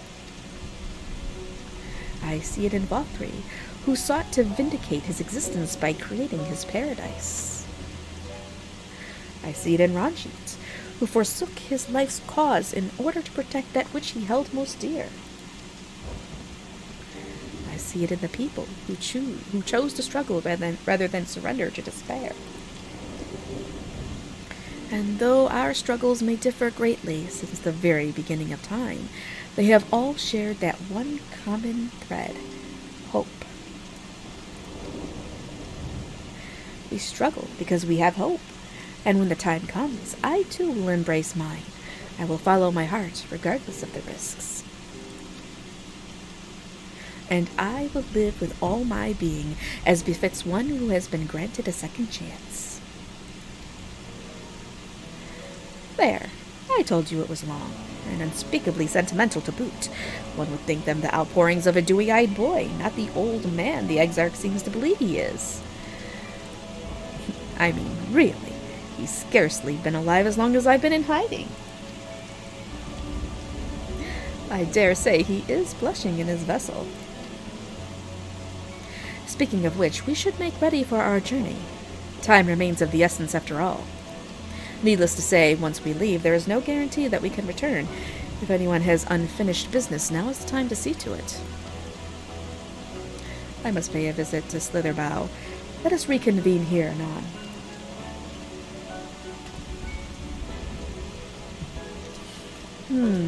There remain some few matters which require mine attention in Ilmeg. May I leave Thancred in thy care, child?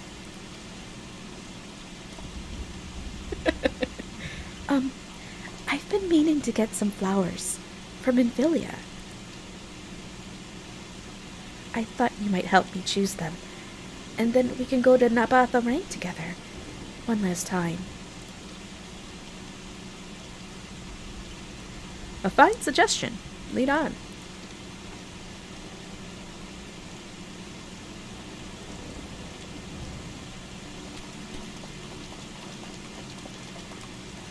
Well, it's back to Yulemore for me. Amongst other things, I owe the mayor an apology about his airship. I assume you have places of your own to be, Alice. I shall see you later.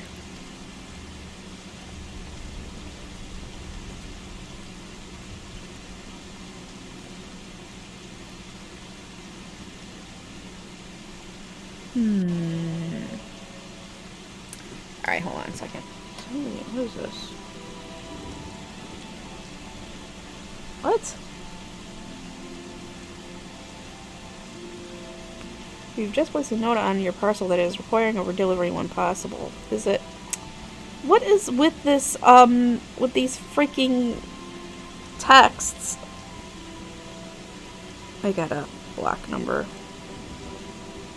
I'm getting these freaking spam texts with these links, and they're trying to get me to click on these links. I don't even have a parcel that I'm expecting from the USPS right now. For fuck's sake!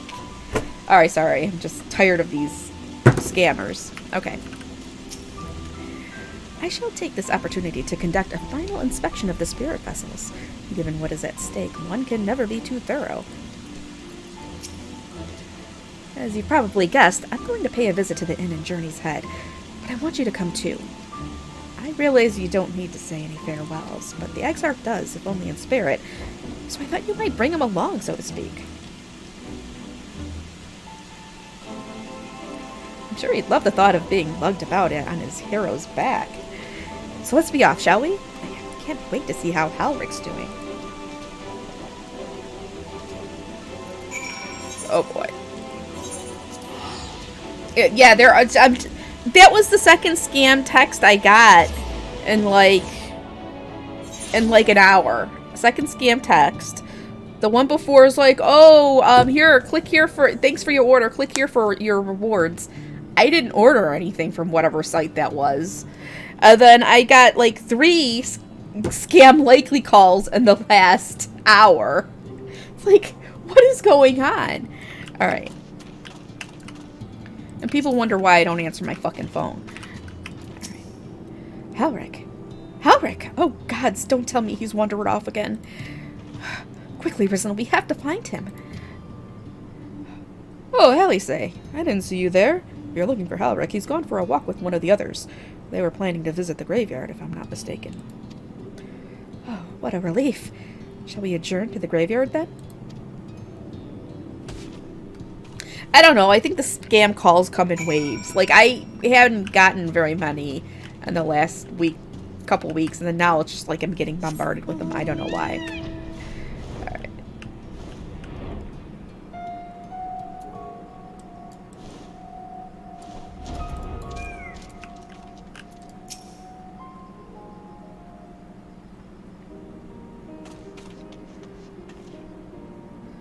There he is. I was afraid he'd wander off again. Oh, there's no need to worry. Halric's safe and well.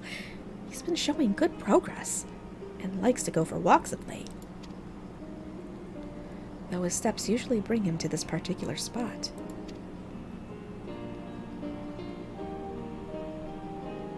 Oh, I wasn't aware he had family here. He doesn't. It's Tesleen. Her sword, that is. We buried it here in her honor. So he remembers. What brings you back so soon, out of interest? I didn't think the next round of treatments was due yet. Oh, no, it isn't. Look, I realize this is sudden, but I've come to say goodbye. It's time for me to return home. But rest assured, the treatments will continue. Beck Lug will come to oversee them in my stead. I see. You did mention that you and your friends were searching for a way home. Needless to say, we'll be sorry to see you go. But I know everyone will be happy for you, truly. Happy and grateful. You've done so much for us. Achieved what none of us dared hope was possible. And we'll see to it that your good work continues, and that no more poor souls are buried here before their time. So rest easy and take care. We wish you every happiness. Thank you. I will miss all of you. But it isn't time to say our farewells quite yet. So if there are any tasks that need doing, hunting beasts, fetching water, or what have you, just say the word. I mean to make use of every last moment here, after all. The time left to you is precious. Hey, Halrick's talking. What?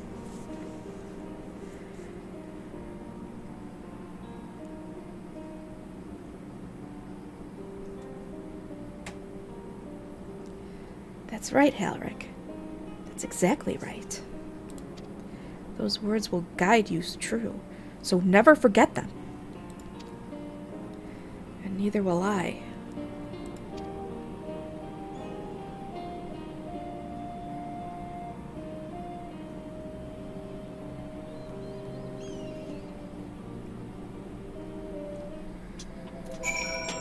I think yeah. What? I'm not crying. I just have sand in my eye, that's all. As I mentioned, I mean to stay here as long as possible. In the meantime, perhaps you could go and look in on the others? Alphino, for instance. If anyone is crying, it will be him.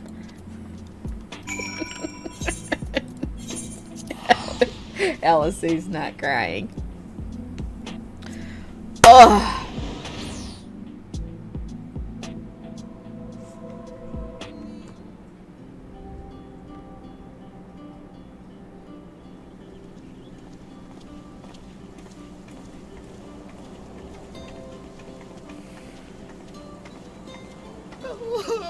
Oh, Alpha, no!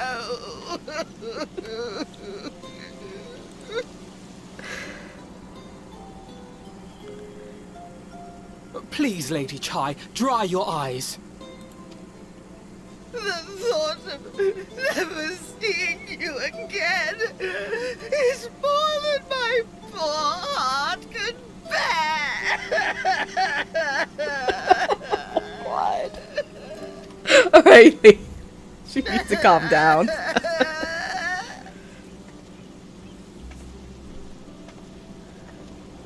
Oh, it's you. As you can see, Alphino has broken the news. I don't know how to console her. She thinks we'll be lost without him.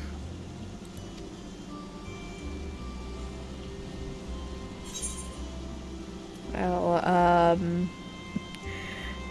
well, you're certainly well loved.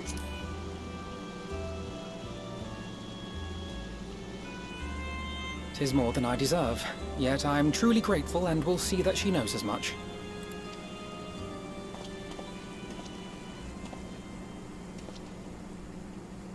Lady Chai, I have a confession to make.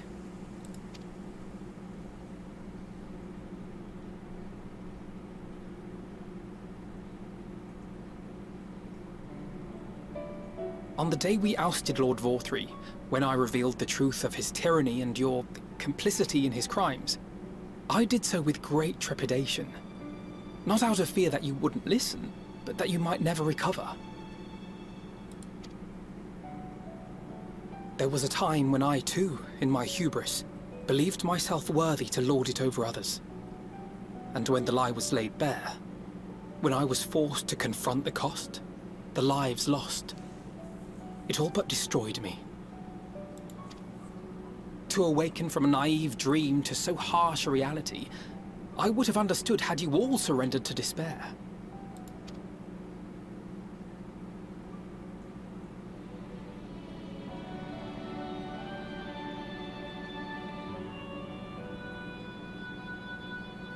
But you didn't surrender.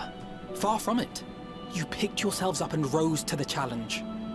You found a path forward and the strength to walk it, and to keep walking it, day after day. But what struck me is how much faster you found it than I did.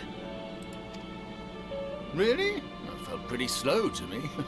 But rest assured, we'll make Yulmore into a nation anyone would be proud to call home. Eventually.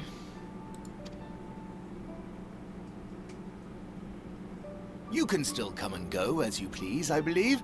When we have good tidings to report, I may trouble you to be their bearer.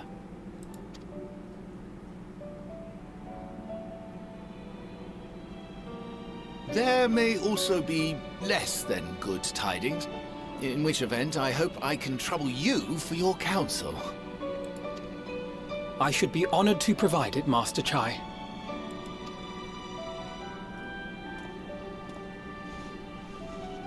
Aww. Oh, Alphino. I know you aren't one to sit still, but do remember to take your ease from time to time. The Chais are just adorable. They're just the best. And no matter where you are, remember that there are people here who are praying for your health and happiness.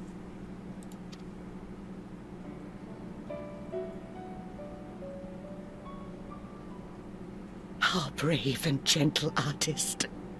You have our love, now and always.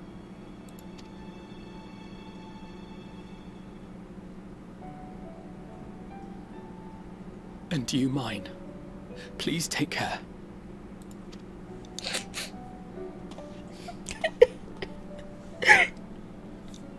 So sad. We're never gonna see them again. Well, I will.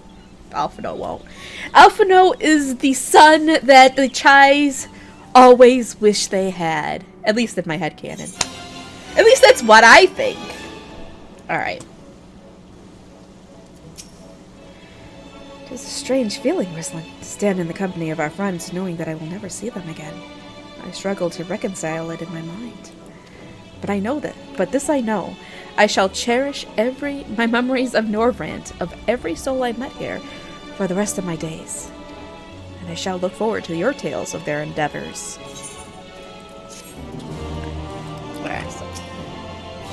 I hear the airship crashed in on the ring. Never mind. The important thing is you're all safe and well. That said, we should probably retrieve the wreck before the locals strip it for trolley parts. Or perhaps we can make a trade of it. Oh, thank goodness you could still return. If I had to bid farewell to you both, my heart would burst here and now. Like Alphino, I know that yours is a life of constant employment. But do visit us from time to time. It would mean the world to us. I don't care about Rendon. I don't care about that guy. Forgive me. I realize now that I never asked you what business brought you here. Can I be of assistance? Elisee said that, did she? Well, as you can see, I am quite all right now. Unlike her, by the sound of it. Perhaps you might consider visiting Urianger next. Given his conversance with the idiosyncrasies of the Feyfolk, I doubt it will be an issue, but a small part of me worries that they may not relinquish him willingly. As such, I would feel better if you were to look in on our friend, assuming you have the time, of course. Oh boy. I don't even really know this guy. Alright, let's go see Urianger. Ah, man.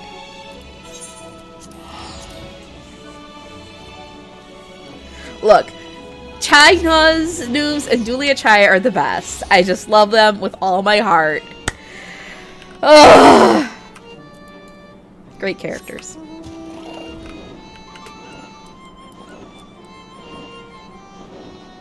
This zone is so pretty.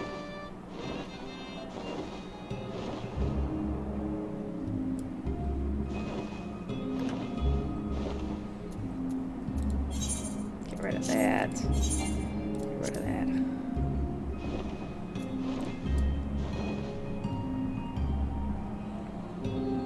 Oh, check it out. Look at all my alphas now.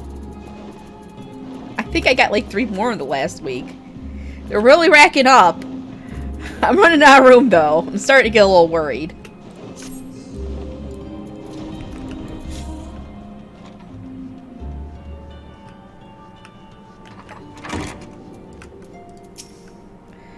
Ha! That I should have the pleasure of welcoming a guest, even as mine own occupation draweth to a close. What bringeth thee hither, my friend?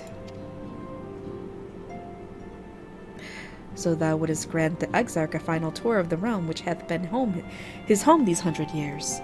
A noble gesture. As for Master Alphino's concerns, thou mayest rest assured that all is well here. Far from detaining me, our Fey friends have agreed to assist in the transportation of these tomes unto the Cabinet of Curiosity. Naught more remaineth to be done. Regardless, 'tis well that thou wouldest come, for I had been meaning to show something to thee. An object I chanced to find after thy victory over Elidibus.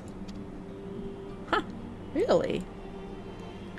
Though it hath lost its radiance, 'tis unmistakably a crystal of light, one that did in all likelihood once belong to Artbert. Really? Having been interred with his body, it would have remained upon his person after his possession by Elidibus. And when his mortal form was, forgive mine indelicacy, consumed by thy foe to fuel his transformation, I posit that the crystal did tumble free. Save that which doth abide in thee, it is all that remaineth of our friend. And if thou art willing, I would have thee deliver it unto Seto. I can think of no worthier recipient than he, and no more fitting a bearer than thee. As ever thou wilt find the Amaro in Wilkdorf. My thanks, Ruslan. Oh no. Oh noes. Oh noes, you guys. The ugly cry and the ugly cry is gonna happen. Not Seto. Oh no. Oh god. Alright, I better prepare myself.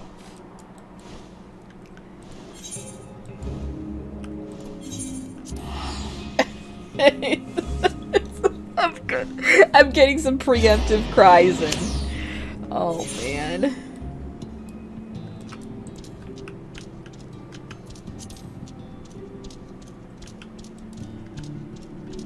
Yes.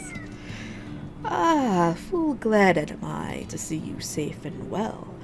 Rumors spoke of strange, spectral foes bent on your destruction. But with the sky returned to normal, I assume all is well again. So, to what do I owe the pleasure of this visit?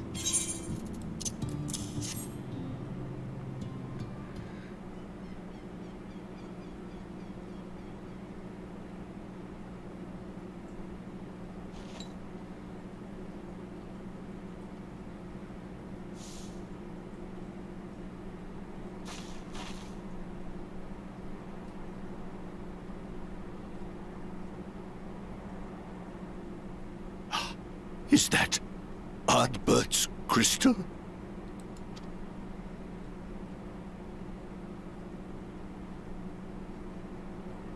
So it is. It has changed, but I would know it anywhere. However, did you come by it?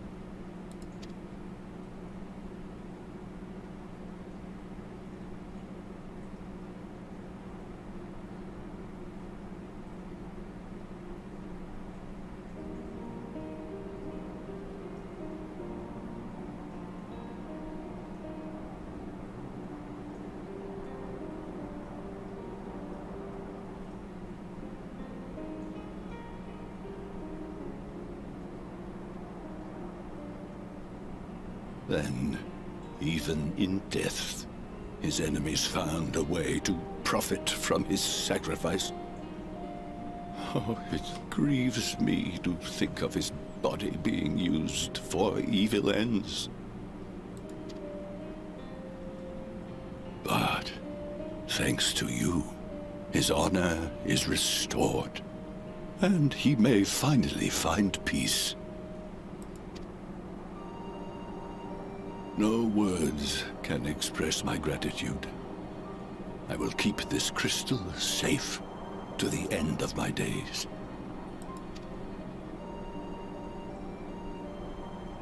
Rest easy, my friend. You have earned it.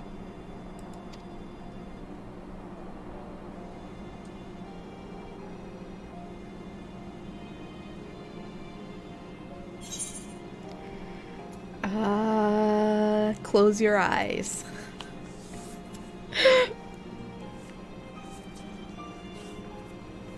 Pardon? Very well.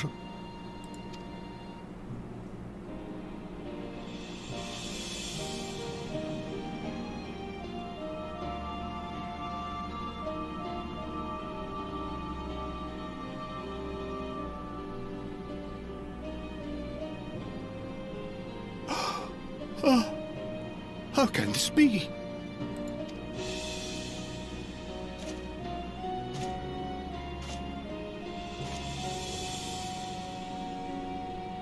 Seto, my old friend.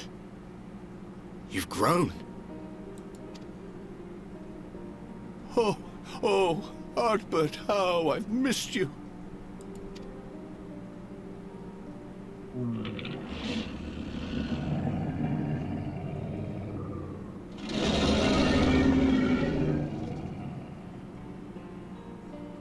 I'm sorry I couldn't keep you safe, or even console you. Had I only learned to speak sooner, I would have told you how much you meant to me, how much I cared.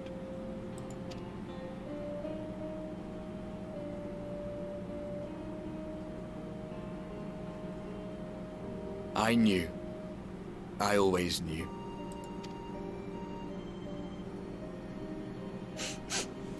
But I'm happy to hear it nonetheless. Oh. Thank. Oh shit! I accidentally hit enter. I can't take it. You said thank you, my partner in crime. I think. I see. His journey continues.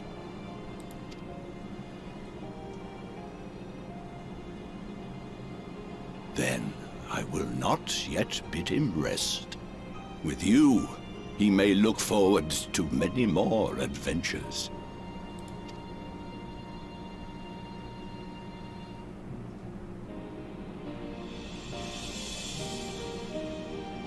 It has been a while since last I flew. Perhaps I too will go on a little adventure?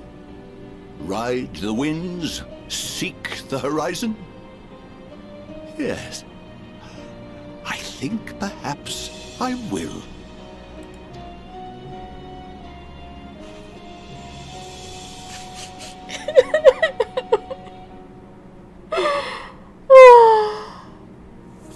It's just, I can't help it. My heart is just like...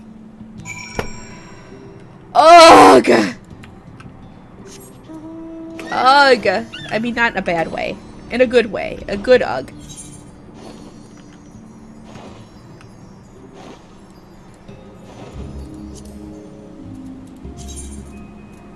I barely even did those. Whatever. Alright. Let's go.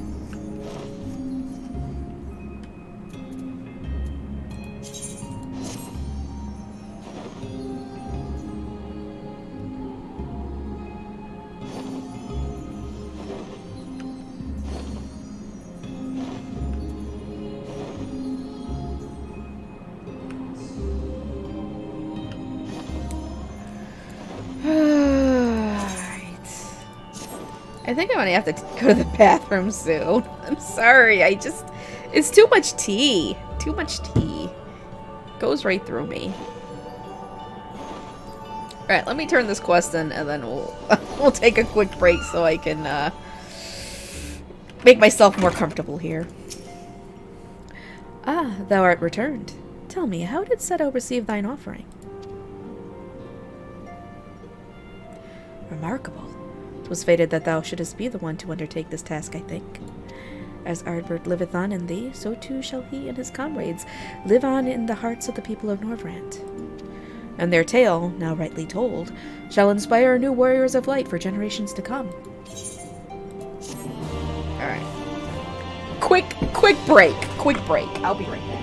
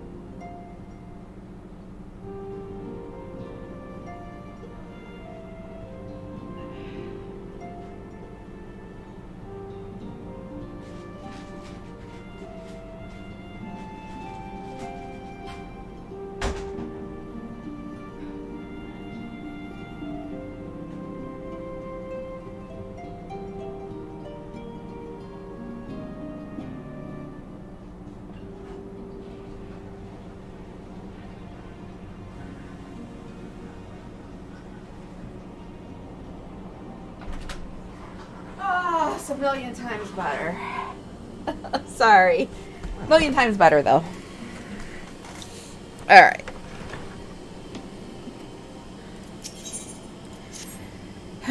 Now, assuming thou intendest to continue thy tour, might I suggest Slitherbow as thy next destination? The task of tidying up one's abode is seldom light work, and I suspect Ishtola's is heavier than most. Suffice it to say, a pair of helping hands might not go amiss. Oh boy. Oh, we're gonna get to see Runar. Poor Runar. He is so adorbs. Runar is adorbs. He is.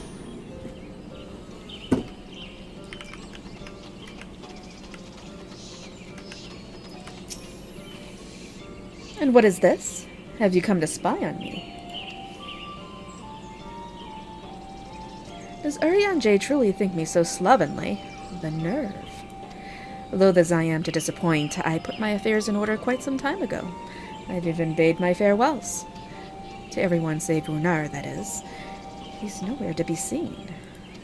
Oh no, poor Runar.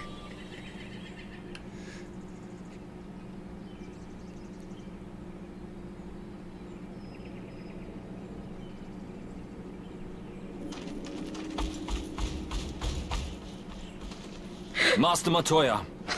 Aww.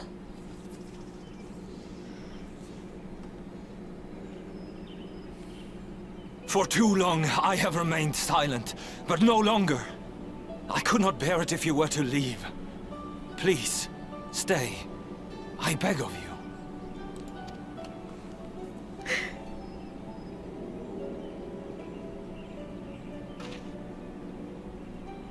Runar, please.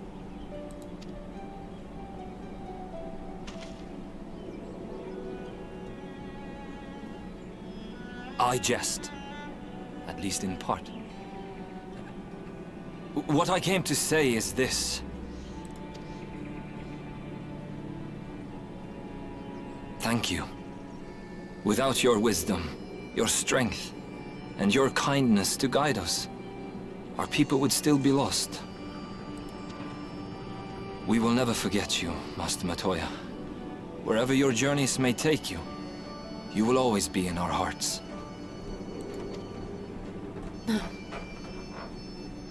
And you in mine. No, go away, go away!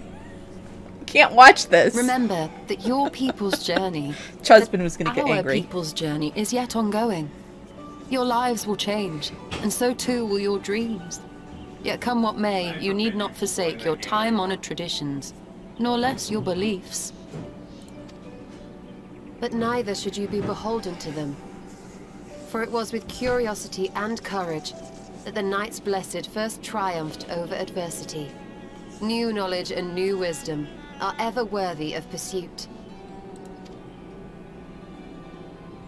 Indeed they are. And so, until we return to the Sunless Sea, we shall endeavor to live our lives to the fullest. That is well. But however great your strides, there may yet come a day when the challenges you face cannot be surmounted alone. On such a day...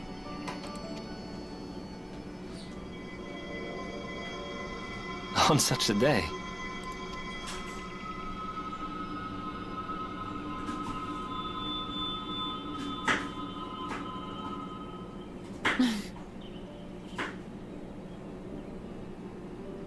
You may call on me. Since a means to travel between worlds exists, you can be sure I will find a way to employ it. And there remain so many mysteries here that want for solving. Master Matoya! Aww! Really? She just said it's been real, it's been nice, it just hasn't been real nice. I totally ship them. No. Yeah. Yes! Woman. I totally ship them. Please take good care of Master Matoya. See that she eats well and wraps up warm on cold days. Ah, and there's an herbal tea which she enjoys. If I give you the recipe, you can make it for her, perhaps. And, above all, please keep her close. I do not deny that she is strong, but even the strongest among us should not be alone. Honestly, he is a boy and the body of a man. Anyway, it is time we headed back to the Crystarium. Shall we? What? You still have to take the Exarch to Nabat the Rang. I see. Very well. You can look in on Thancred while you're about it. His will be a difficult farewell, and I am sure he would appreciate your support. The path goes through Twine. If you wait there, you were like to meet him on his way back, if not before.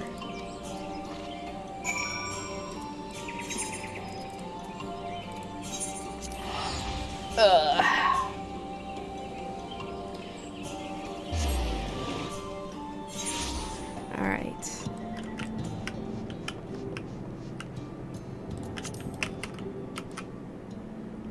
Kinda digging that outfit. I like the coat. What is this? Inspect.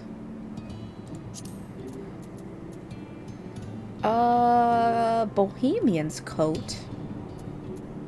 I'll have to look into that. Looks a little bit Devil May Cry. Alright. Remember that, Bohemian's coat. Alright, let's go.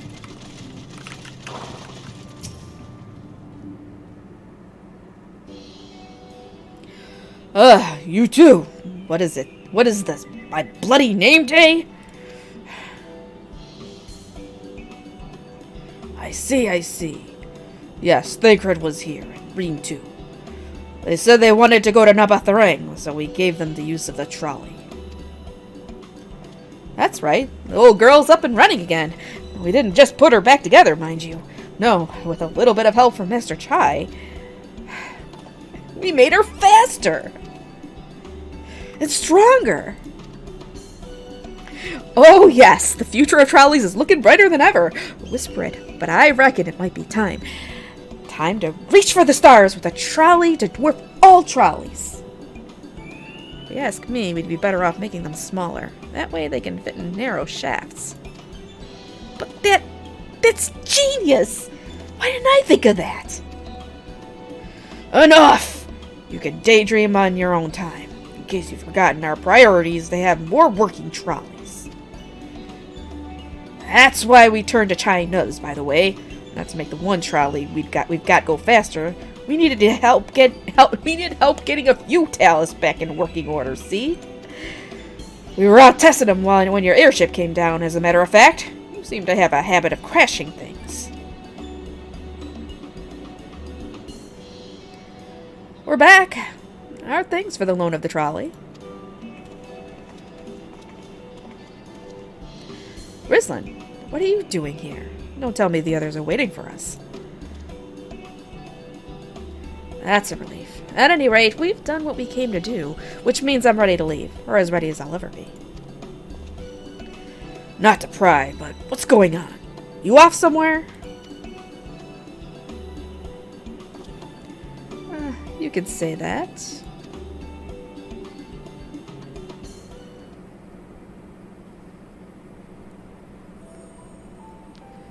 So you're heading home. I'm just a simple miner and don't know much about this world traversing business. But the young lady here, she'll be looked after, will she? I'll be fine, thank you. I have a place to stay at the Crystarium and don't want for anything. Besides which, I have no shortage of friends I can turn to. Friends like you lot. So please don't worry. I'll be fine, really. If you say so. It being a matter of life and death, I suppose you have to leave. But I, for one, would still be torn. If the choice were mine, I'm not sure I could bear to be parted from my family. No, but it's for the best. Reen has chosen to walk her own path, and she doesn't need me under her feet. Besides, I have my own responsibilities, and I wouldn't be settling a very good example if I neglected them. Okay, enunciate. Perhaps not. Either way, I envy your dilemma. Well then, young lady, if there's anything you need, anything at all, you're to call upon us. It may surprise you, but we can do more than simply offer you trolley rides. Thank you, Magnus. Everyone.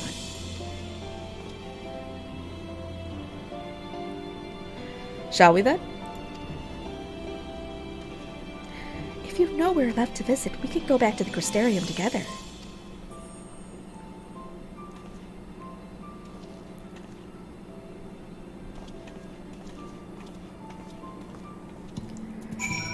Alright, back to the Crystarium.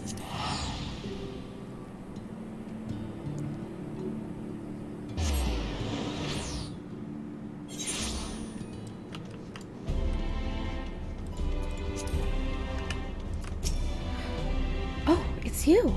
You're probably wondering why I'm not with the others. It's just, I always knew that everyone would leave one day.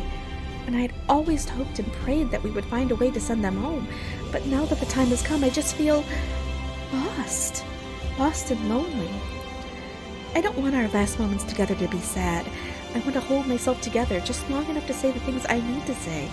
But I'm not sure I can even do that. Well, I'll be there with you. Right. Thank you, Rizlin. I think we all feel braver with you around. Go on ahead and join the others. I'll be along after I've taken a few deep breaths.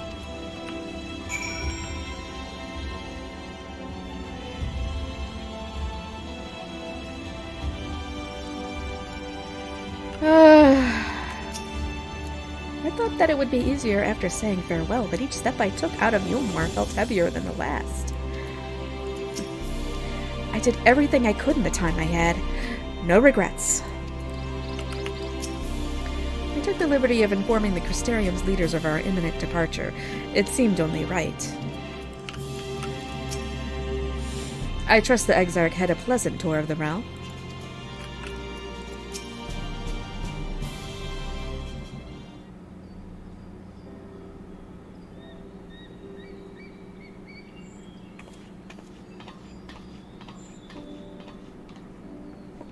That's everyone then. We've all said what we needed to. Even as we speak, Backlug undertaketh their final inspection of our spirit vessels. When thine own preparations for the journey are complete, thou art to present thyself in the ocular.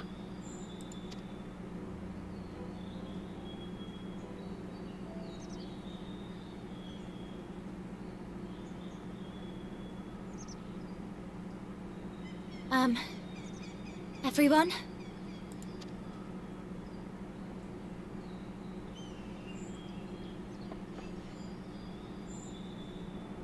I want to thank you all, on behalf of the First. You, and Minfilia, and the Exarch.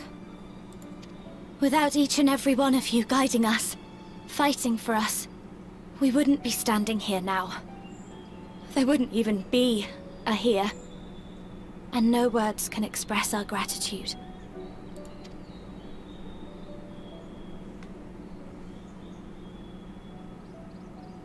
We still have a lot to do. Countless trials to overcome. But if it ever seems too much, I'll think of our time together. The happy moments, and the sad. I will remember it all. And it will give me the strength to carry on without you.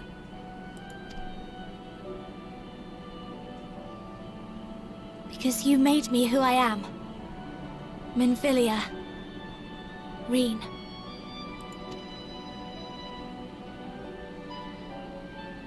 To honor these names and these memories, I will stand with all the people of this land and strive for a better tomorrow.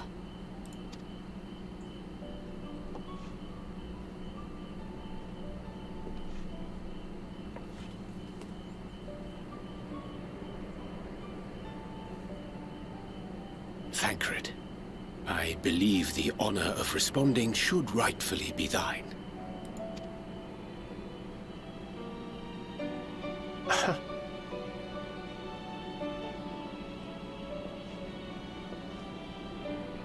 He's just gonna pat her on the head, isn't he?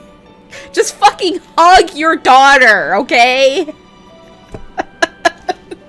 Yep, the head I know pat. better than most how much you've grown, and I have every confidence you'll make your people proud.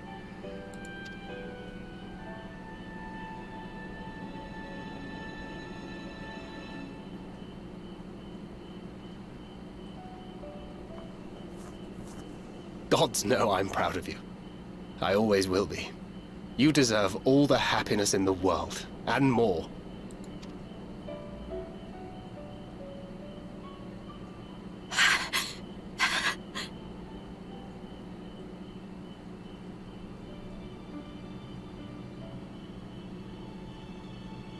Might we also say a few words?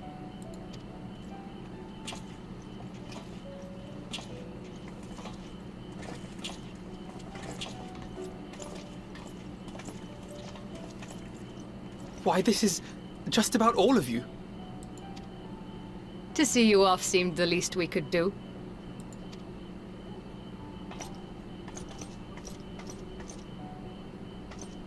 You risked your all for us, fought for a realm not your own.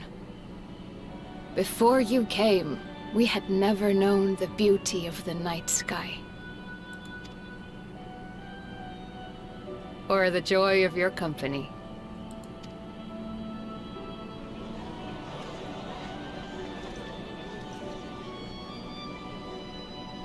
Though it saddens us deeply to bid you farewell, it has ever been our way to send off friends with a smile.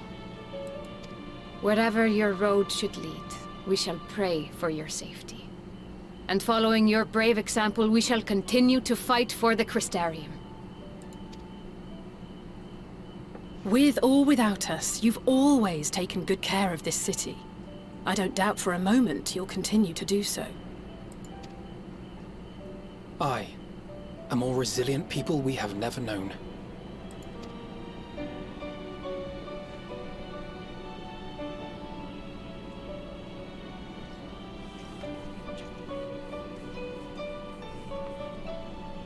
As resilient and enduring as the tower that watches over you. To the last, we did not question the Exarch about his past. It is only now, when he can no longer tell us, that we believe we know the answer.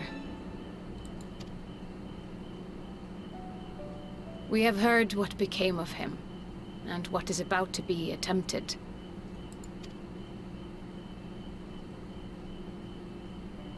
All will be well. Of this we are certain. How could it be otherwise, when every soul in the Crystarium is praying for it with all their heart? And so, when our Lord awakens, I bid you give him a message. Tell him he needn't worry about us. That he need no longer hide who he truly is. That he should live his own life to the fullest. And that if he should ever find himself reminiscing on the past with a smile, we shall be smiling with him.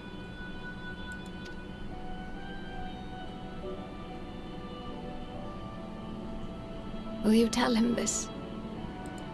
Of course. What am I gonna say, no? Word for word.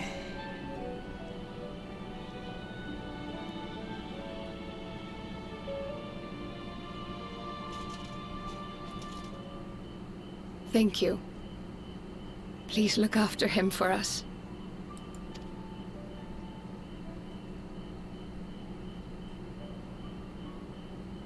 I dare say we have all the good wishes we can carry.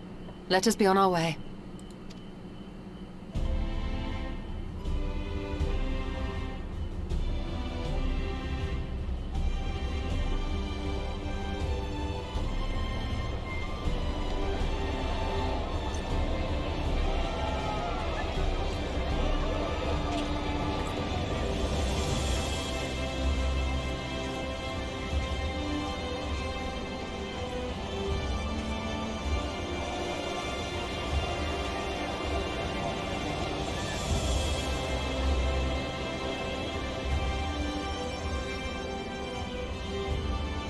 I like...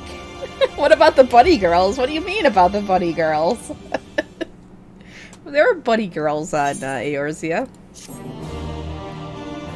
In Eorzea. Alright. Well, I suppose it's time. Are you ready, Rislin? Alright. Let's not keep the others waiting.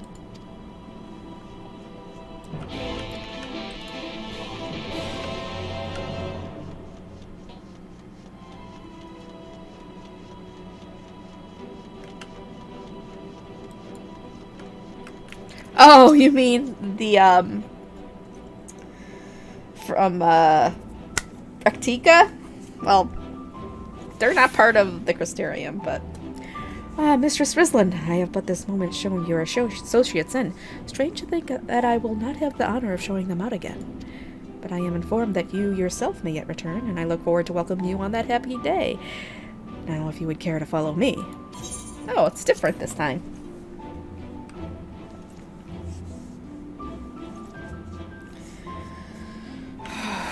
Here we go. I did not expect such a rousing farewell from the people. It was the very thing my spirits needed.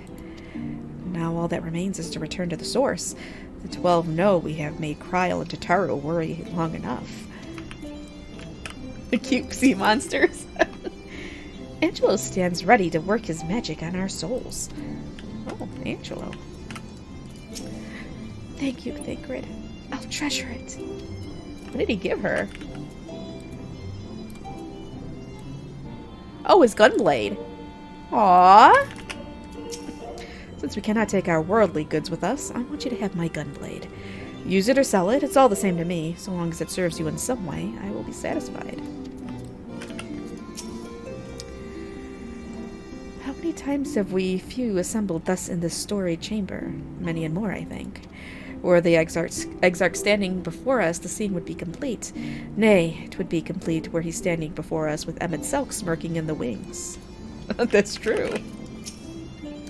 And the spirits of solidarity, I bid you carry the vessels as if your life depended on it. I guess it will be if I don't get stuff. Feoul, we'll be back and forth, so we'll be able to see Feoul again. And anyways, he doesn't care about them. He only cares about me. Ah, there you are. I take it you are ready for the journey. The spirit vessels are primed and our company complete. At a word from you, we shall begin. Upon beginning the soul-imbuing ritual, several cutscenes will play in sequence. Oh boy. It is recommended that you set aside sufficient time to view these scenes in their entirety. Yes. Very good. I shall distribute the vessels at once. Alright, I need to...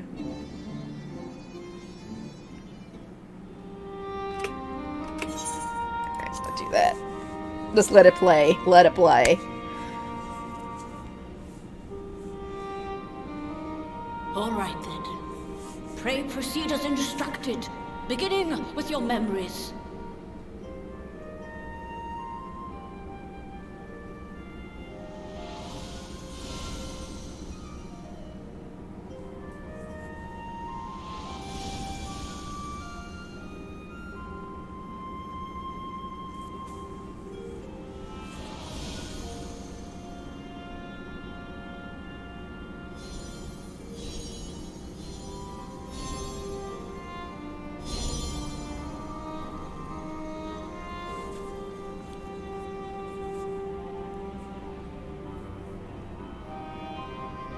The first step is complete, and all appeareth to be in order.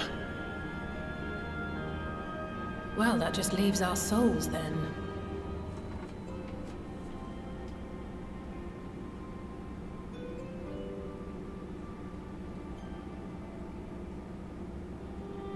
We're in your hands, Angelo.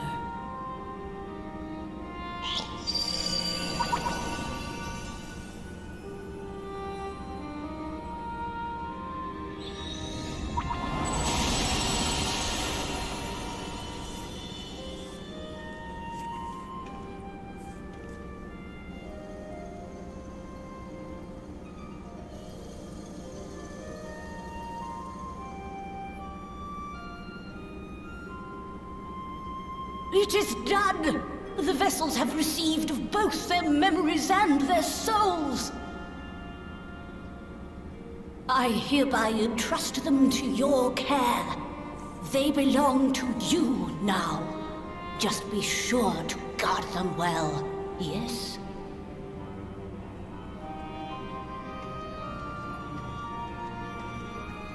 This will work, won't it? Our theories have held thus far. But I make no promises about what is to come. Even the greatest mages in history knew better than to transport a soul across the rift. We, my dear, are in unknown territory. Prepare as we might, we cannot account for all possibilities. And it is in such circumstances that accidents are wont to occur. Yet miracles do happen, so let us pray and will our friends home. I won't stop praying until I know they're safe. All safely stowed away? I do hope so. All in my endless All pockets. that remains then is to step into the mirror. Go now, and safe travels. Oh boy.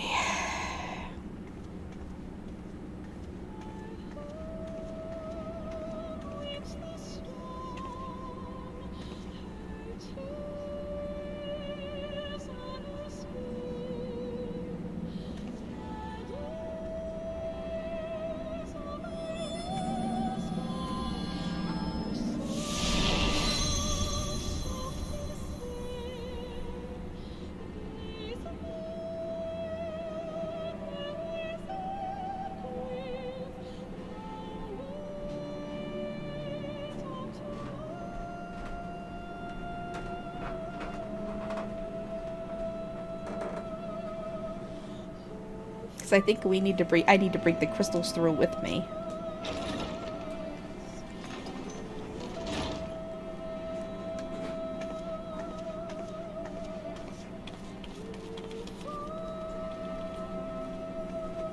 Plus, it's more dramatic that way.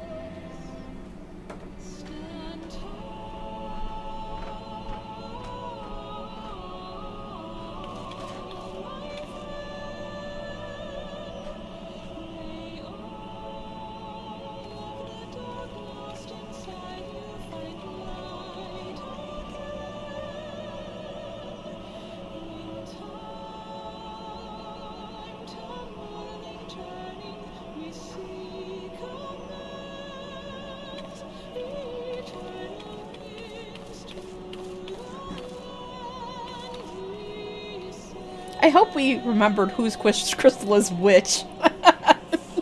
That could be awkward.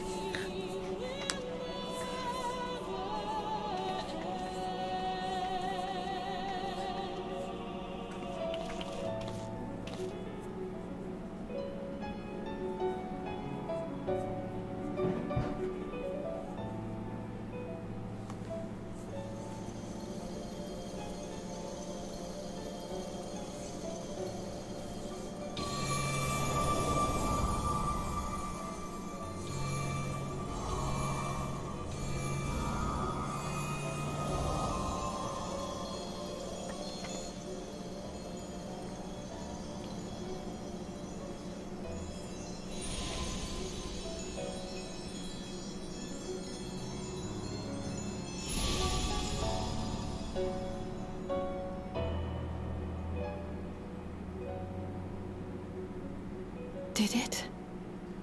Are we? I know, that'd be hilarious, wouldn't it?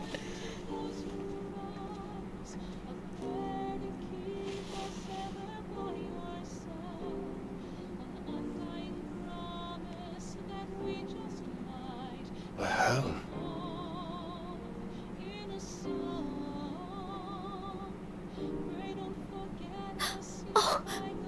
Oh, you're back. You're back. You're all back.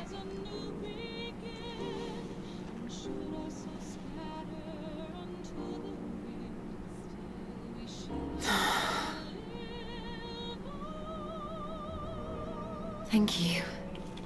My body feels like a sack of popotes. But otherwise, I've never felt better.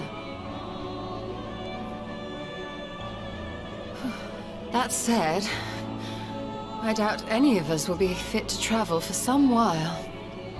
May we leave the rest to you?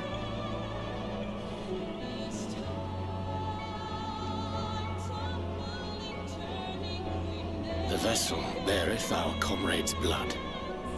With it in thy possession, the way will surely open before thee. Yeah, Popotos. We gotta go wake up Graha.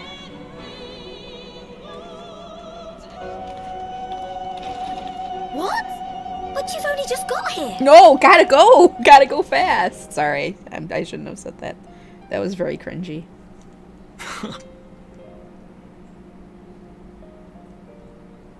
Tataru, might I trouble you to brew us all a pot of your special tea? Ah, and we may require an extra cup.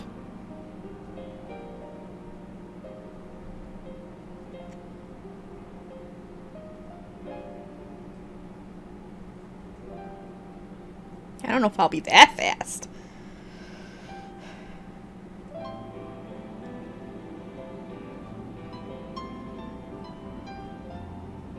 Yours is a long road, my friend, and it stretches onto places beyond imagining.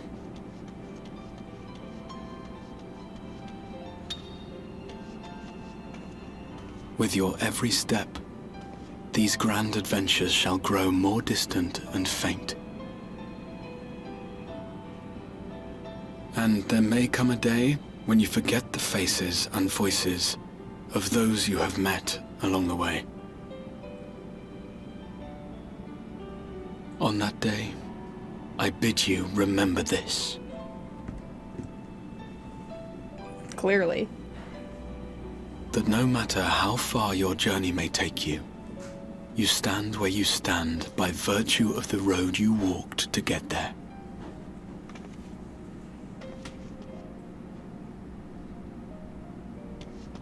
For in times of hardship, when you fear you cannot go on, the joy you have known, the pain you have felt, the prayers you have whispered and answered, they shall ever be your strength and your comfort.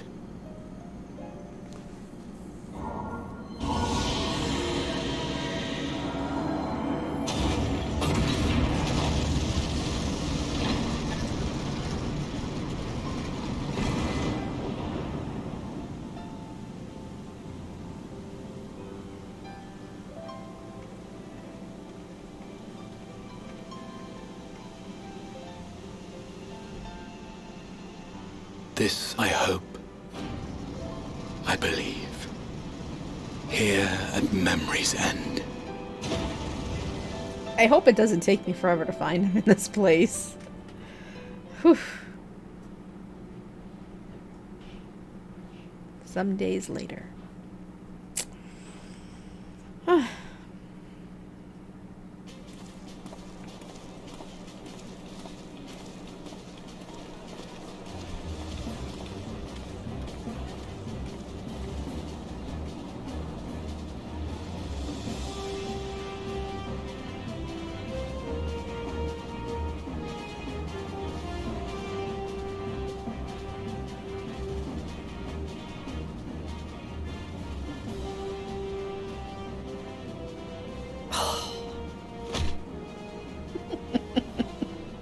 What is it, Alize? Are you all right? Do you still feel under the weather? Physically, I couldn't be better. Thanks to Kryle's ministrations, I'm already looking forward to our next fight.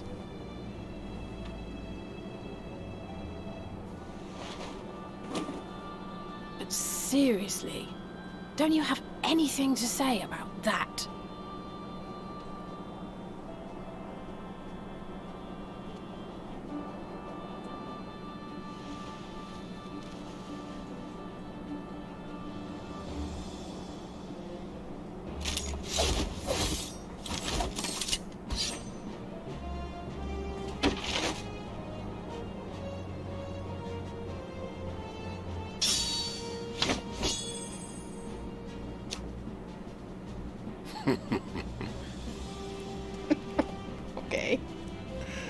No less impressive than our garments. You've outdone yourself, Tataru. To give credit where it's due, I had help from a certain fiery pixie who visited me in my dreams. They gave me all the information I needed to get the details just right. For your weapons, though, I needed a lot more help. Thankfully, our favorite heads of state were happy to place their finest craftsmen at my exclusive disposal. Oh, and speaking of the Alliance leaders, they all expressed their unreserved elation at your safe return, and promised to come and see you in person as soon as they can. They really needn't have gone to such trouble. But we'll be keeping these gifts all the same. Do pass on our gratitude. Yep. They all. They're still around.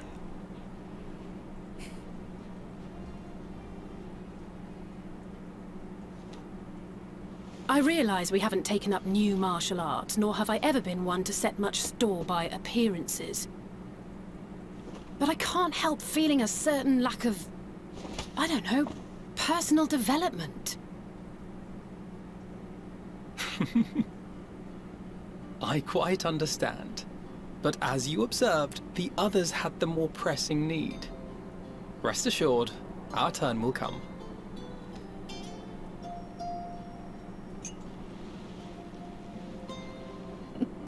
Poor Alice.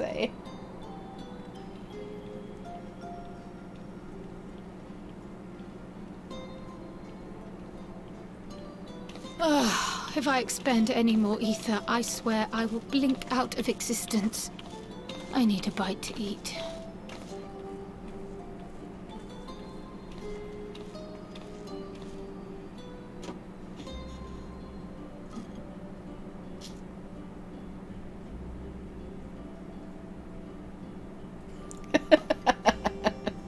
Tataru, a cup of tea, if you would be so kind. And something sweet.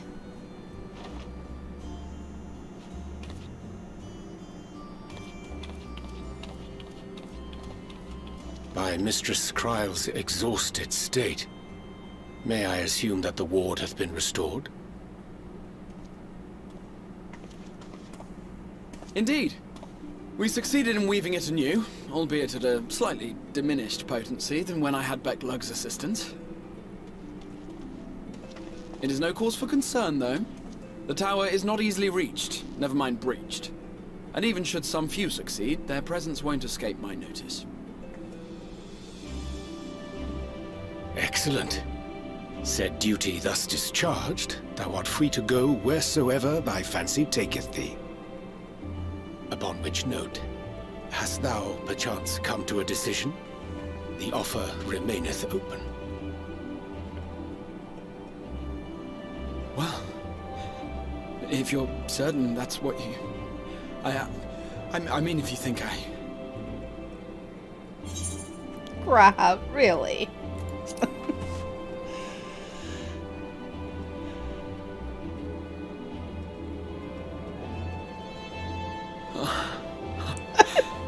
Perk up the kitty cat ears.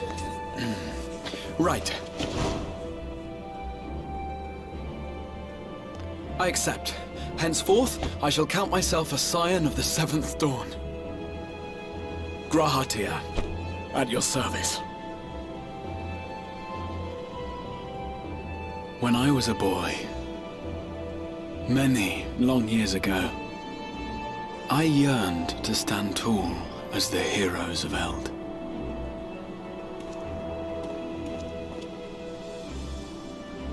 But, like a fool, seeking to pluck the stars from the heavens, my every attempt to reprise their deeds fell short.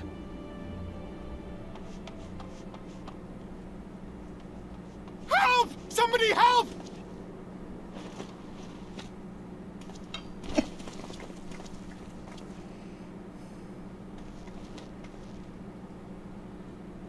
Hippogriffs! Hippogriffs on the rampage! A giant flock of them! Please, we need help!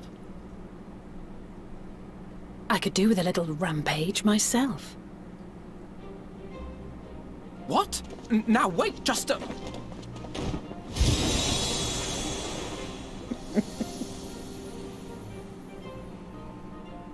Here we go again. Poor Alphino.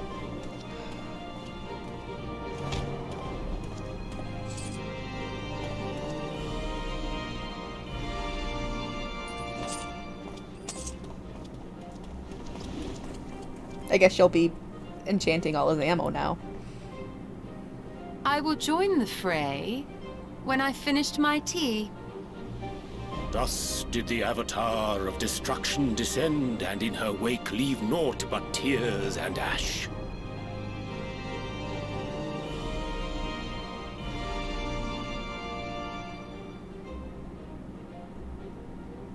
And then, one day, an all but forgotten dream from my youth stood before me, in the flesh.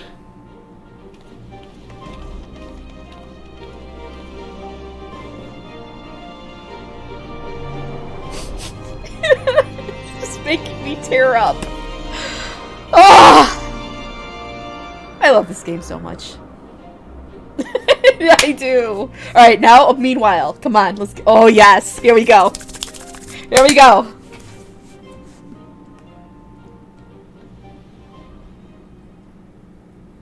So it was that a new adventure began.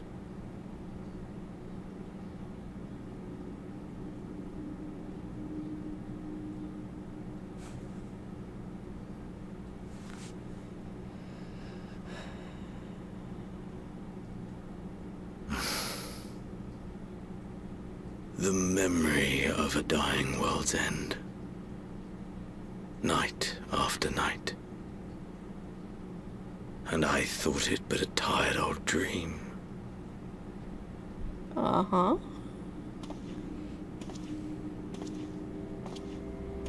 I say, I knew that securing the palace would provide your radiance with depressingly little sport, but that you should fall asleep out of boredom.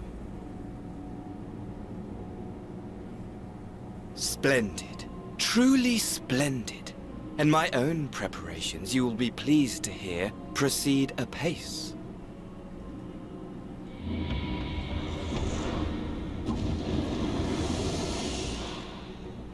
Oh, yes.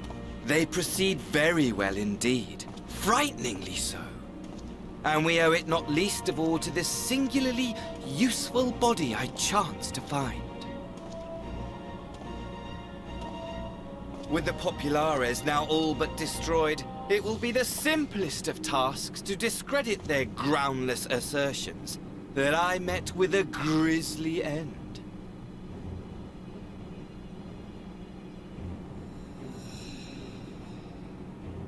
And as the very much alive Lord of House Brutus, I have a vast fortune at my disposal.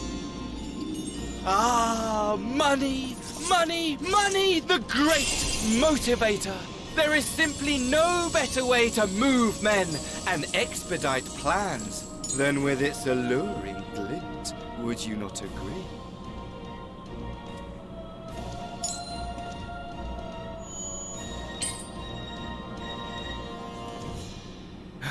But wait, were we not acquainted, you and I?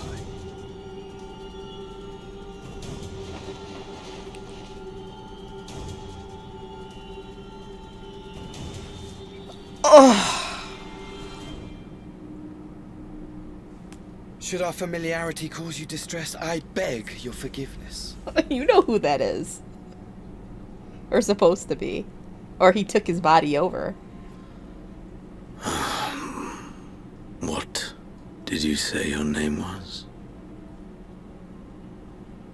Oh, a dagger through my heart! That my deepest desire should forever remain unfulfilled, to live unrecognized, to die forgotten. Oh.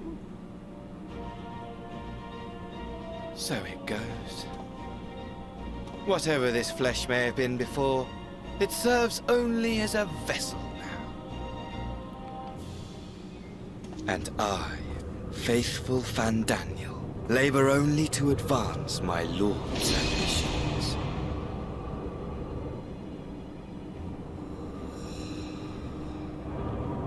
Speaking of which, with the palace in our hands, We may now proceed with the next phase of the plan.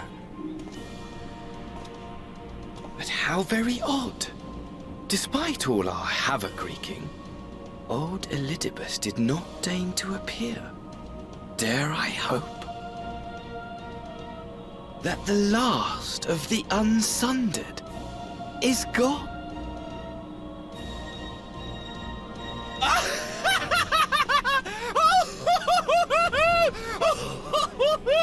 Imagine it! Bound no more by the shackles of mouldering memories of damnable duty, free at last to live for the moment!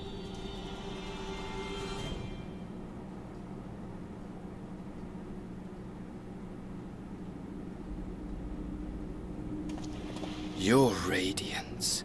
But give the word, and I shall go forth and prepare for you your hunting ground.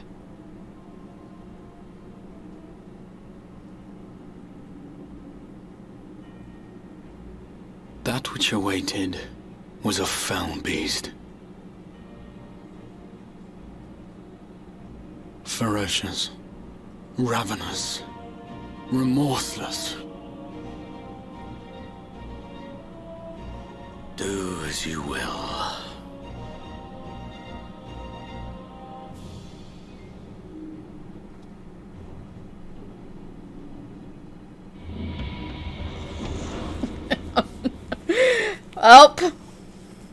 Welp.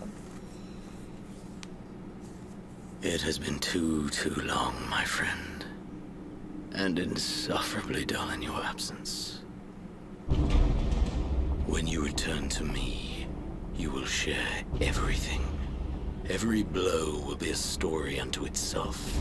Every triumph. Every kill. Rest assured, we shall have a fitting stage for our reunion.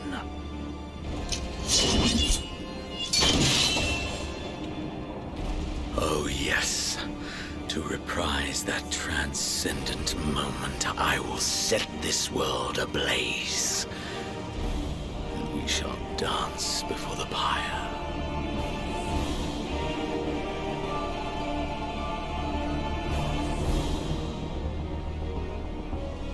The beast shall kindle the flames of the apocalypse.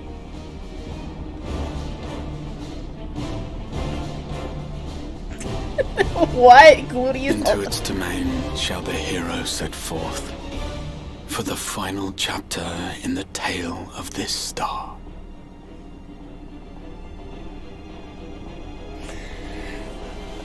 Okay.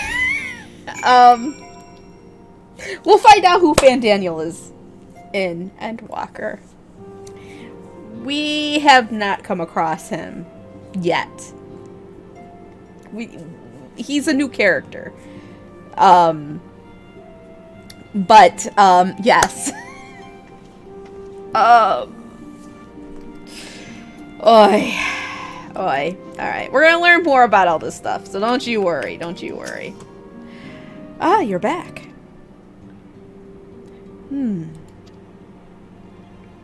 Tell me, Rislin, do you think I was excessively familiar earlier in my tone and mannerism? I thought it better to be familiar than formal if we are to be comrades. But now I worry that it may have detracted from the gratitude and respect I harbor for everyone. Perhaps we might consider it a nod to my regrettably less than humble beginnings. Yes, that will do. Being free to live as one pleases is not without its challenges. In a way, it was easier when I had a mission that consumed every waking moment. It provided me with a focus, a constant push in a singular direction. By the way, was casting spells always so draining? I'd quite forgotten what it was like to do it without the tower. I rarely felt so exhausted or hungry. Yet if all I did was bend the bow, I would be of limited use to you in your adventures. So I shall persevere. Whoever I might have been before, I am now a scion, and an experienced scion at that, a green initiate eager to learn how best to contribute to the cause, that he might follow in the footsteps of his inspiration.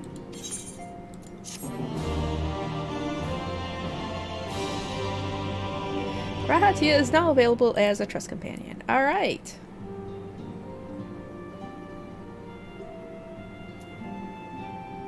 And done! We're done with God, that was another hour and a half.